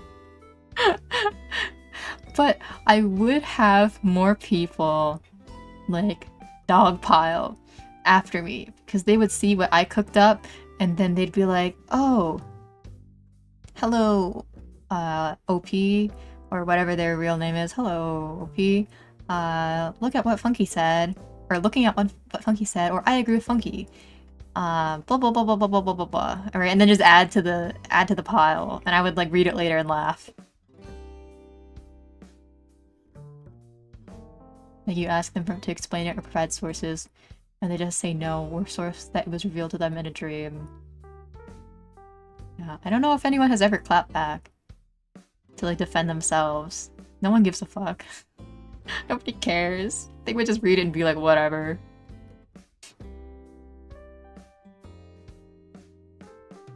only thing pissing me off about discussion board posts right now is that I'm too lazy to figure out how to mute notice for them. So Canvas be blowing up my phone with every response. There's probably a way for you to do it. I don't think my university used Canvas. We used some other weird, like, web hosting site for them to make their own forum. But there's definitely a way that you can mute notifications. I'll just have to, like, sift around a bit. So cute. Thank you! Thank you, thank you. Yeah, I really like how this came out. I just need to...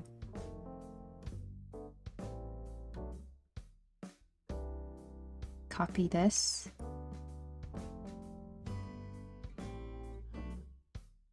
I can delete this layer. And then I need to turn off my onion skin.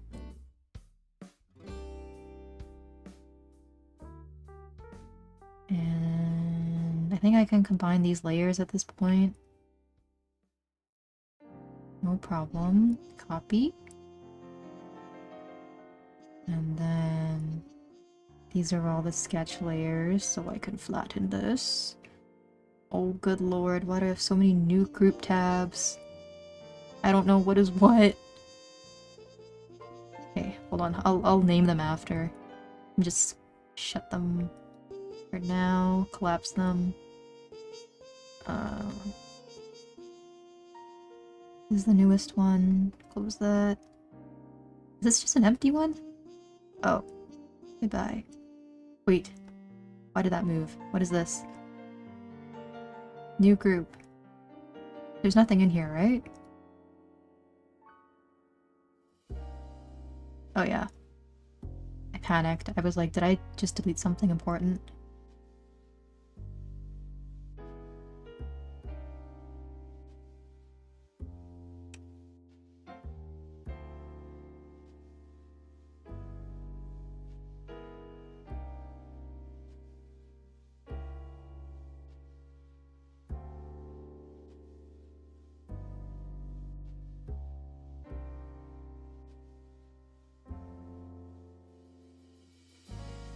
Can I ungroup this, please? Ungroup. Thank you.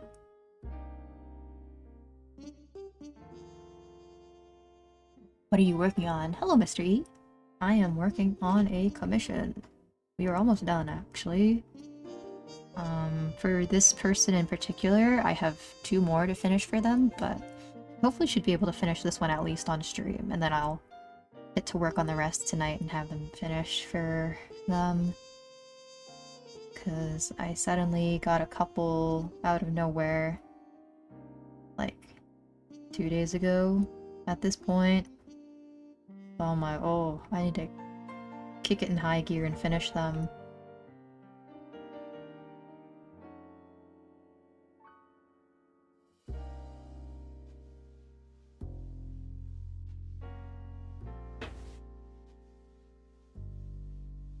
I think I'm gonna redraw the line art one more time for this, just to get that line boiling effect that I want.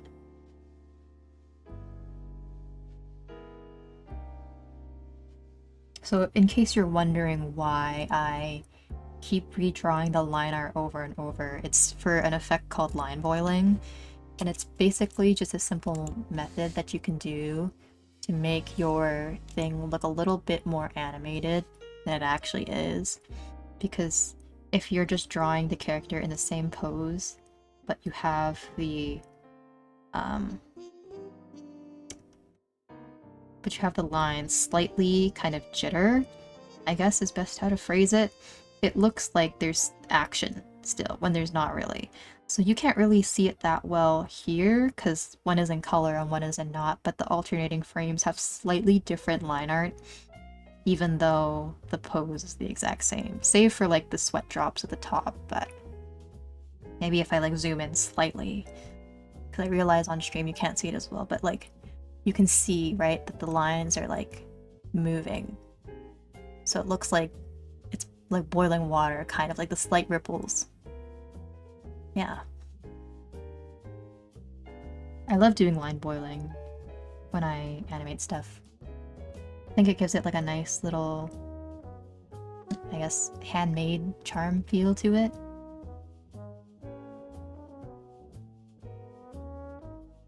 It's definitely time consuming, and there are programs you can use to like do it artificially. Like I did download one program for After Effects for line boiling for one of my school projects, but if possible for like, I don't know, commissions and stuff, I'd prefer to just do it by hand.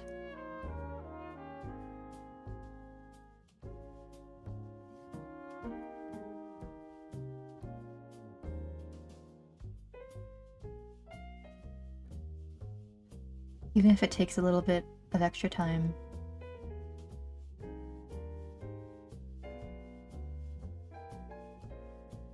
Is there another, like, Nintendo playlist I can turn on?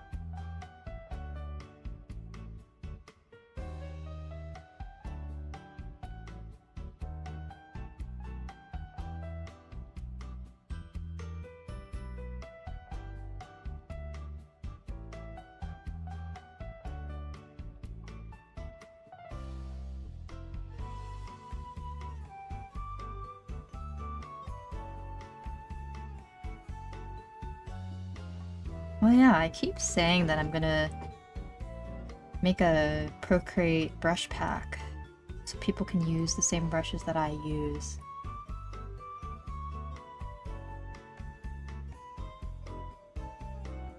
I keep forgetting to make it. Restricted by the YouTube strikers, so no real music. Sad. I know. If I was on Twitch, I could just play copyright music and then mute my VOD, or mute it in the VOD and replace it with like a looping track, but yeah, YouTube is no copyright music. Even like, it's so dumb. Some like things get flagged for copyright all the time on my channel, even if like what it's being striked, it's not being striked, but it's just like a copyright like notice, so you don't have to like take it down, but it's just like it pops up like, oh, your video, your live stream contains copyrighted content, and I'll like click it and it'll be like literally maybe like a half a second beat of me talking, and then for some reason YouTube's detection system is like, oh, this is actually the copyrighted song by this guy from France, and I'll be like, no the fuck it's not, it's me talking, what the hell, what is this? So dumb.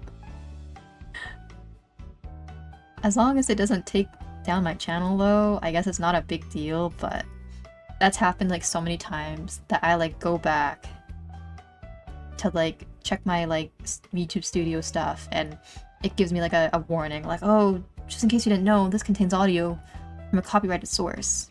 Like, girl, that source is me! I'm the source! Are you false flagging everything? I get 20 of those every time I play Star Wars. Oh god. But is it like because it's like a soundtrack, or is it literally just like your voice combined with like, I don't know, like guns blasting and YouTube freaks out like, oh my god, this guy, he's up to no good.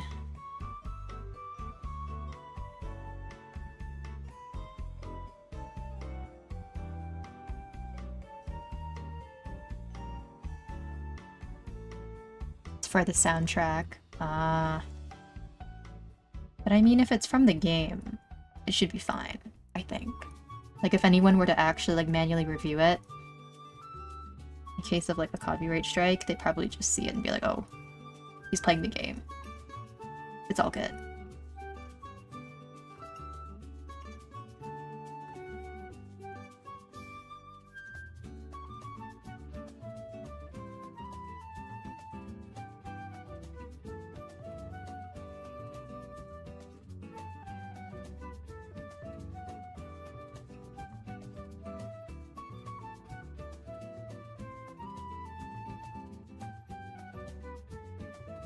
Waiter, waiter. More copyright-free, chill, cute Nintendo music, please. Me every time I start a drawing stream and don't know what to listen to.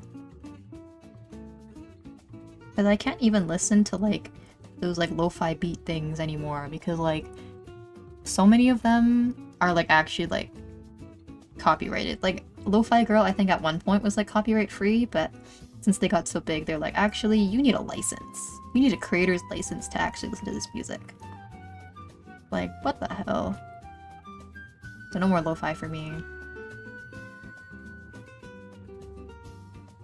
You probably just have a musical voice, I guess. Like, oh my god, thank you. But it's like literally like 2 seconds, half a second, of me just like talking about something random. And then it's like, oh, like this guy, kill him. Like, there was one really stupid one that I got like recently. What is that? YouTube Studio.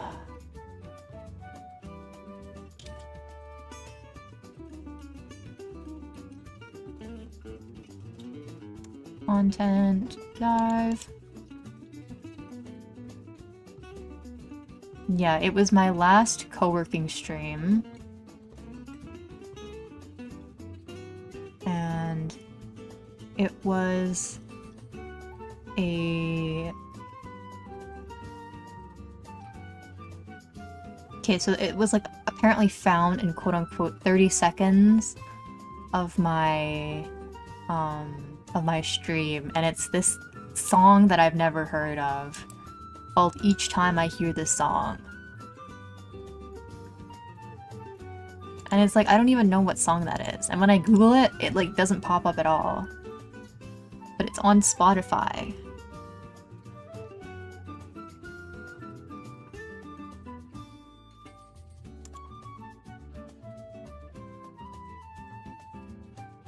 And I think it's literally just some random upload that like some kid just wanted on their Spotify so they could listen to it on their phone. Like, I don't even think it's like a real song.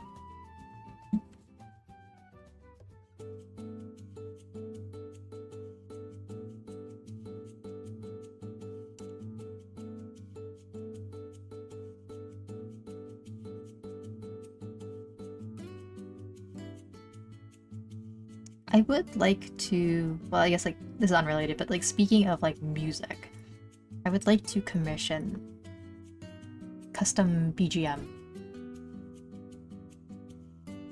And I've been like eyeing Stream Cafe for a while because I used to listen to their music quite frequently on stream. But they're also Canadian and they have commissions for like BGMs. They're a little bit, well actually no, they're pretty cheap. Like $400, $200 for like a song, and I'm like, that's not bad. Actually, that's actually pretty good. So, who knows, maybe if I do 2.0 and I save up a bit or do some more commissions, I'll like commission them to make music. I love their style. It's very like reminiscent of like Nintendo music, which is, oh my god, but we keep listening to.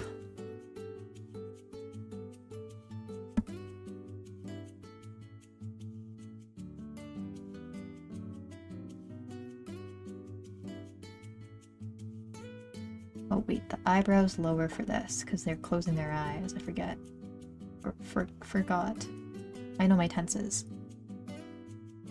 I'm a smart guy.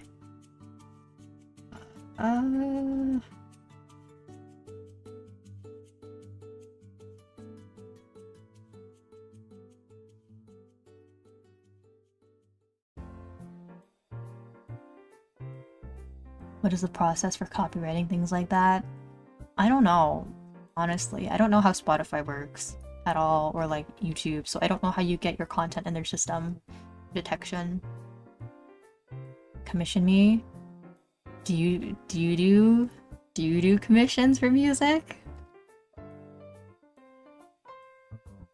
I did see your post in the art channel, and dude, what the fuck? Why are you so cracked?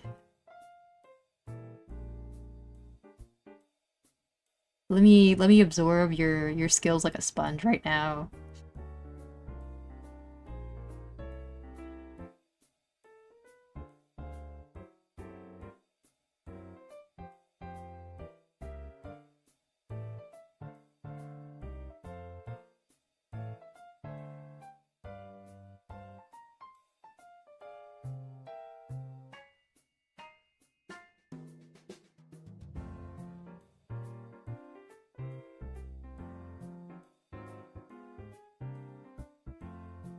I've never done music commissions ever, but perhaps I could be the first one.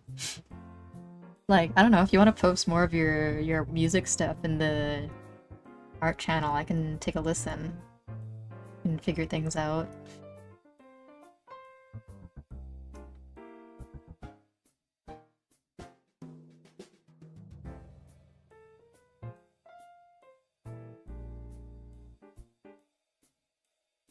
I also wanted to commission Kalulu as well. Some music. He's not here today, but he also produces stuff.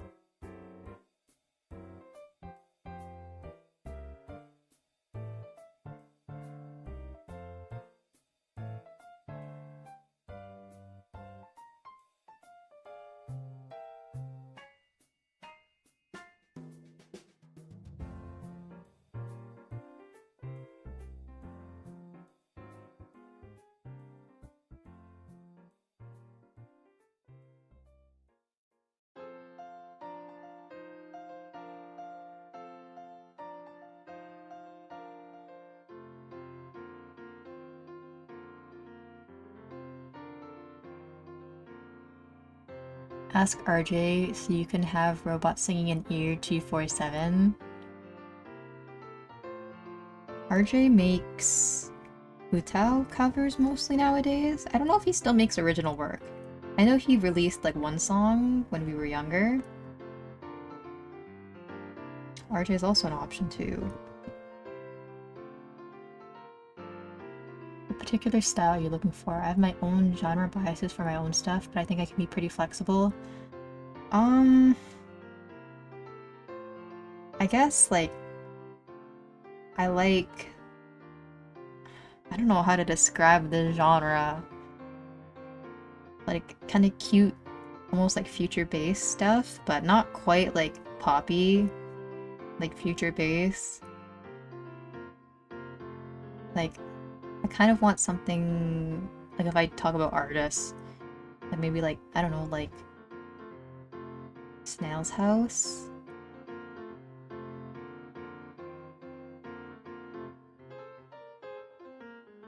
The Stream Cafe. Just like cute. Something cute and light. Hyper Potions, I assume? Kind of, but Hyper Potions is a little too, like, too fast. Too fast, too much energy. I want something a little bit more mellow than that.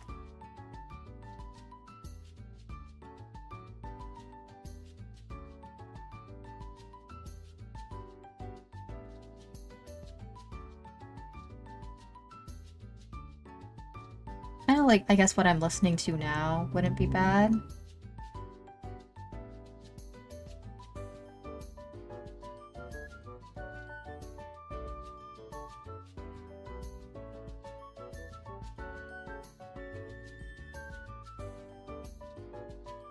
Ooh, my iPad's gonna die.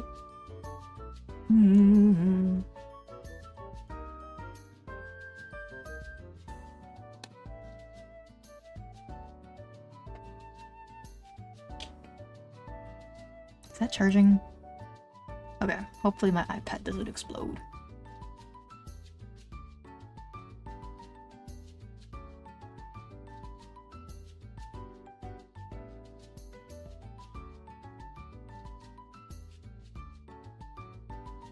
I also want to commission a background as well.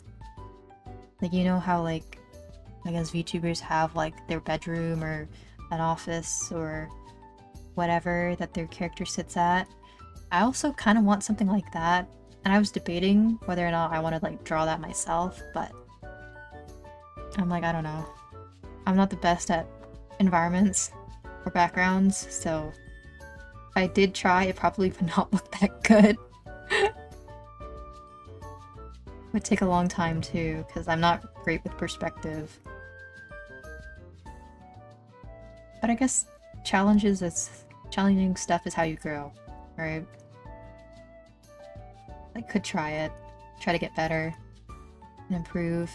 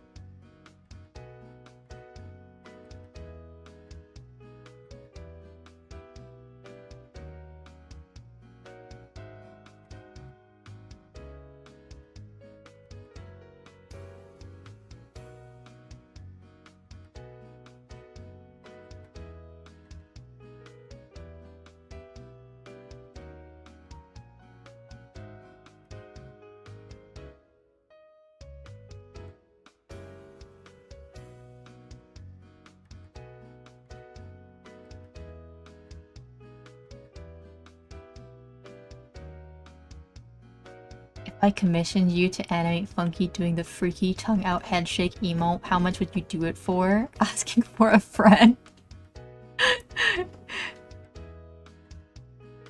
Like the... What is the freaky tongue out head shake emote? The freaky tongue out head shake? What?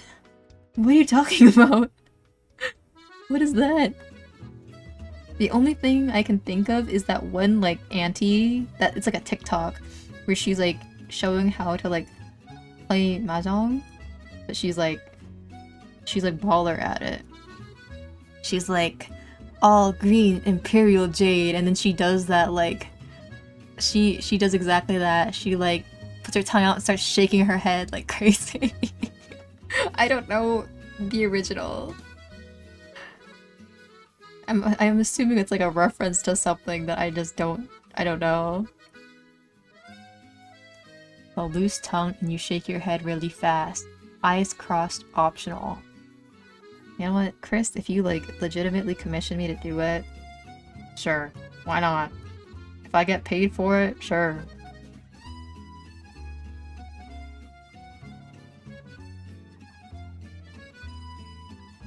But aren't I supposed to like draw like an actual commission for you for the dogs? I don't know if you're still up for that because it's been a while and I was waiting for your... Not to blame you, but I was waiting for your sketch, sir. That you're like, oh yeah, don't worry, I'll get a sketch for you for that. Girl, where's the sketch?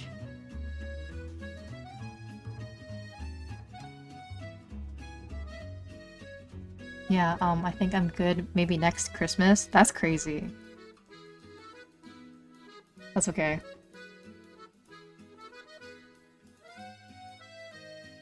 I still have to do a commission for both Dan and Joel. Hee.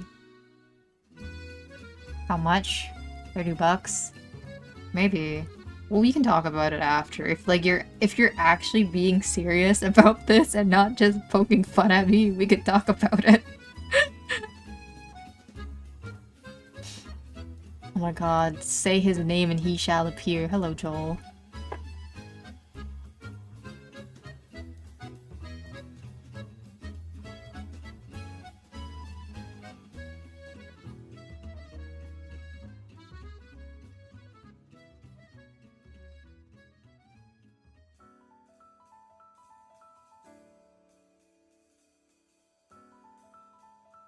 Honestly, I'm poking fun at you, but it'd be funny to put this emote into existence. True. True, it could be. I heard calm. Yeah, I still have to do your commission.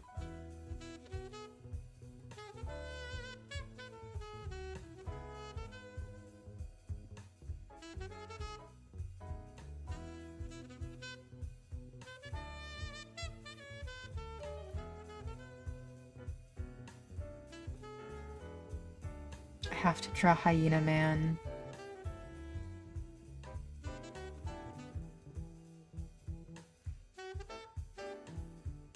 Dude, I think I'm going to make my OC smoke. Because, like, he's probably immune to lung cancer. That's such a funny justification to allow him to smoke. Like, I don't want him to get sick. I don't want him to get sick, but... if I make him immune to lung cancer, then it's okay, he can smoke.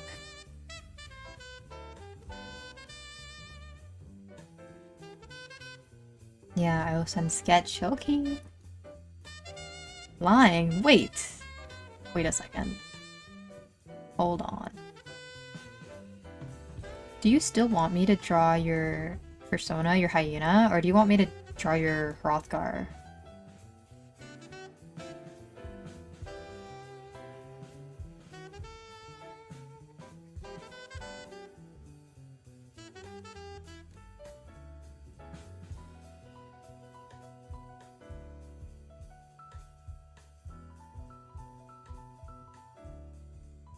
Was he immune to Ligma? Damn! No, he's not. He's not immune. He will die in 3 days.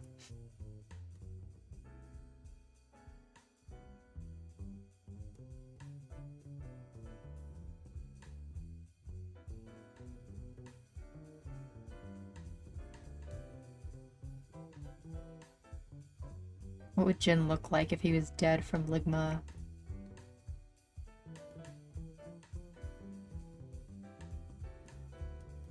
I forget. Shit, I forget how he looks. Wait.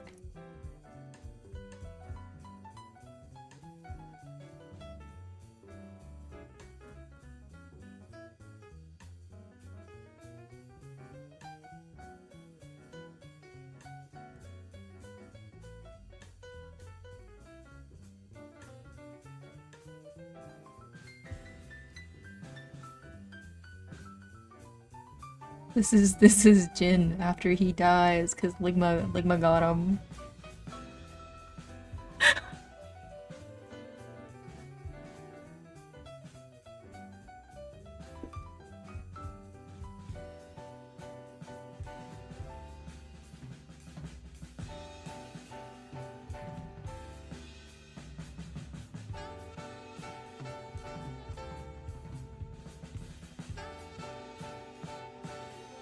I don't know what I'm trying to do with the lines there.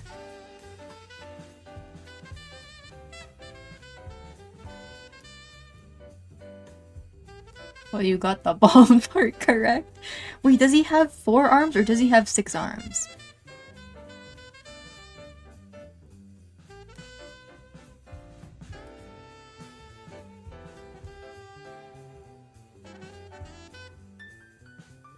Does he have something around his waist?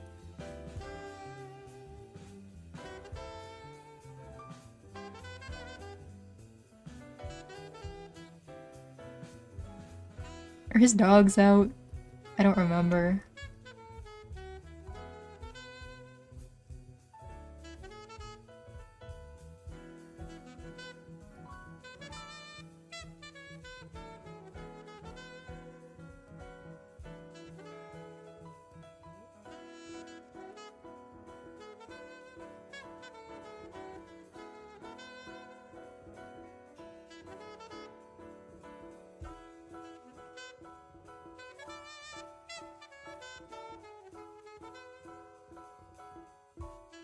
I have to have an accurate Jin. What is... Hold on. I gotta open up Art Fight.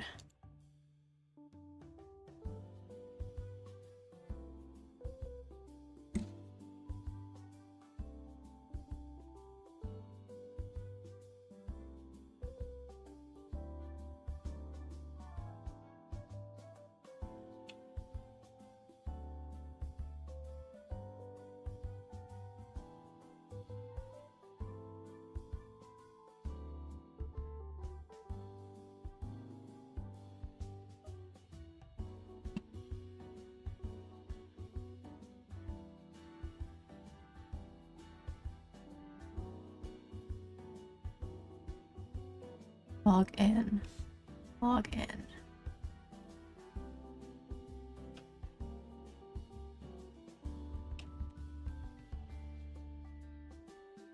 Where is my friends list? Chris, what is your Art Fight name?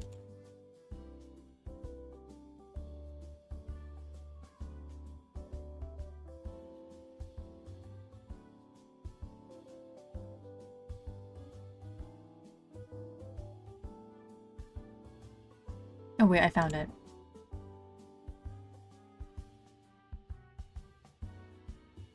Wait, Jin isn't on your Art Fight! I'm killing you.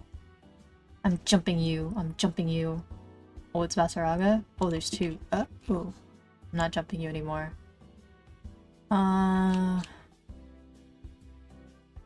Yaya Raga. Mr. Yaya. Yaya. Yaya.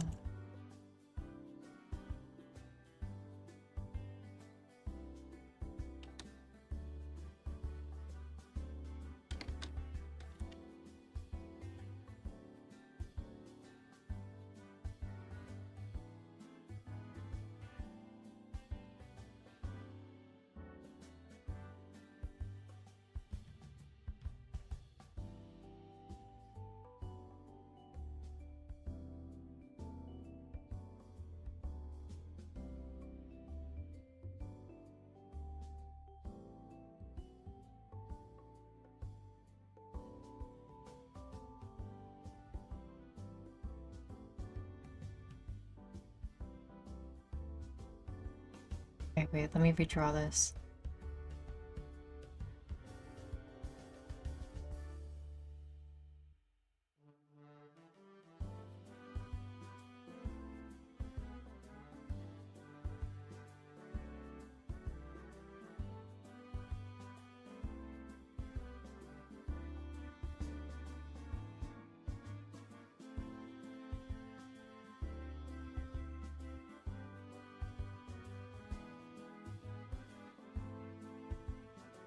Why am I making his head so round? No!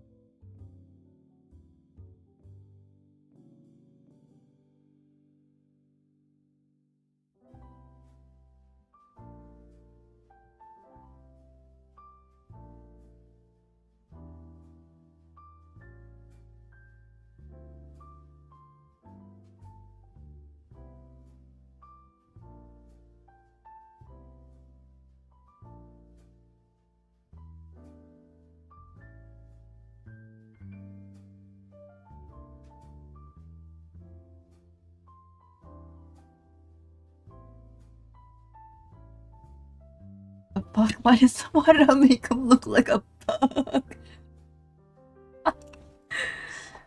I'm trying to make him look wide, but now he just looks like a bug. I'm sorry. I'm butchering him so badly.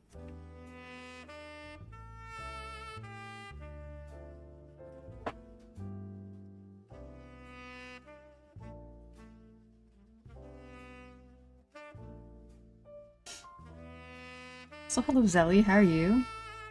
Good evening, good evening.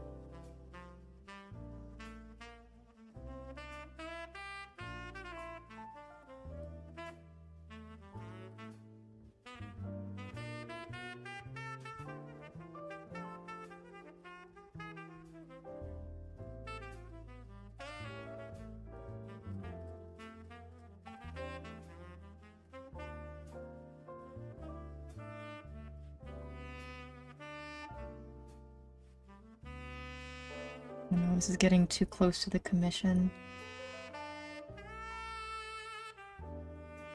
Is he caked up? Do I need to give him more stuff in the back?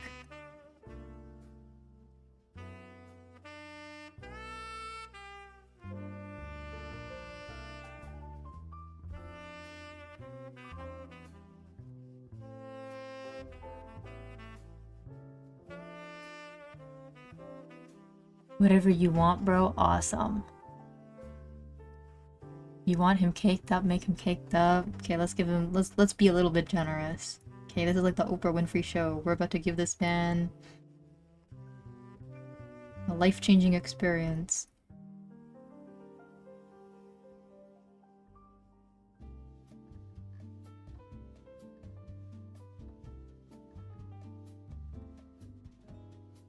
Happens if you forget you drew this and send it out to your client, so now they just have some bug that shows up for a frame in their emote.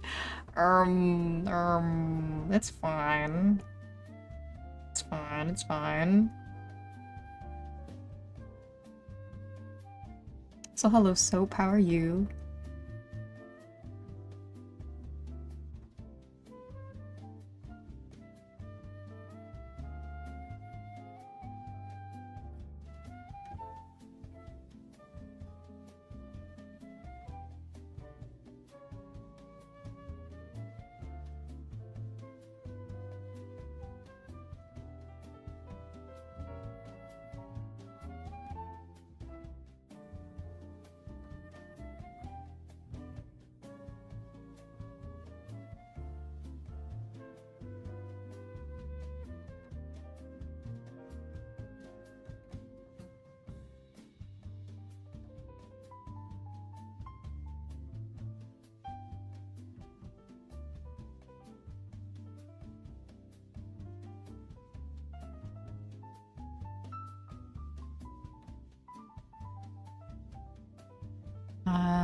Where's pants?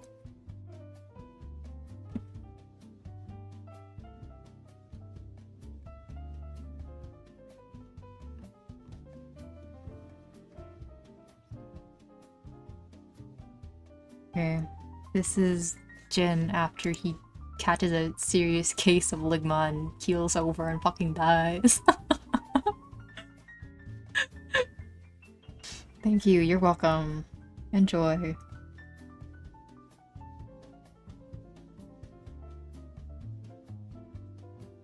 I am totally going to forget about this in a few minutes, and I'm just gonna color everything and send it in to my client, and they'll be like, great, but what the fuck is that?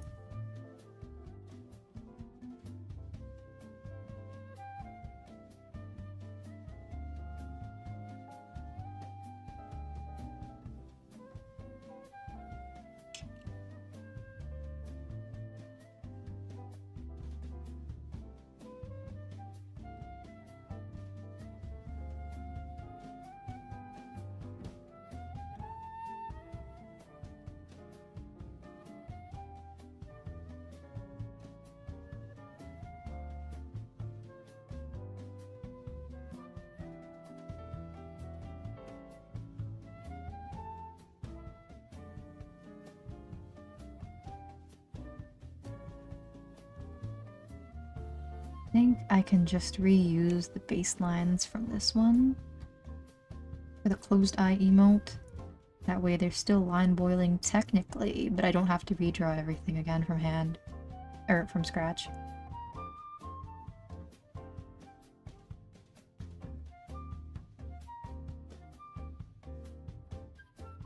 Move these guys down a smidge.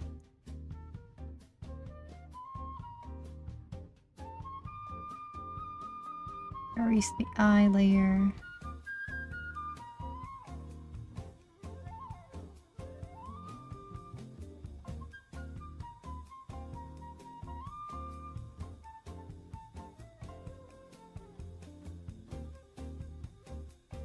BBL Jin.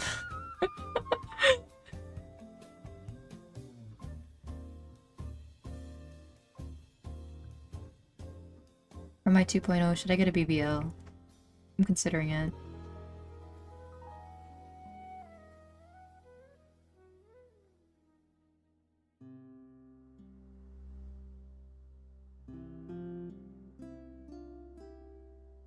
I could give it physics if I wanted to.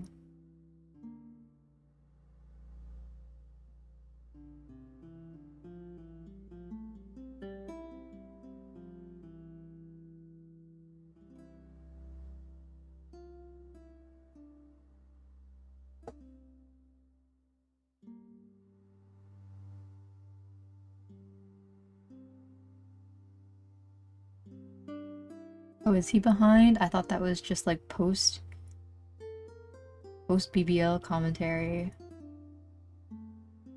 So good that he just kept thinking about it when I was done drawing.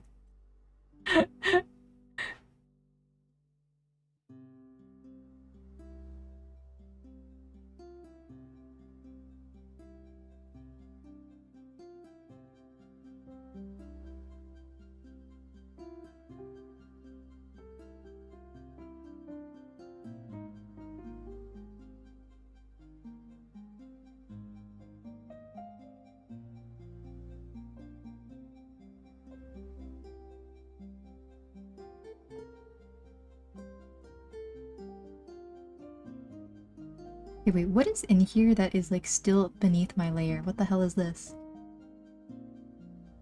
Oh. And it's in here too. Where are you hiding?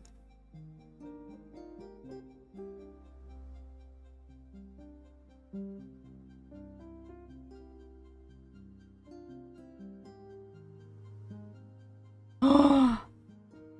I merged the layers! No! That's it. I'm exploding. I'm exploding.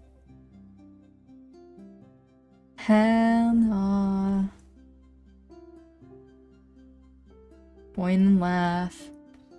point and laugh, the guy that combined the sketch layer and the line art layer. Oh my god.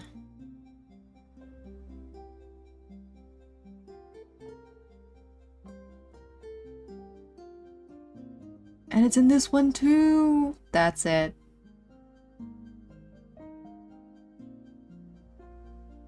"30-minute crash outbreak." I mean, it's just the hand and the shield part, so I can probably just go back and erase it, but damn it.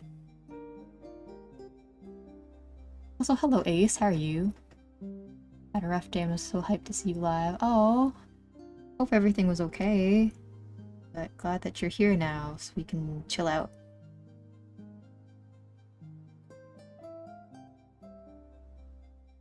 Came just in time to see me crash out because I drew on the wrong layer and combined my sketch with my line art. This like never happens, by the way. Like I never do this, but I think it's because of all my my layer organization for this is like poo-poo, and I probably wasn't paying attention while I was doing this.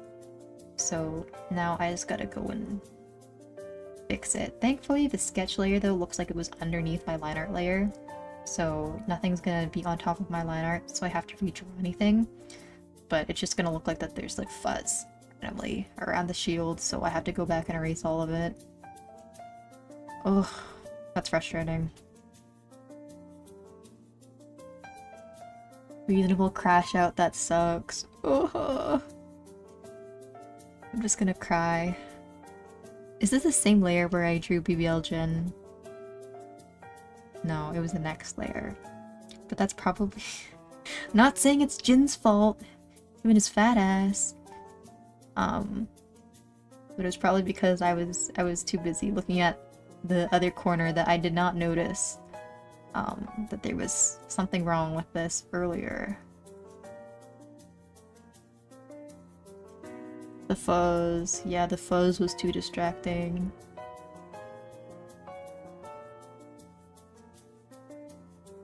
Or not the fuzz, but I was distracted so I did not notice the fuzz.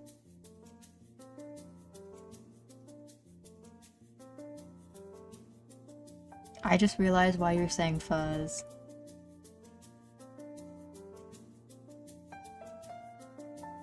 There is no furry huzz here.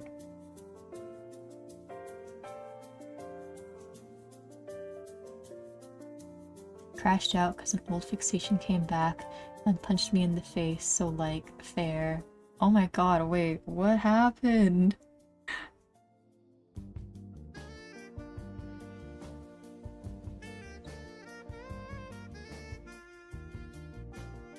Oh man, we found the fuzz.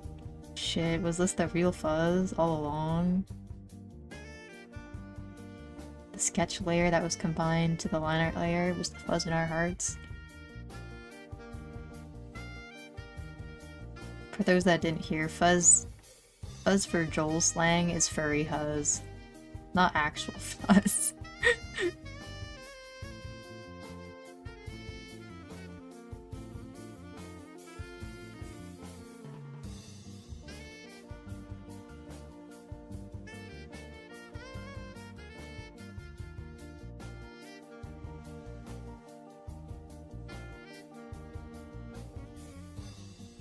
It's pain, pain, pain, and suffering.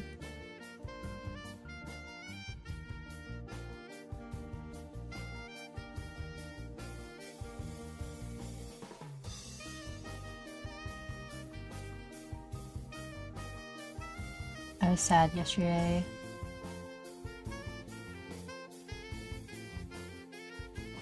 Oh my god, Orin High School Host Club? Dude, that's also one of my comfort shows. I miss it!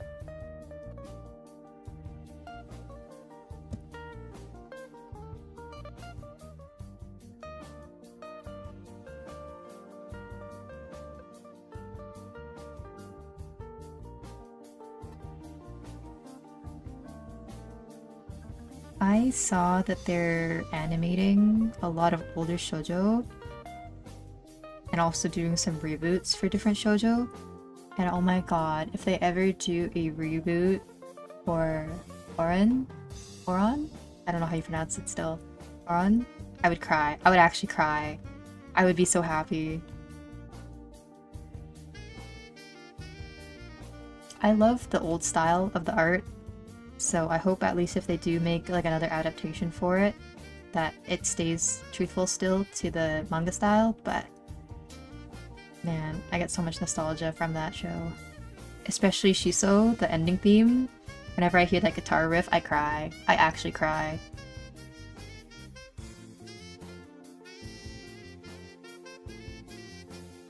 Funky, are you excited for Enna Barbecue Dream? You know, I haven't seen any of the Enna animations, I think aside from the first one.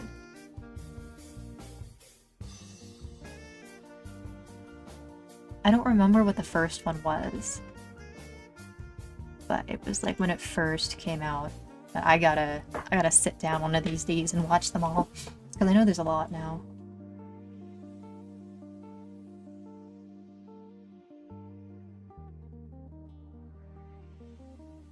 Wasn't Lobella a big Enna fan? Maybe? I don't know if they were like into Enna. Well, actually, maybe their profile picture was Enna at one point. I can't remember. But I know that they did like the show. I just don't know how much they liked it.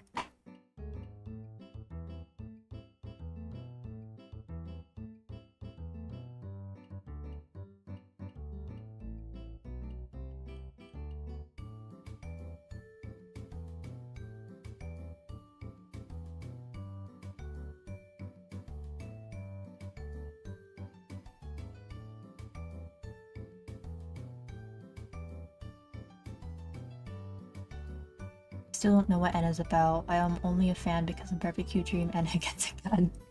I don't remember what the story was either, or if there even was a story, or if it's supposed to just be like, what is it? There's a term I'm trying to think of. Something like abstract, like, what the fuck is the term?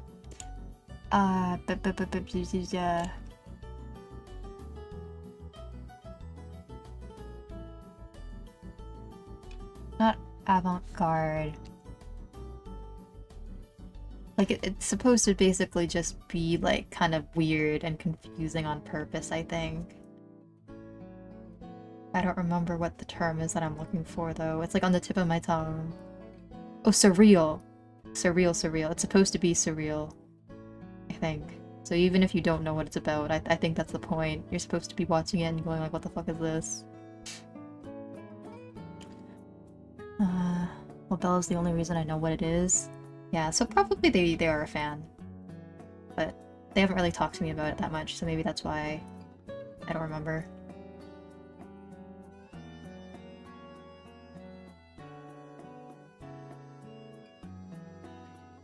No confession, I've never sat down to a Ghibli movie.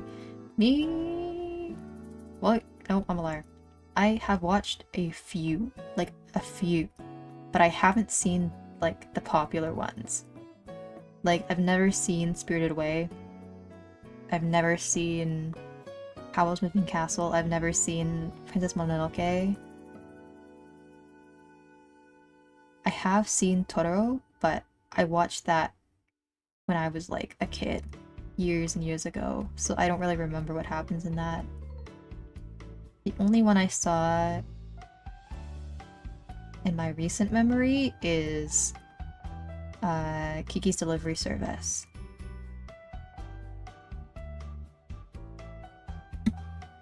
But that was like 8th grade, so actually not that recent. Okay, I'm back again. Welcome back, Kalulu. How are you? How were your classes? You had class today? Oh yeah, I wanted to ask you how your job search went, that interview.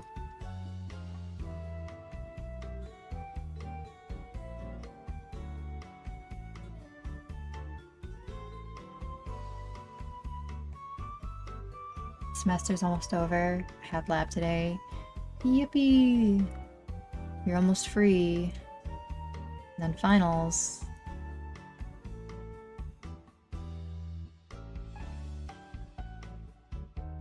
Or finals, then you're free. Wrong order.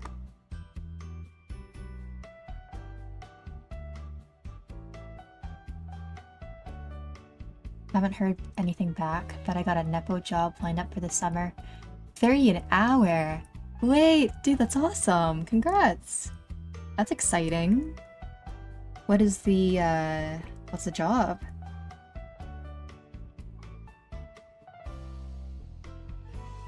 Is it the one I think that you mentioned before? Was it a family member that you had working there?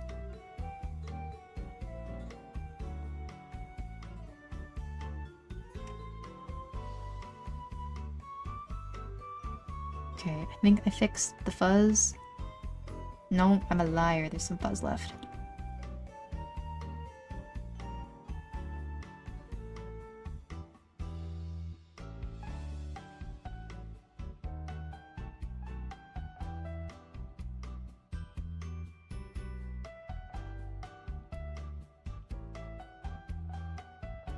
It's not biochem.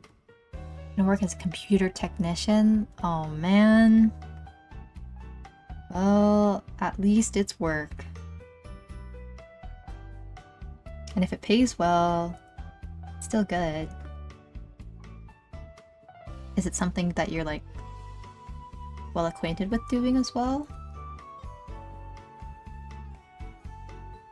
Is it like hardware stuff?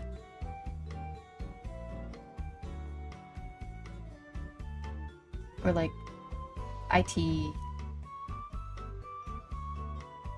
software thing? It's like hardware stuff. Nice.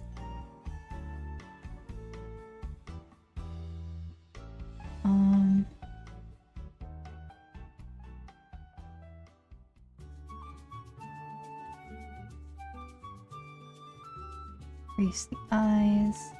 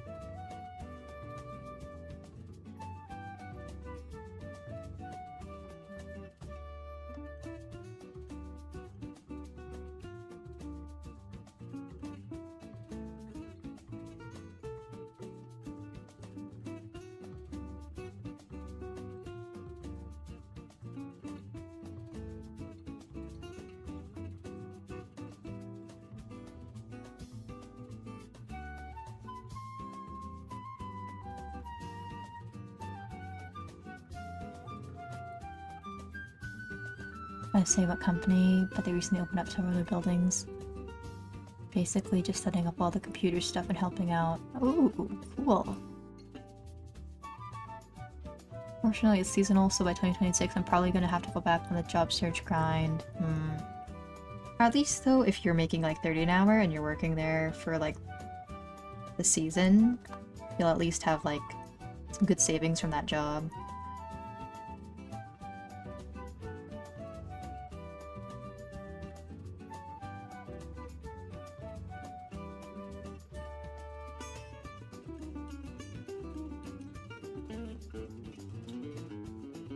I forgot to draw the...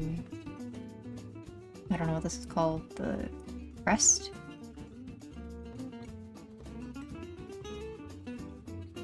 Bottom of the helmet. Oops.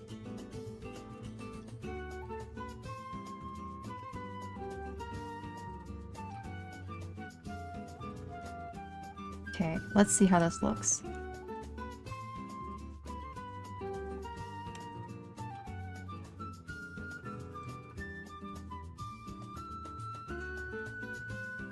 Oh, something looked weird. finish drawing this.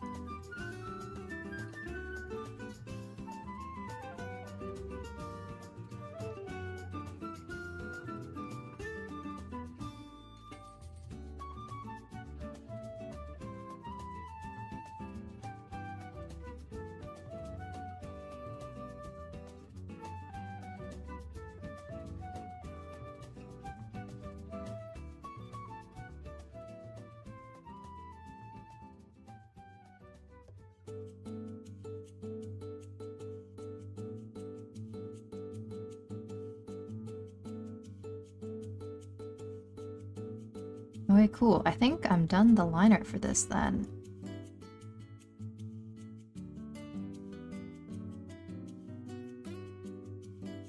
I just have to go through it and color it now. Fill in the line art.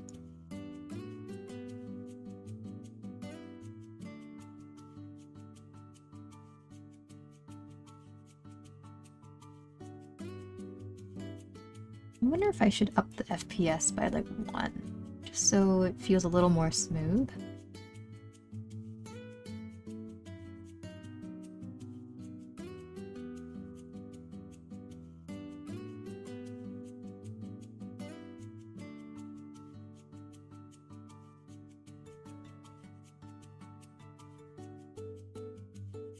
It also probably just doesn't help that I have like the rotating frames with like color and no color.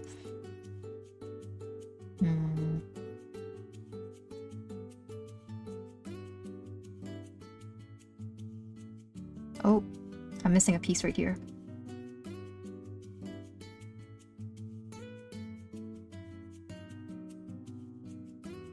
Where did this disappear to?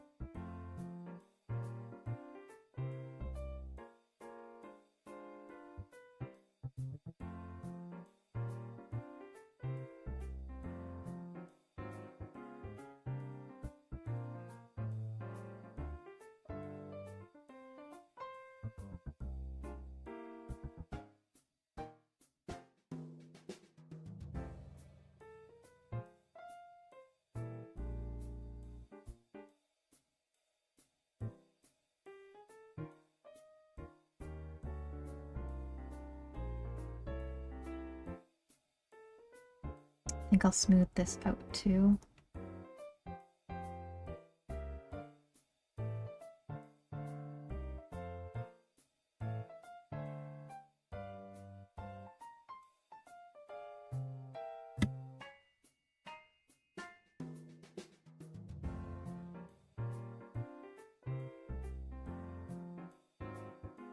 Guess we just remembered they have an essay due tomorrow. They physically can't get stressed over because it's about MF Garfield. Why are you writing an essay about Garfield?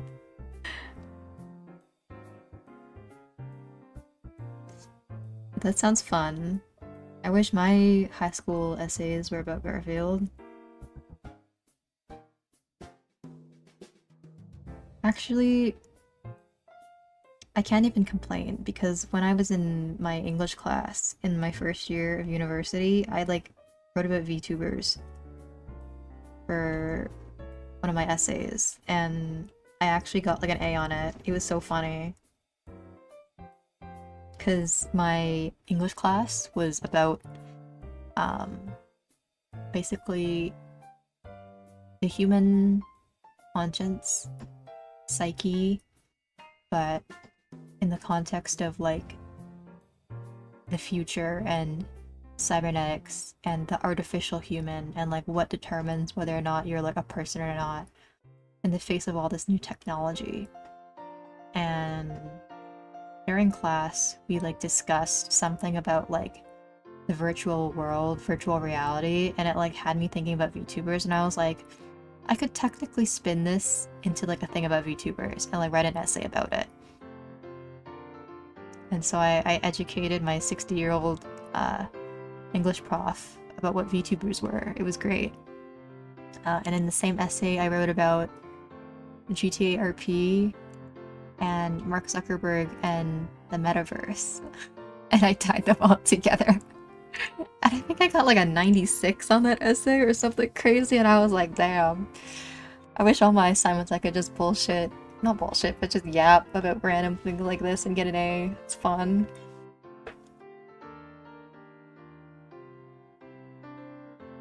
My English teacher is mad chill, and she likes when we are actually interested in our topics, so I said I wanted to do the history of Garfield and his merchandise, and she just said, okay. That sounds like an awesome teacher.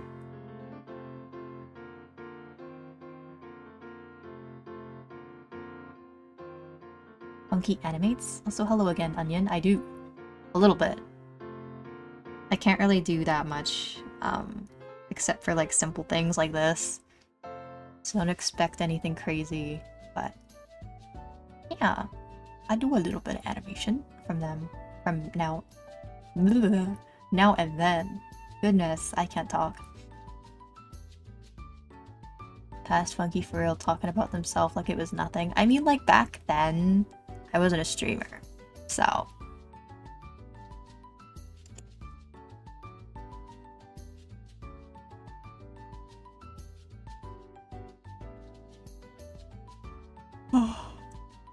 I was simply just a fan.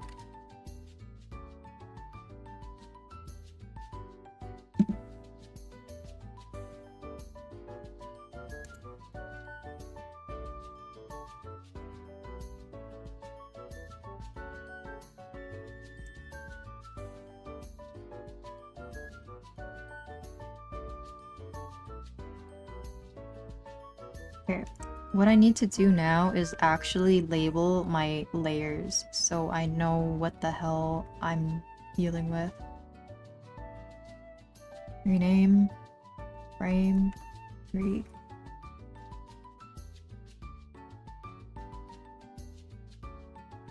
Oh, oh, oh. My layer thing's messed up. Hold on, I have to hide stream.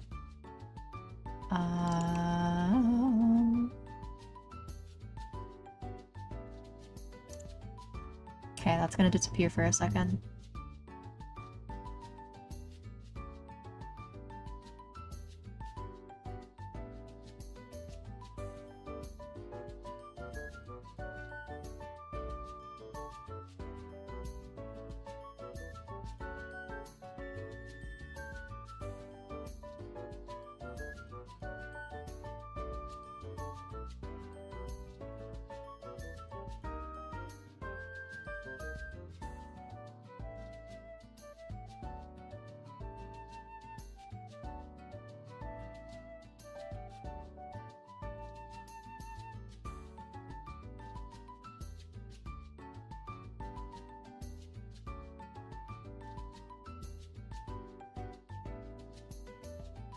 Okay, Funks, after some nervous pondering, I decided I'm willing to take commissions. If you're open to commissioning me, is it okay if I DM you some of my stuff? Yeah, for sure. You can DM me, and then I will take a look after stream. Thank you for offering, by the way.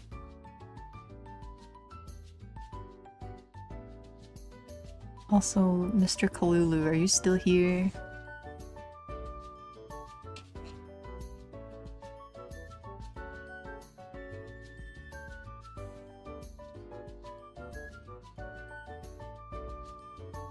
Funky when they weren't a ghost. Funk when they stopped ghosting.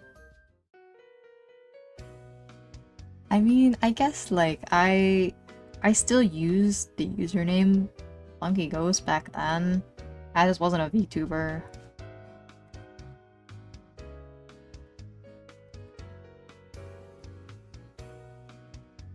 I wasn't in my current funky form.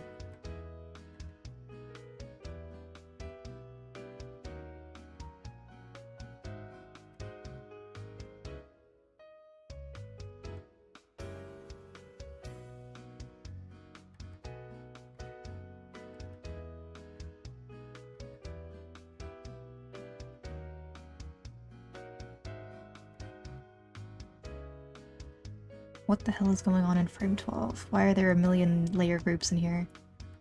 What are you? You're the line art. You're the sketch. You are also a sketch? No, you're frame 11. Oh wait, my line art is in its own layer. Okay, flatten. And then ungroup.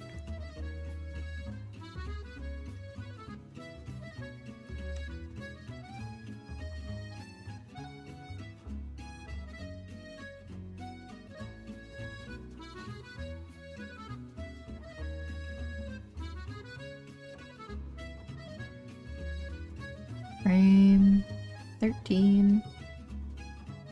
Frame 14.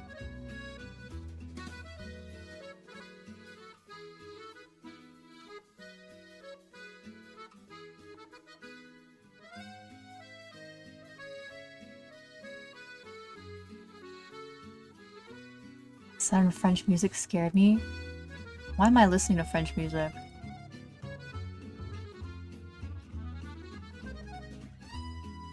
What is playing right now?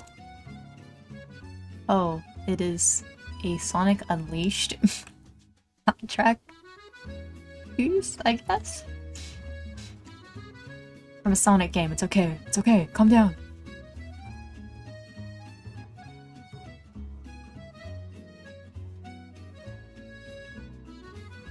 It makes far more sense. Funky evolves like a Pokemon confirmed. Gigantamax Funky grows massive wings on their head.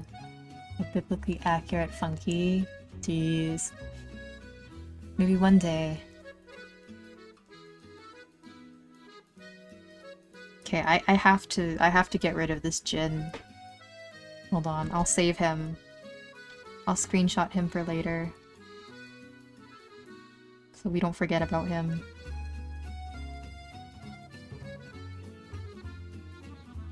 But he has to go before my client sees this and they're like, what the hell is this? Why is there a caked up, four-armed man in the middle of my commission?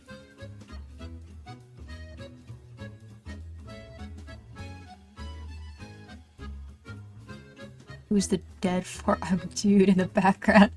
That's Chris, Rush's OC, Jin. We were talking about how he is immune to lung cancer, so he can smoke, but he's not immune to ligma. So I drew him after he contracted a fatal case of ligma. Very sad, actually.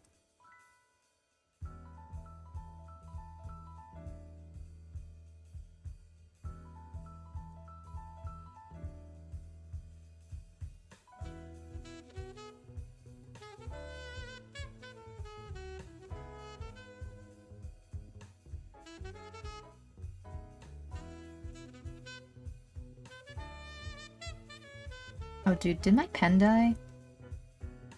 Oh, no, it just was glitching out.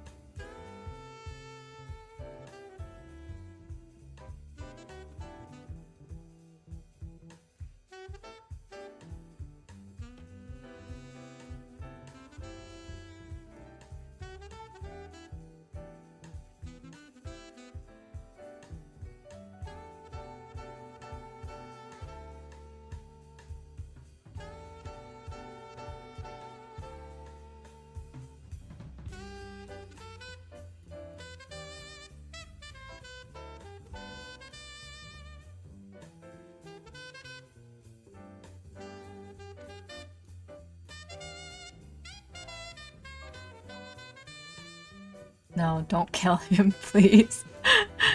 I mean, I didn't kill him, Ligma did. So, you should have found a cure for Ligma. I don't know what else to tell you.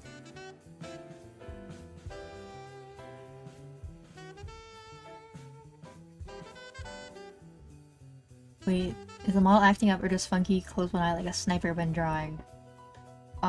It's probably my model, because I'm like looking down on my iPad, which is like right in front of me.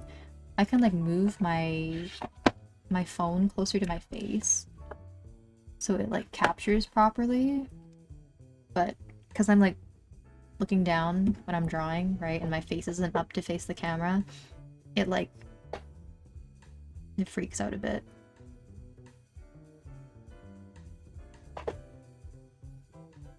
As it tends to do, unfortunately.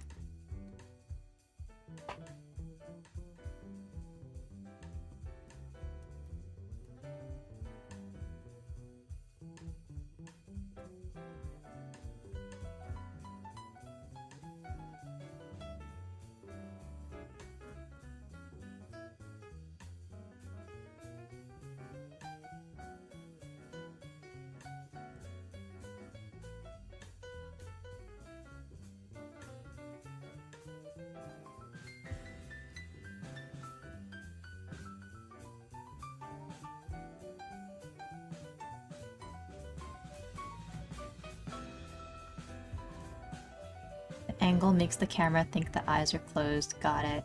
Yeah, I think that's what's going on.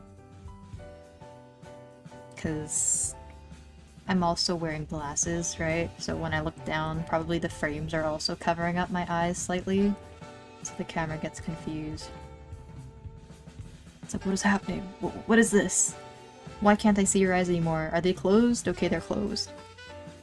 And then my model just closes their eyes. But I was told by someone, I don't remember who it was, like one of the recent streams, that apparently my character blinks like a lizard, and I was like, oh, it's probably like a bug with the model. But now that I think about it, I'm like, do I just blink like a lizard?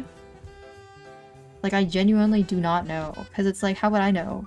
I don't notice it, but other people might be able to. Question, did you go to a public high school? Yes, I did.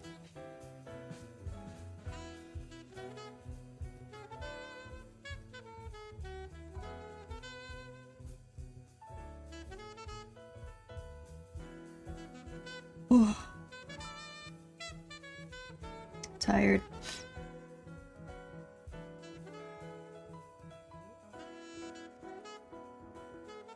You might be cold-blooded too if that's true. Honestly, even if that wasn't true, I'm pretty sure I'm like cold-blooded, because my hands are always like freezing. And I always need to like turn on my heater.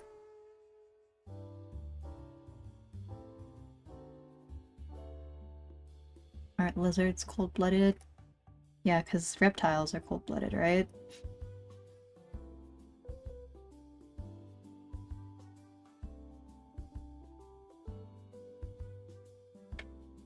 I don't know if you guys like know Overwatch lore or anything or care about Overwatch at all, but like there's that character like Widowmaker, the sniper lady in the game, right?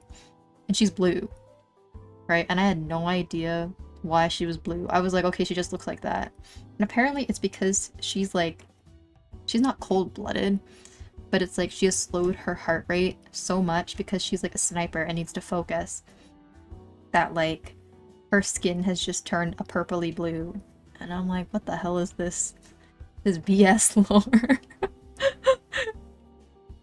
I thought that was funny. I go to a small private school and people have been climbing into the ceilings recently. That happened at public schools. Like the teachers here act like public school kids are hellspawn, but we made a shrine and one of the locker kids and half the high school got detention.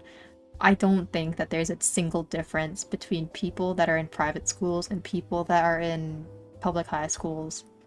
Like, I mean, I guess aside from maybe fees for paying tuition might determine the, I guess, social class of the kids in those schools, but kids are kids at the end of the day. And that sounds like something that could have happened at my high school too. So I don't know. I don't think it's far-fetched to say that that's also public school kid behavior. Cuz like my school for some reason was obsessed with like destroying the fucking toilets. I don't know why. But like it was like the boys' bathroom on like the second floor was like out of commission for like 2 months because one of the toilets literally like blew up. And they like ripped the doors off of the off of one of the stalls.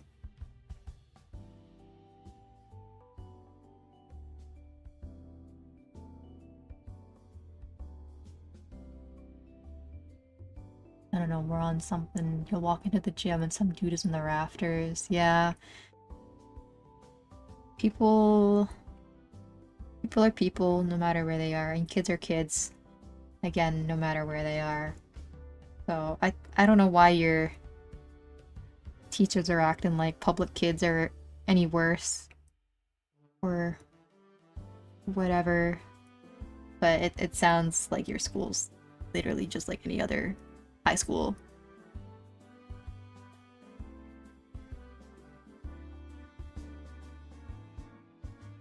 As a school custodian, if I found one of the bathrooms destroyed like that at MF is going to die. Dude, like, it was so bad. I'm pretty sure our custodians were like so pissed off all the time. Because kids would just not respect the school or the building or anything. It was so bad.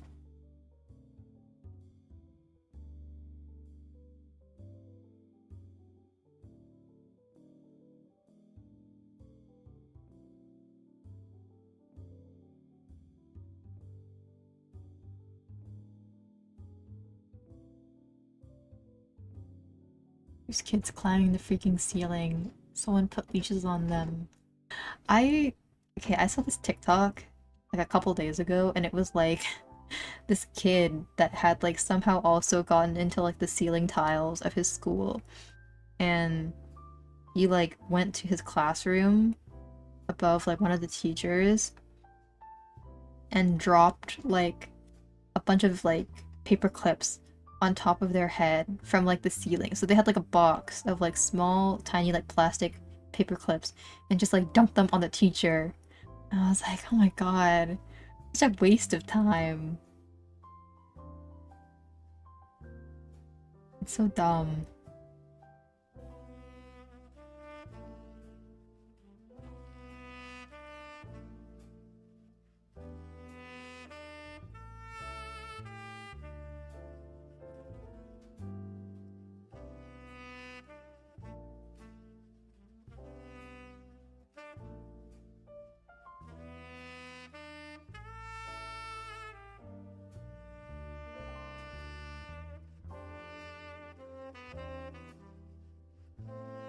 Once a kid purposely clogged the toilet during a basketball game night with paper towels. It was the only male bathroom for the accessible area for the rest of the night as retaliation.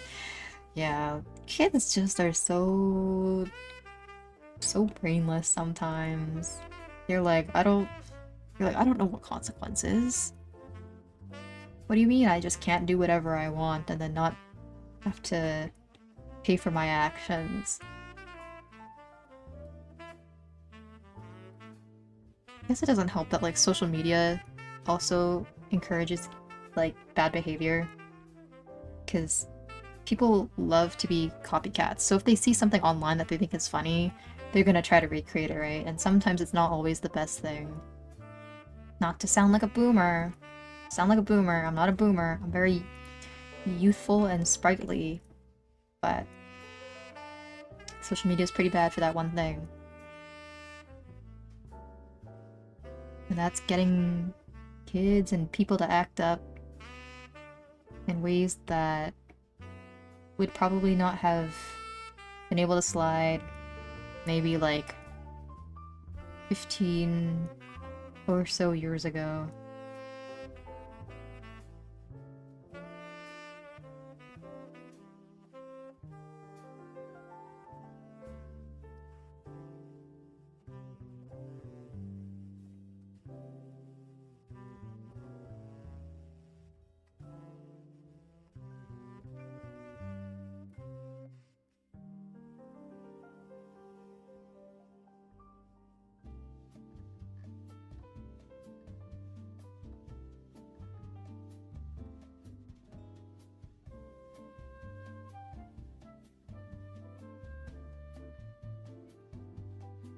Oh my god, Ghost.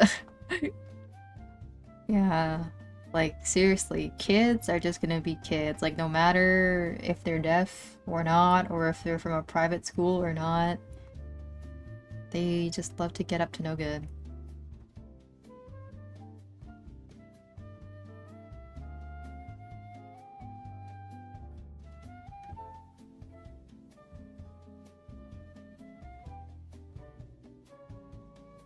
I feel like the shade of purple is slightly different. Why is that? Is it? It is! Why is this one darker?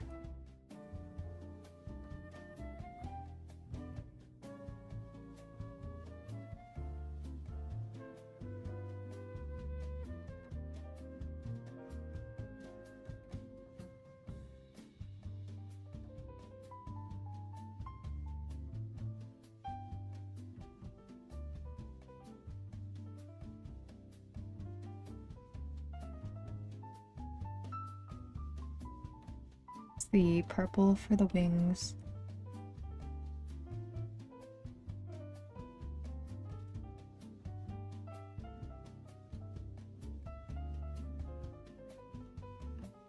My face when someone imitating the no doors, no problem guy gets in trouble for it.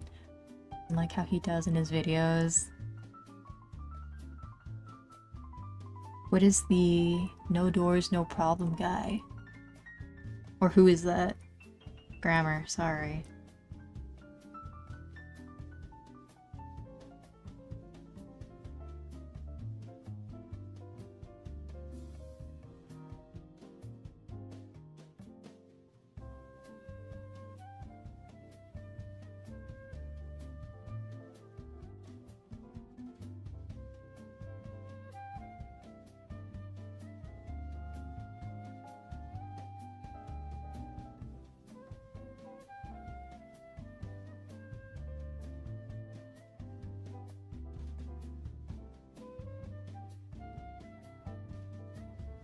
Okay, I might end stream because I've been live for a while and I'm pretty hungry and I smell dinner is being cooked right now, so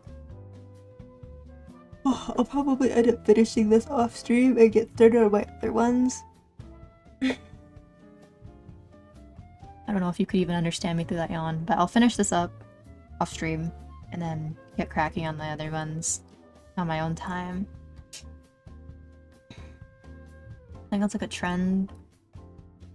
The same guy goes inside a kitchen of a drive-thru through the window while playing music and screaming, "No doors, no problem." That's so stupid. Isn't that just trespassing then? Where's the joke in that?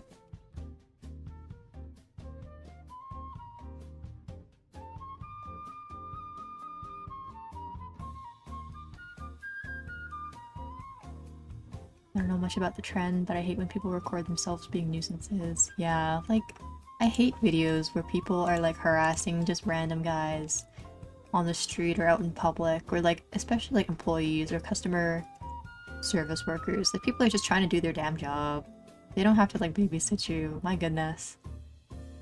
But yeah, dinner time, so I'll end stream.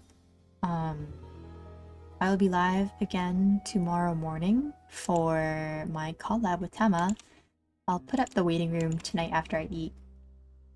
So I'll be live tomorrow, 10 AM for my time. I think that should be 11 AM CST and 9 AM PST. And that PM 12 PM EST, 9 AM PST, 11 AM CST. I'm trying to do like the time zone conversions in my head right now. But basically, tomorrow morning. And then Saturday morning, even earlier than that, like literally at the ass crack of dawn, it's gonna be a repo stream with some other friends. So yeah. I'll catch you guys tomorrow morning then, and thanks for coming by and watching me work. It was fun. See you, go. See you, onion. Have a good night. Bye-bye.